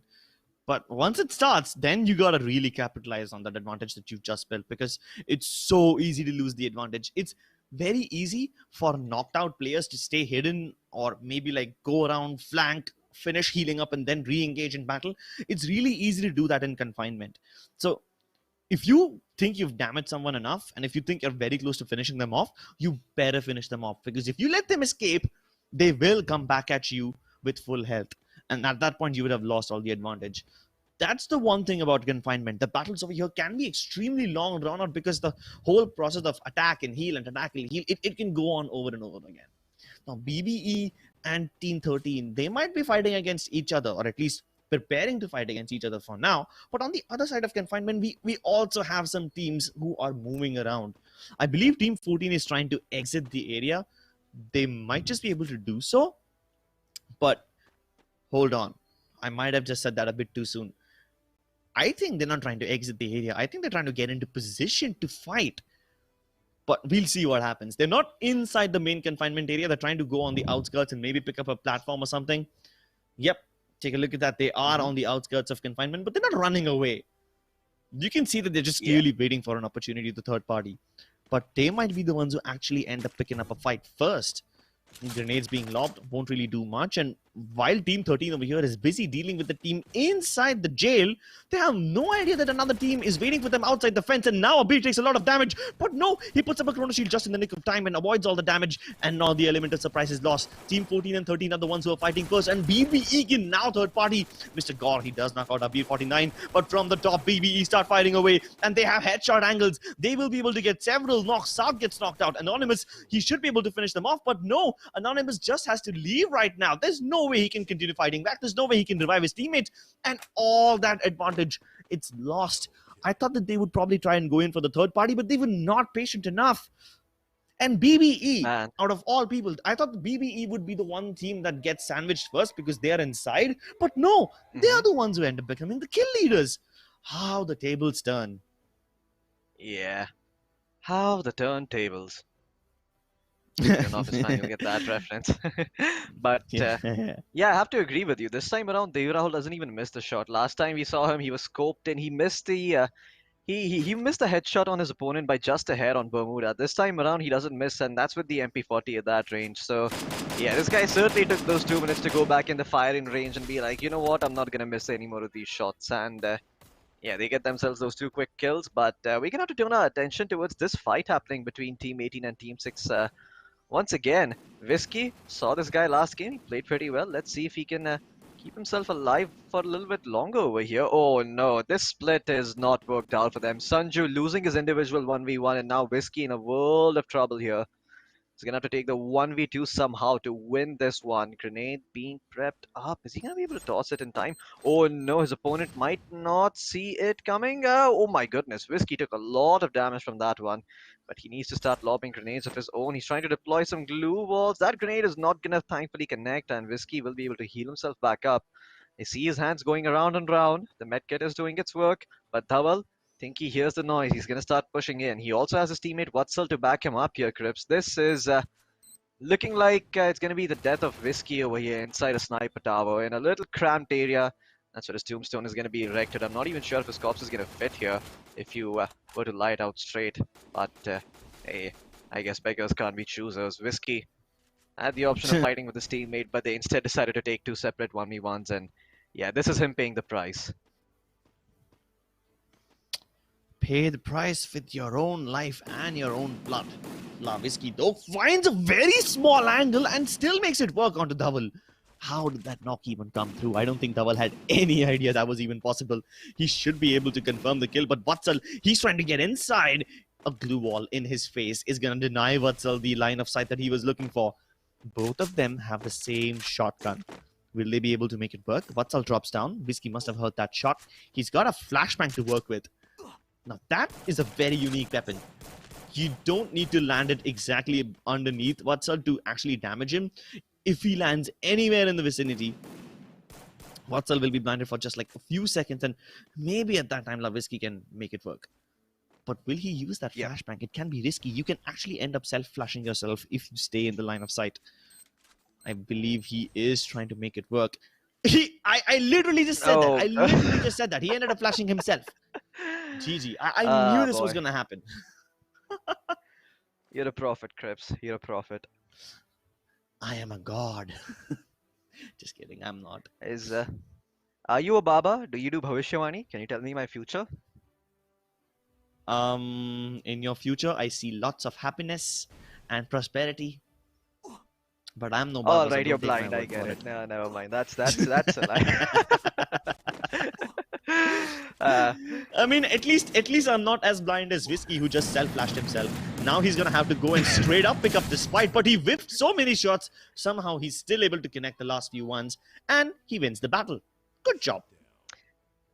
Team 18 took Whiskey's mistake and made it their own. It was literally the same thing. Literally the same thing. They died the same way Whiskey lost his teammate. I mean, I don't even know what to say anymore, man. Like, just leave the guy alone, or if you're gonna push him, don't be worried about, losing a teammate or two. Just rush him together, take that kill. I know sniper towers can be a little bit hard to assault, especially when you use those glue walls to protect yourself, but you can always use those glue walls against him and use that to be like, okay, you know what, you're gonna trap yourself, bye-bye, we're gonna go inside the circle. And if you turn around and try to slap us, there are two of us, I have time turn, I'll revive my teammate and I'll slap right back. I mean, I think that's the right response to this kind of a situation, but yeah, that lapse in decision making is really what ends up costing many of even mechanically skilled players these games at times. You see these players, they can do everything. They can lob grenades, they can drop glue walls, they can land their headshots, but when it comes to deciding whether they should take a particular fight or not, they just take so much time to think, and that ends up costing them. Analysis paralysis. I love the way how you came up with that word. And how it's relevant in so many matches, not just once or twice, but like every day we end up seeing a moment of analysis paralysis. Yeah. I mean, I have more respect for a team that makes a decision and sticks to it, because at least in the future, they have a chance to look back at the war and be like, okay, this is why this move was wrong. In the time being, we didn't have this information to process, but hey, here's the key information that we missed out on. This is what we're going to be looking out for the next time this happens. And boom, Hmm. there you go. That's a mistake solved. That's something you don't have to worry about. That's something you don't have to think about next time. And that's how you Yeah. get better at the game. You Yeah. don't constantly just theorycraft every single thing that you're going to do. I mean, sure, theorycraft a thing or two, theorycraft what weapon combinations are strong, theorycraft what abilities are strong. But when it comes to decision making like this, when it comes to actually being in the game, if you're thinking, you're already losing. Yeah. I mean, if you make a decision, even if it's the wrong one, at least you will know that it's a wrong decision, right? If you just stay stuck in the middle of nowhere and not do anything, then you will never know what's right and what's wrong. So at least if you do make a decision, you will either win it or you will lose it. But at least you now know that whether or not the decision was the right one. So maybe next time you can use it, you know. Maybe you can learn from Yep. it. Exactly. Yeah, very good point. And at the end of the day, you gotta remember, I mean, only two teams will qualify. For most of the teams, the journey ends here, right? So even if you don't get anything out of this tournament, at least learn something because you will not get these opportunities again.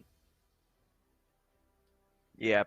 I mean, there's only one shot, one opportunity that you get to seize the moment. You have to capture it and not let it slip. If your palms are sweaty, there's going to be vomit on your sweater already. It might be your mom's spaghetti. Uh, Eminem references If your aside, though. palms, if your palms is sweaty, get some thumb sleeves. I don't know how good they are, but my good friend Mamba told me they work well. So yeah, why not? Uh-huh. Thumb sleeves. Yeah, that's definitely something we gamers would spend money on. Yeah. If you ever are not performing well, it's probably because you don't have a good chair. And guess who else does not have a good chair? It's going to be Shanju52. He goes in, misses the two shots, and if he had an esports gaming racing chair, this would not happen to him. He's going to be knocked down for the time being. Is King Whitey going to find the kill? Yes, he is. And he's also going to be able to get the loot off of his dead body. This being the third circle and him having a fair amount of EP means he's not going to take that much damage, but he needs to get back in there. And yeah, he needs to get inside the circle. Otherwise, this blue zone damage is going to be a bit too much for him to handle. Well, the blue zone damage is the least of his worries, to be honest. There's way too many teams inside command post, and I'm not sure if he can make it in there. 1, 2, 3, 4 teams already inside, 3 more closing in. That makes a total of 7, if my math is correct. Hey, itna to math mujhe aata hai. I know that it's 7. But the central house over here, the one that you're seeing right now, it is being assaulted heavily. There's 2 glue walls put up diagonally. That means none of the teams can actually come through this one. They lob a couple of grenades in the balcony, which is actually a smart decision because that's the only way to circumvent the glue walls and come around. But the preemptive nades don't really do much. And now that they've run out of utility, they are forced to leave the house and go elsewhere. But there's already Team Unknown waiting for them. And Unknown manages to get a knock, puts up a glue wall so that he can reload his weapon in time. Unfortunately, even after he does that, he's not able to win that fight. And Team AKT has been aced out. In all of this, somehow MA45100 is still just standing still. How did nobody spot him yet? That's a mystery I will never find the answers to.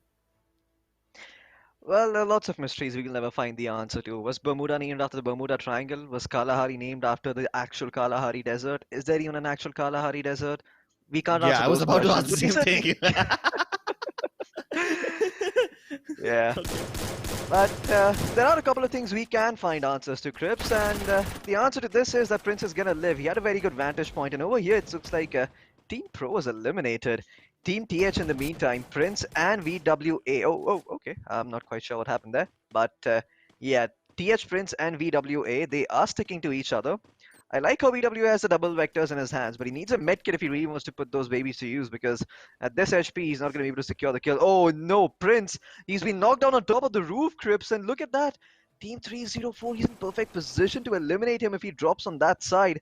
And VWA, he has no access to medkits, he has no access to health, and man, this is going to be so sad for him. He has no way he can make this work. Prince took a gamble and he lost, and now 0-4. It's going to be up to him to finish off the fight. He will do so with the MP40, and now he's also going to be able to pick up the double vector, say thank you very much, and make his way inside the circle. Somehow, fifth circle in, 7 teams alive, 9 players still standing strong. This looks like it is going to be one messy affair because all of these teams, they're going to be getting shot at from every which angle. Pankaj, he's worried about MA 45,100 for the time being. Weird name, but he's also going to be closed in by Team O4 from the other side. Let's see if he's going to be able to put the MP40 to work. Dual daggers are going to be aced out, and look at that 2v1 by King Whitey. Can he clutch it out? Nope, he cannot. The double vectors are too strong. Yeah, that was too close for comfort. Preemptive hand cannoning the sniper tower. Yeah, there's nobody really up there. 4 teams still alive, and look at Pankaj. What a ballsy maneuver. He tries to go all the way outside the zone to avoid fighting Team 3, but he doesn't realize that BBE are right here. Out of the frying pan, through the furnace, and then into the pit of lava. Wow. I keep just adding heat every time. 1 versus 2. Lavisky versus Team BBE. Team 6 was able to win this. Oh my god, the barrage of grenades, and none of them are connecting. But they do dish out a little bit of damage. Unfortunately, they've given Whiskey a chance to heal back up again. But he won't take that chance. He's just very keen on fighting now. He knows that he has the advantage. BBE need to come forward. The glue wall gets broken. And now the double vectors are going to come into the picture. But Lavisky, he's going to circumvent them. He goes inside their own chrono shield. Damages finisher. And now he's going to try to finish him off. But oh no, you can't finish the finisher. He's going to be the one that beats you. Blue Beast ESP, they win the game. But hey, that's completely okay. Lachard Soul with the Booyah in the first game and a second place finish in this one with 7 kills. I think they're still on top. Yeah. Most certainly, Crips, and they have already hit the 1,000 point mark, if my memory serves me right. They had 570 points in the last game. This game, they get themselves 430. This should put them exactly at 1,000 points by the second game. Man, they're going to be in such a happy spot going into the final game. But yeah, we also have to see where the second and third place teams are positioned. But before we have a look at the final scoreboard, we need to have a look at the highlights to see what exactly is it that went down in that game. Starting में we saw a lot of action towards confinement में I think 4 या 5 teams drop हुई थी, तो वहाँ पे हमें काफी लोग एक दूसरे से फाइट लेते हुए देखने मिल रहे थे, लेकिन उसी के साथ जैसे जैसे कि वो फाइट्स खत्म होने लगी, ऐसा लगा कि एक्शन काफी रुक गया है एंड तक. हम लोग काफी देर के बाद हमें एक्शन देखने को मिला. आई थिंक सेकंड या थर्ड सर्कल जब क्लोज हो रहा था तब हमें फाइट्स देखने को मिली. एंड हम लोग हाइलाइट्स देखेंगे अभी. These are the early confinement battles you're talking about, Chris. I mean, look at this. Teammate, you said they should have been sandwiched, but turns out that they're not the ones being sandwiched. They're not stuck in here with them. Wait, no, I'm not even sure how I can make the... Yeah, I'm not sure how to do that in third person. It doesn't quite work. Well, I can tell you something a little bit about your future. At least I thought I could, until you completely debunked my myths and proved that I'm a fake prophet. I still believe you have happiness written in your future, Floki, but you just refuse to believe it because you're a sadistic little sad boy.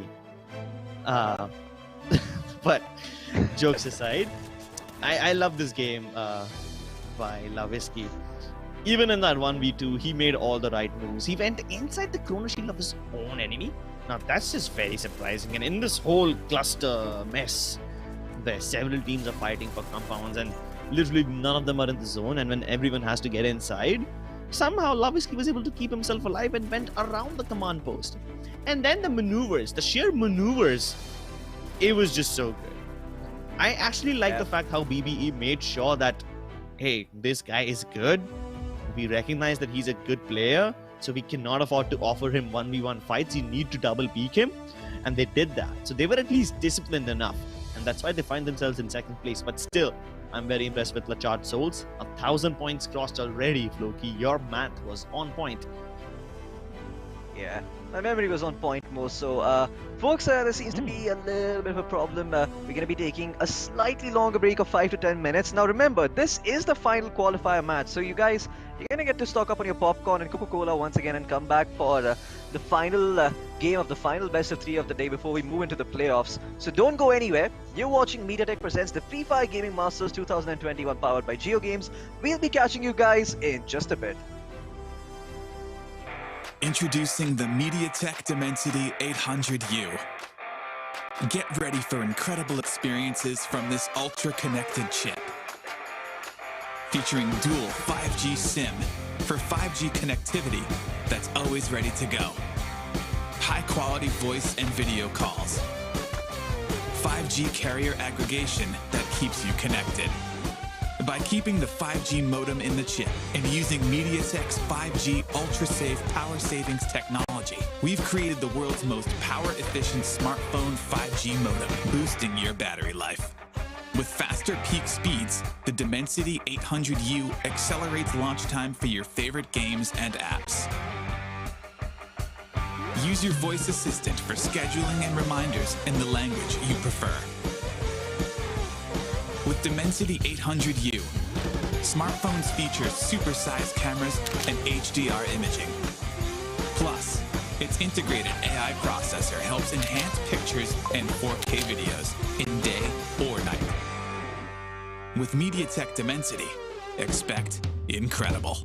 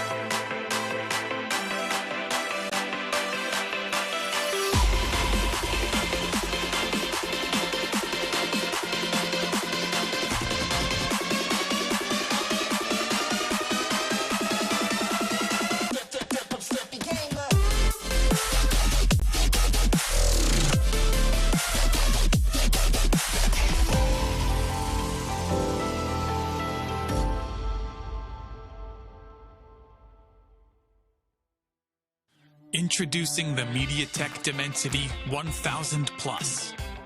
Our flagship 5G integrated chip gives you immense CPU performance, stunning graphics, and incredible AI.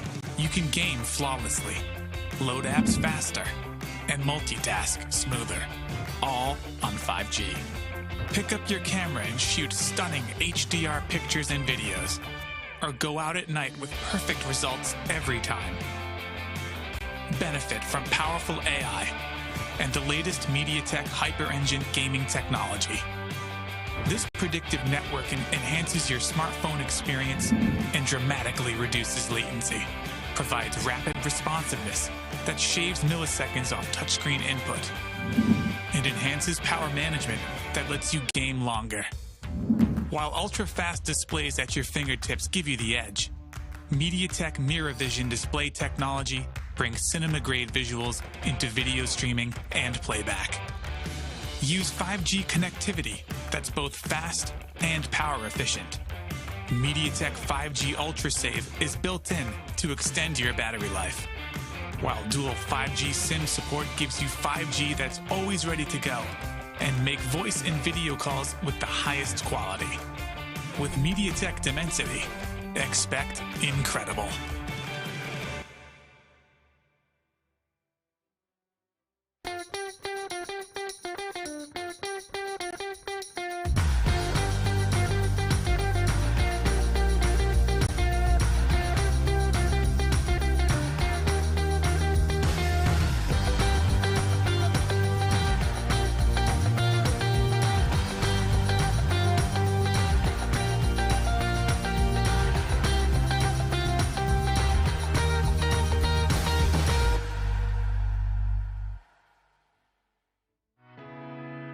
We're bringing 5G to everyone, across mobile, automotive, IoT, in the home, and beyond. Introducing MediaTek Dimensity. MediaTek Dimensity is at the forefront of powering the 5G revolution. It's about what we can achieve when barriers between devices disappear and connectivity becomes seamless and instantaneous. It will change market, industries, and our everyday. Through Dimensity, we're spurring product, app, and service innovations that will enable the true possibilities of 5G connectivity. When you see Dimensity, know that MediaTek has built an unrivaled mix of technologies. The industry's fastest 5G connectivity, super fast processors, and incredible gaming. Exciting multimedia, the industry's most powerful AI cores, and impressive imaging. With MediaTek Dimensity, expect incredible.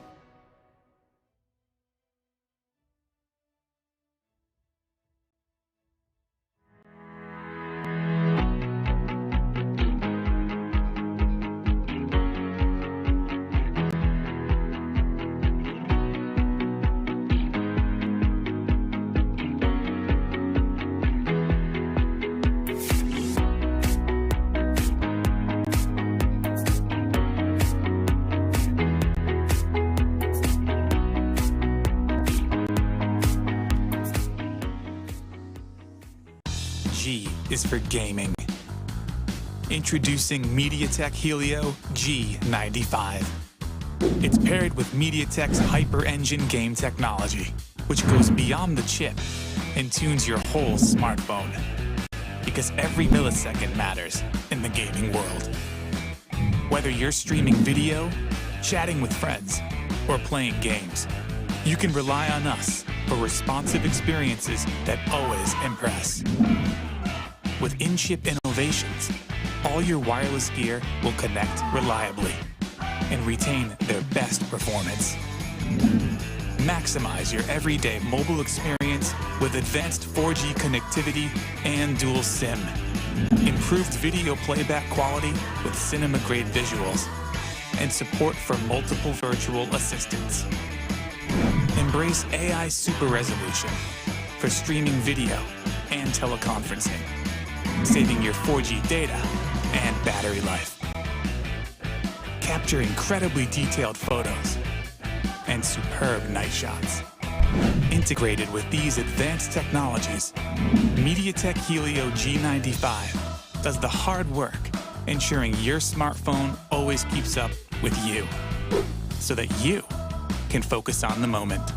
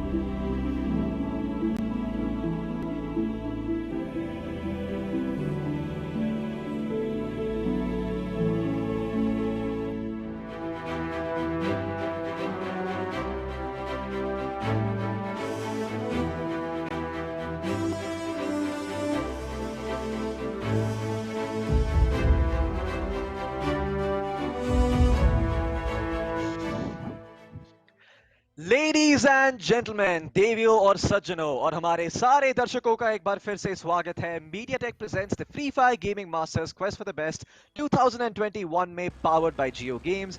मेरा नाम है Floki, मेरे साथ है Cripps और हम हमारे final best of 3 के फाइनल मैप पे आ चुके हैं।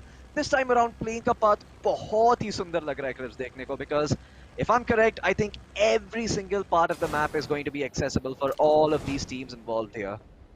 Yes, each and every single part, even Moat House, even Mount Villa, all of it is accessible. And this is the last game, ladies and gentlemen, the last qualifier, which means two teams who make it in here will be the last ones to join us in the playoffs that are going to start from the 2nd of March.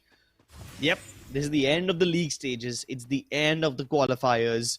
And it has been such a wonderful journey. 31 days of non-stop Free Fire action, an entire month of underdogs performing themselves and climbing up on the top, rising from the ashes and the depths of darkness into the light and proving themselves to be the best team in the country. And right off the bat for this one, we have a new kill leader. It's Team Old Monk. Anonymous picks up 2 kills and he's the kill leader already, completely eliminating Team BG Boys. Now, we don't know where this particular battle happened, but over here on top of this cliff house, we have a battle between Team Predators and TM. And oh, what a lovely headshot by Priya. One tap the hell out of that opponent. And now there's just one more player left. She needs to find him. Wait, what? Wait, what? 360. What? Am I blind? Am I watching this right? Was that literally a no aim down sight hip fire headshot? That too on top of a 360 no scope? Yeah. Style points matter, Floki. Style points matter. That looked very, very weird to say the least. I'm not gonna go so far as to say that it was like Priya's hacking, of course, because aim assist is a thing in this game. But yeah, I mean, I have to say, shots like these, they really make me wonder. Is it even worth getting a scope? Like, if you're just gonna use the auto aim like that and you're just gonna like single fire with an M4 at that range, like, is it even worth it? Is it? We'll find out soon enough. Let's see if she's able to connect more shots like these. She will have an opportunity to pick up a fight against Sanju and Lavisky, the current leaders of the lobby. Now that they're inside Moat House and nobody else is here to contest them, they will be having a free reign over this place and they will get plenty of free high-tier loot. But will they be able to use this loot and go up against Priya, the style shotter? We'll find out soon enough. Currently in Brasilia, we have a massive brawl going on. And Chauhan and Captain Bro, both of them end up losing their lives. Their teammates are just trying to exact revenge. And Captain's army will be the one that gets eliminated first. Gamer from Team Kresh, he's able to exact revenge, but can't exactly keep his teammate alive. And now that DH have spotted him, he has another team to fight in this 1v2. He's taken a couple of pot shots, hoping to damage them a little bit before they come closer. But I would rather have him heal himself and get to some other house first rather than trying to pick up this fight. Well, the fight did get picked up. He did a little bit of damage and at this point he has fallen back, which is the right thing to do. Mind you, it is the right thing to do. Now what he needs to do is somehow isolate these teams, isolate these players and, pick them off one by one. If he's able to do that, well, then we have a clutch in our hands. But I don't think TH is the kind of team that splits up. They usually just go in together and they just trade each other out. That's their strength right from the start. In fact, that's the strength of Sanju and Whiskey as well. They are the ones who keep on trading frags left, right, and center. And that's why they've been winning so much. Gamer realizes that it's not really a battle that he can win, especially not when his opponents are the current kill leaders. So yeah, he's just going to fall back. Yeah, for the time being, he's going to go back. He's going to chill. He's going to rest up inside the house, bide his time. But eventually, he's going to have to make a move because teams are going to be hot on his tail. If you're going to stay in Brasilia, you got to earn your keep. And you most certainly are not going to earn it by running away from these fights. Eventually, people are going to start closing in towards where you are, and you're going to have to make a move. But I like the fact that the southern island of the map is covered, because this means that there is a possibility we see a circle that closes in maybe towards Central, Fire Brigade, or Lumber Mill, and those finishes are always a lot more interesting than Brasilia because those areas are a lot harder to navigate as well. It's not clear exactly which compounds are the strongest when the circle finishes there. Because how often do you see the circle closing in on an area like Central or on an area like Lumber Mill or Fire Brigade? Yeah, Yeah, it just doesn't not happen very that often. often. So Yep. yeah, it's gonna come down to players' instincts in that situation. To be honest, if the circle is closing in around water, the best compound to hold is like that one stack of triple houses on top of Brasilia. It's you see that compound right in between Team 1 and Team 8? The stack of three houses? Yeah, that's the one I'm talking about. But nobody's over there. For now, at the bottom of Brasilia, we have Team BJP getting eliminated. WBA and Prince were able to shred them to pieces by surrounding them on both the sides.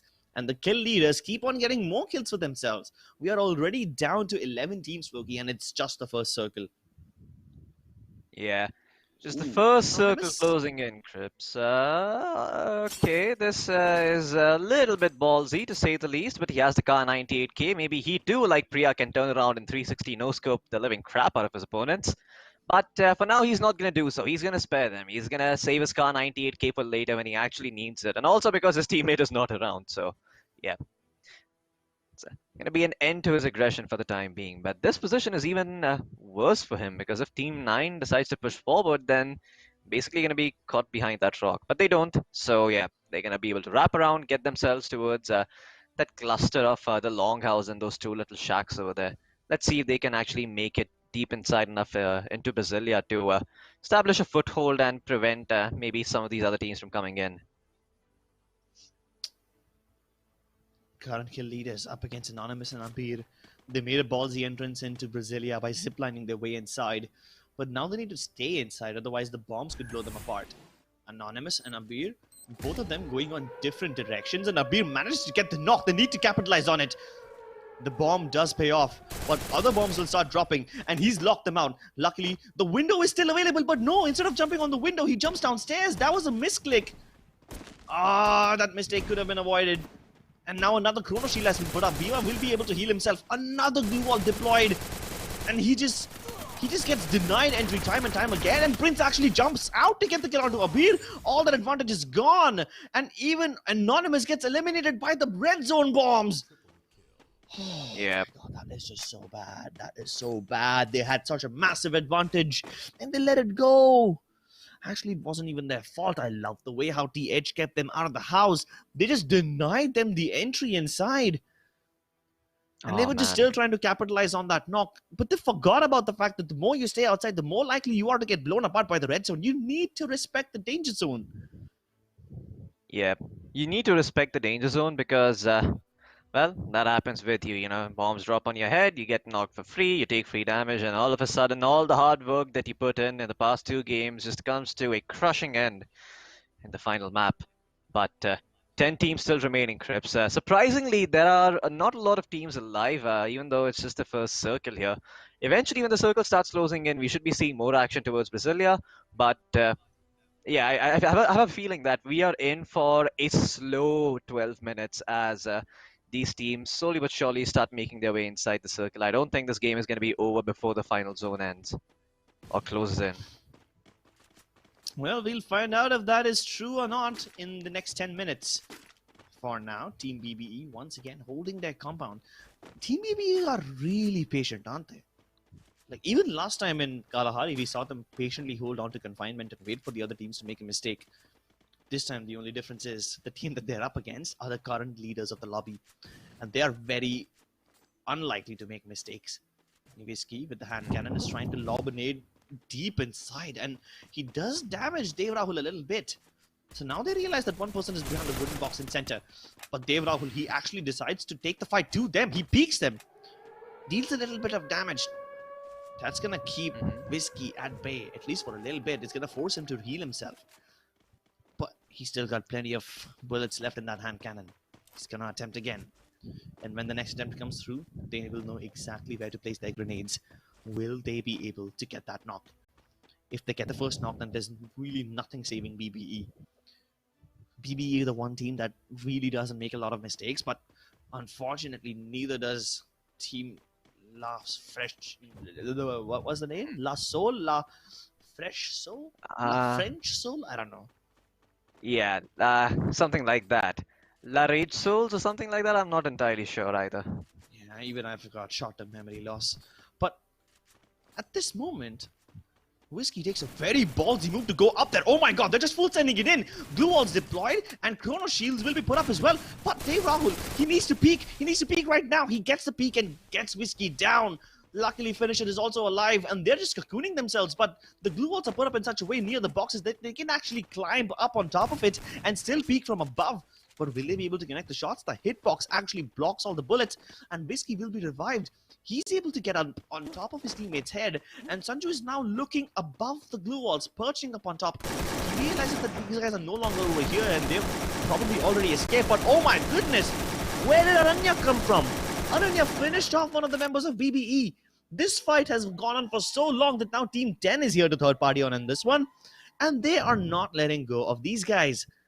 Even Team 4 is here. Oh my god, this is turning into a very messy affair, Loki. Yeah, this is starting to turn in a cluster truck into a cluster truck sort of a situation.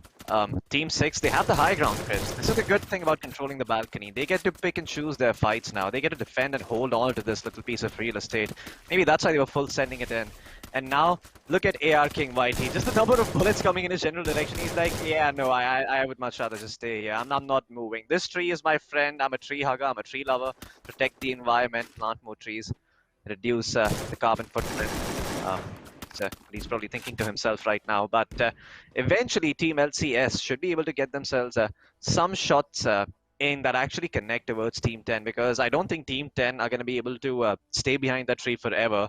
If they deploy glue walls, they do have glue wall penetrating guns. There was an SVD, but I'm not sure if they're actually going to be able to connect all of their shots through that glue wall. For the time being, though, Team Lachard Souls, that's what their name was, they're still holding on to this little barn house area. The second circle closing in. Let's see if it forces them to move or not when the third circle reveals itself. Third circle, huh? That's the power of the gods. That's when they dictate the pace of the game and the lay of the land. Team LCS. At least the name sounds really cool when you just pronounce it in terms of their abbreviation or their initials, whatever you want to call them. I think it's initials, my bad. But now they're moving closer to the last standing member of VBE, the team that actually managed to pick up a fight against them earlier. But Devra, who literally just walks past Whiskey, and the Chrono Shield is effective. Team Blue Beast is out. I love that one moment of panic that Whiskey had when he realized that a player just literally walked right past him and him like, yo, hold on, where you going, buddy? Come back here, friend. Yeah, this is maybe a little bit problematic. I mean, they're certainly not coming back. They are going away. They're running away. They don't want to be anywhere in Lachard Souls' crosshairs. And I don't blame them either. These guys, they don't seem to miss their shots. Team 6, though. Lachard Souls themselves, they are outside the circle trip, so eventually they're going to have to force their way in. How are they going to do it? That is the question. VWA with the Car 98 is going to find a headshot and secure a kill. But they find the second kill as well, that's the question. Okay, alright, so it's gonna be epilepsy attacks now, is it? Unknown?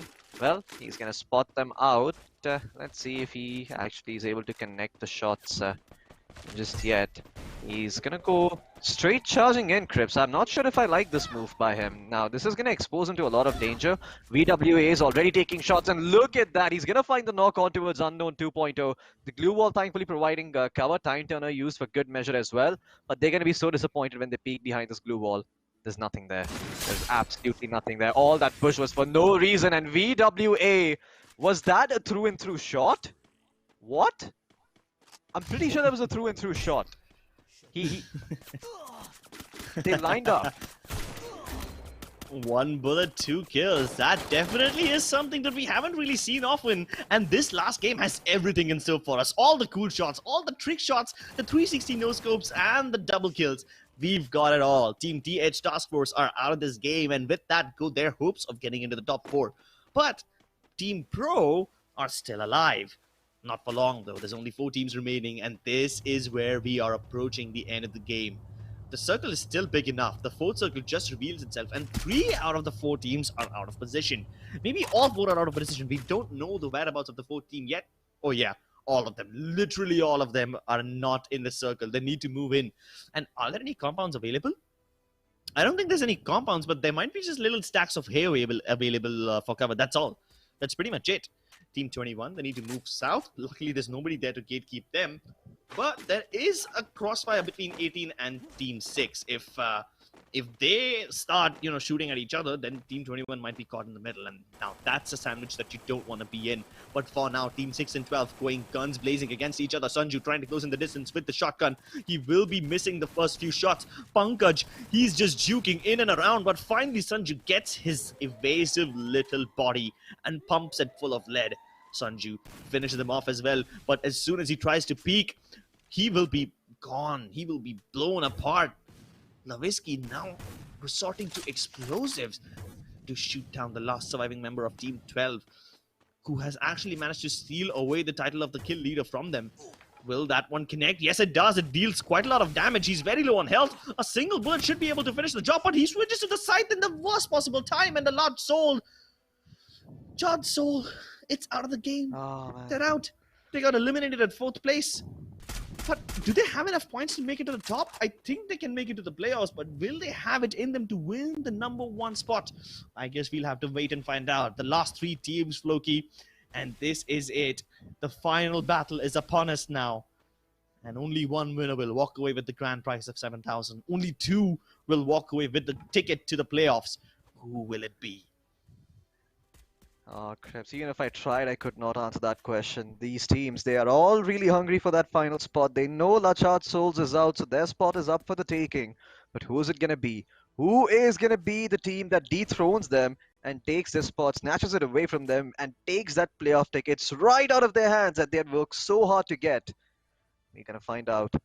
But now, Priya and Mafia Paru, both perched up behind this rock, have to worry about the aggression coming in from Team 18. They have good long-range weaponry to work with, but nice headshots landed there by Priya, but in turn, Dhawal is going to be able to knock her out. Thankfully, the rest is going to come through. Medkits are available. They should be able to heal each other back up. Wonder if there's a treatment gun at the ready that can quickly make sure Priya is able to get back up to full HP. The answer is going to be no, but grenades are going to start pouring in.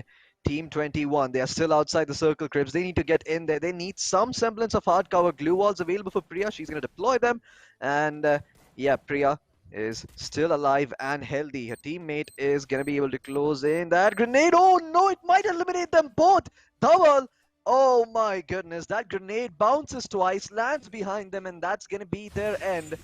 As Team Air get themselves 2 quick kills. Now a 2v1 situation. Team 12. Just one member still standing. At this range, it's going to be a little bit difficult for him to take the fight. He doesn't really have the long-range weaponry necessary to see this one through. But he might still be able to win out the close-range engagements if he's smart with his glue walls.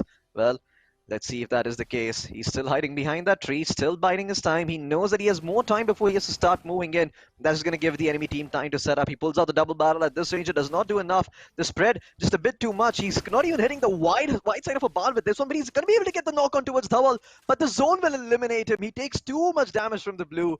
And at the end, it's going to be Team Airtel users who get themselves the booyah. Wow. How dare they bring Airtel into a Jio tournament? Get out of here.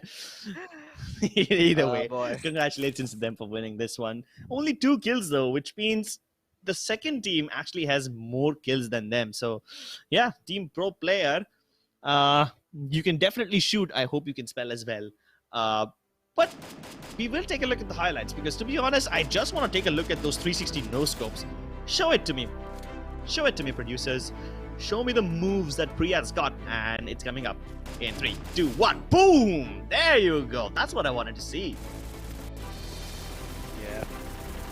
This is a pretty sick shot landed by Priya, but was not able to clutch it and get the booyah. Now, who's the #1 team, Chris? That's what I want to find out. I feel like the comfortable cushion of points that Team Lachart Souls had built in the first 2 games is really going to help them out right now.